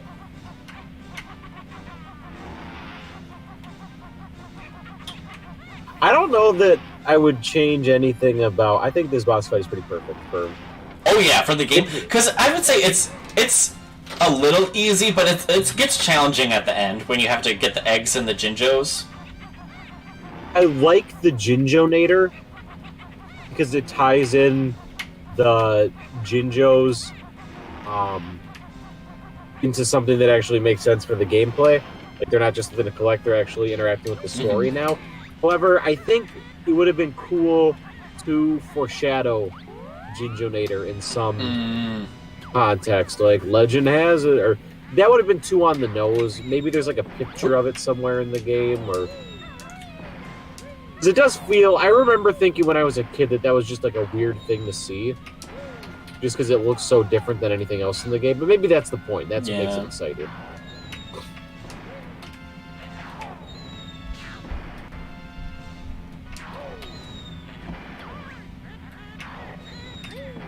Oh gosh. There we go. I can't dodge with all these with all this weight.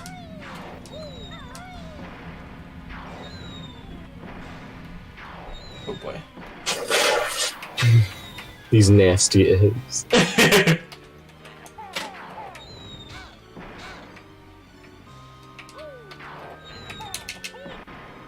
Oh, I was hoping that would hit her. The music track for this is so great too. I'm glad they brought it for a remix of it to the music for the Spiral Mountain and Smash. Yeah, this music, all of the music in this game is so good. This especially, I think, is like, I don't know, something about it almost makes me wonder if he had the melody for this before. I mean, obviously he did Grunty's Lair later, but it feels so perfect for a final boss. Oh, shoot. That it's like, what are the chances that that melody would have worked for both things?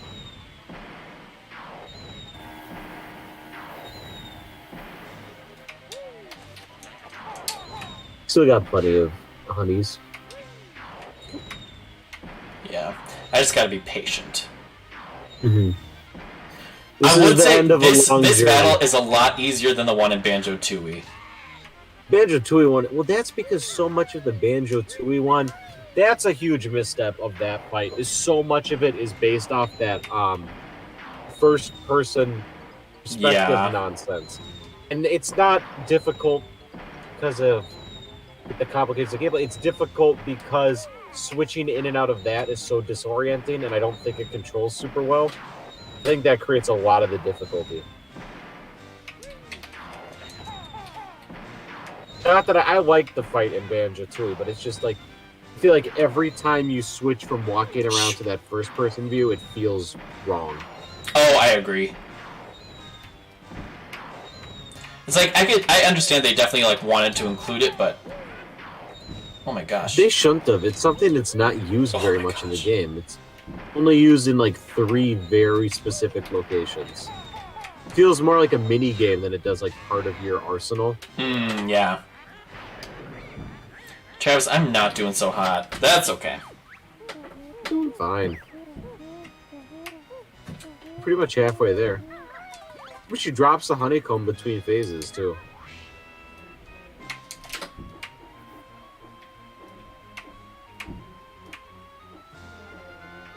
Yeah, this part is a little... It's hard to just line everything up. Yeah, like I said, I think this is like the only time you really have to do a moving target. There we go. Yeah, it's just, I guess, a matter I of... really need to take a leak.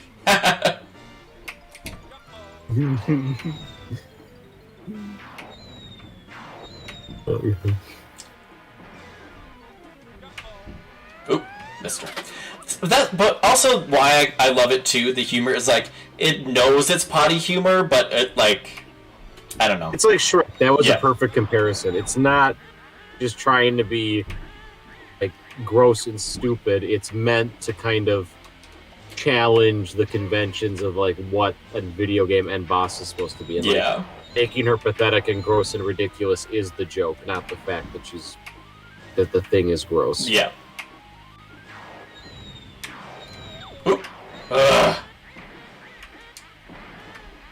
I have to go and use the John. Love it.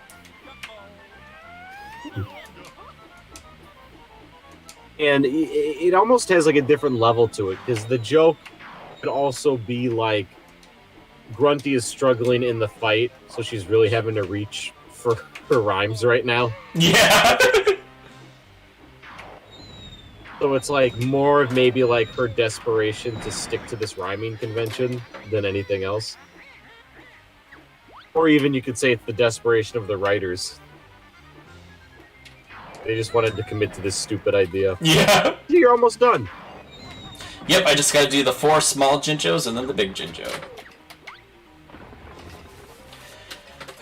Here's hoping. And we'll get it done in under 4.5. I think so. Thinking you might be in the top 250. Whew. It's a good thing that I got it in before she hit me with that thing. I think it's a good thing you practiced the distant all. I think you shaved like half an hour at least off your time. Oh yeah. And you died in Rusty Bucket Bay. Keep that in mind too. So, you know, like you were really on point even for this time with that.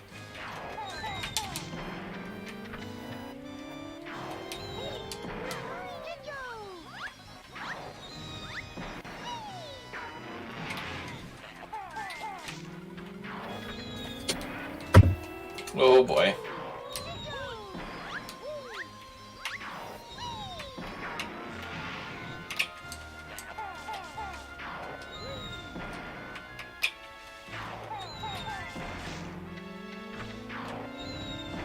Okay.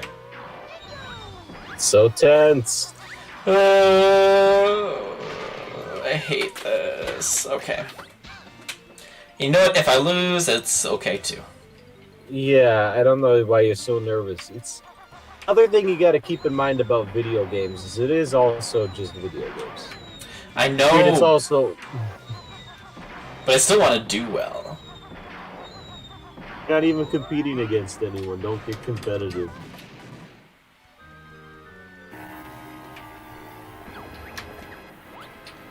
Alright, here we go. The big guy. You got plenty of Wonder Wings too if you need to use that at any point. That's true.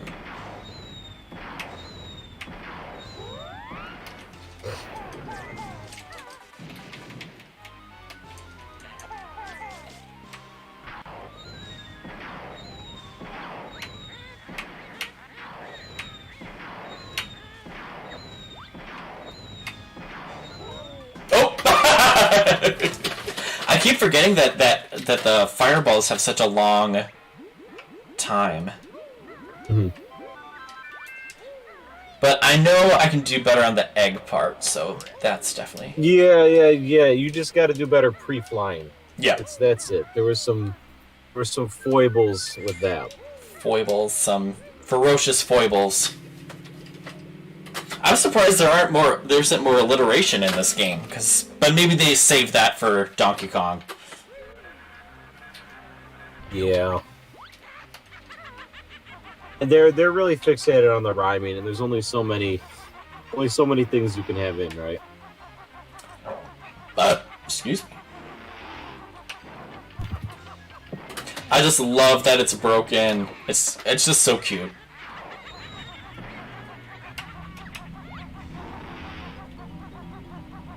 She calls herself an old cow. How can you not love it?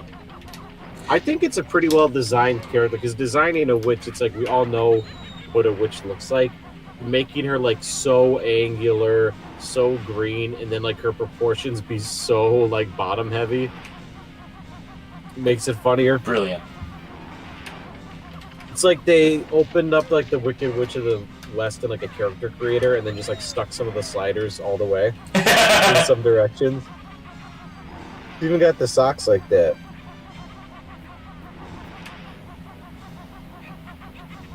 Yeah, it's hard to like take a lot of the same like iconography and then making it distinct, but they did it. Like the idea of like the fairy tale witch is something that like everybody understands and knows. And Yeah. Grunty like kind of stands out as her own thing.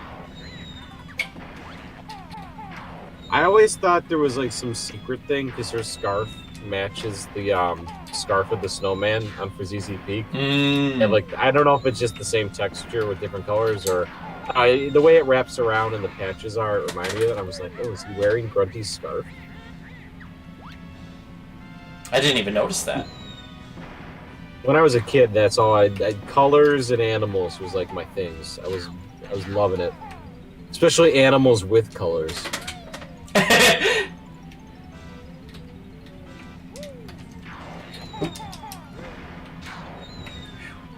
don't know. Yeah, okay, I was gonna say I don't know how. Sometimes it seems like the timing on the egg shooting is a little wonky.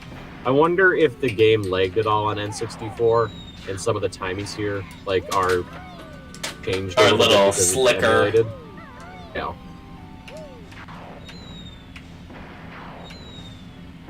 It wouldn't surprise me if this was a section that like kind of slowed down a little draining bit. Yeah.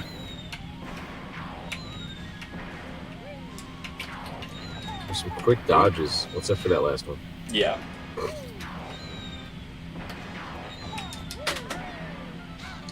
Oh!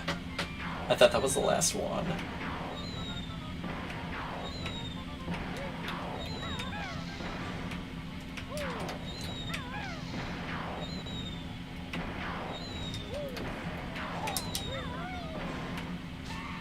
There we go.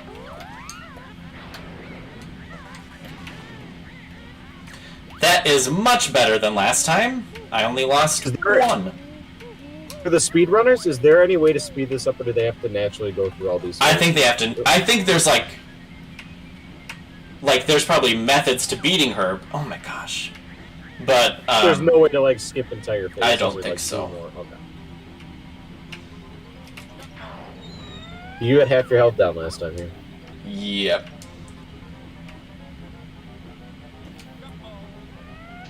There we go.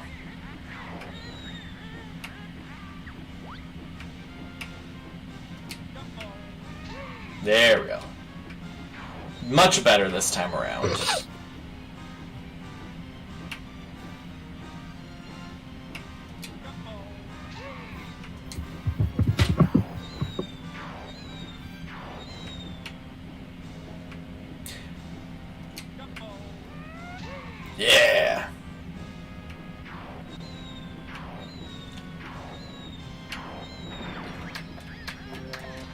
I may be old and rather wide, but underneath this spell I'll hide.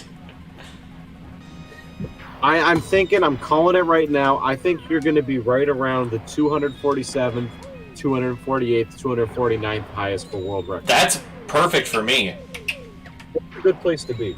I think technically to like get one though, you have to have an observer who's like registered with Speedrunning Association or something. Make sure you're not cheating. Yeah, it doesn't matter whether or not it's official.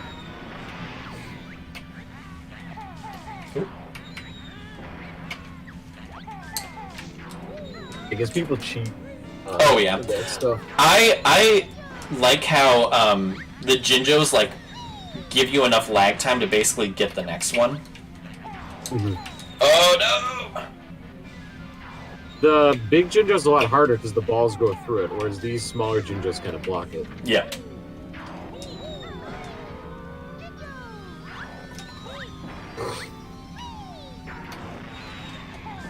Seems like these smaller ones are easier to aim for the slot that. Yeah, I think it's just easier in general to just get that in them. And I notice on the big guy too, sometimes if you do too many in a row, they don't all go in, even though you're at the same angle. Yeah, you don't even want to hammer. You kind of just want to like 1, 2, 3, 4, just like that. Oop. There we go.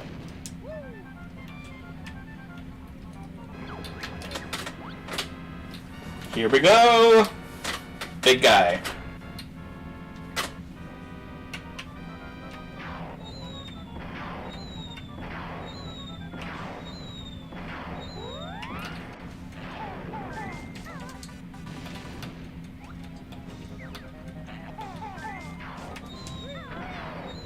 Got the first one.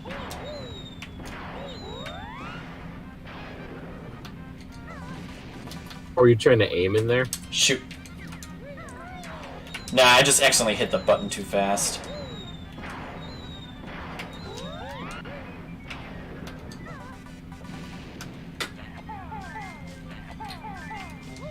There we go.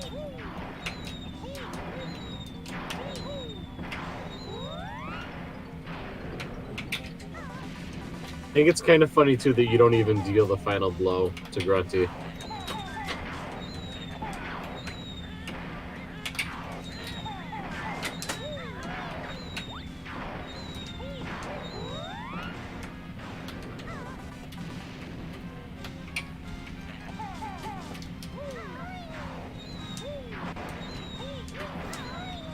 Go.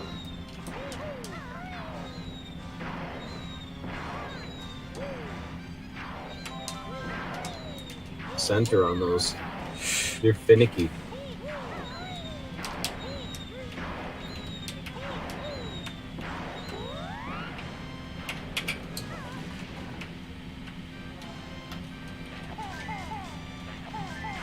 There we go. I got it. Okay. Woo! So 4 hours, 30 minutes. Did it. Pretty solid. Your first speed run. Goodness. I think Get your in the speedrunning community they technically count as the Ginginator's last hit as the time that you get. Well, you don't have to have the official. No. We'll call you 248. That's we'll call you that. Works for me. There's no way he'll shift my bulk. So good. Just keeps blasting. It also kind of makes sense too that Jinjo is there because you in order to get to the battle you have to at least collect all Jinjos in 4 of the worlds. So like I do agree though it would be better if like there was some kind of I wonder more if they clear. could have integrated Jinjo Village, or maybe it was planned for this game at some point. Because if Jinjo Village had been a section of Grunty's lair, it would be even better, I think. Yeah. I don't even think Jinjo Village fits very well in Tui.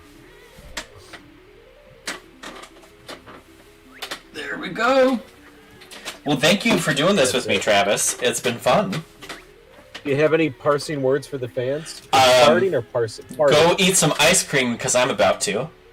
And also, if you've watched this and you didn't watch the live stream while it was like live, but you're just watching it later, you can still feel free to donate, and you can still feel free to give us a like. Currently, we have 0 likes and 2 dislikes, so that's fun. We gotta offset this. Yes, and Travis and I will go like it, but we need some more likes to offset it. So, do you have any parting words? Thank you so much for joining us. Go register to vote. I put links to get registered to vote and also to fill out the census in the description as well. So make sure you go do those. Wisconsin, our home state, is 50th place in responses to census. Yeah, so that's bad. So go do it. Most people I know are from Wisconsin, so yes, go do it. We're gonna let this game, this ending, play out. But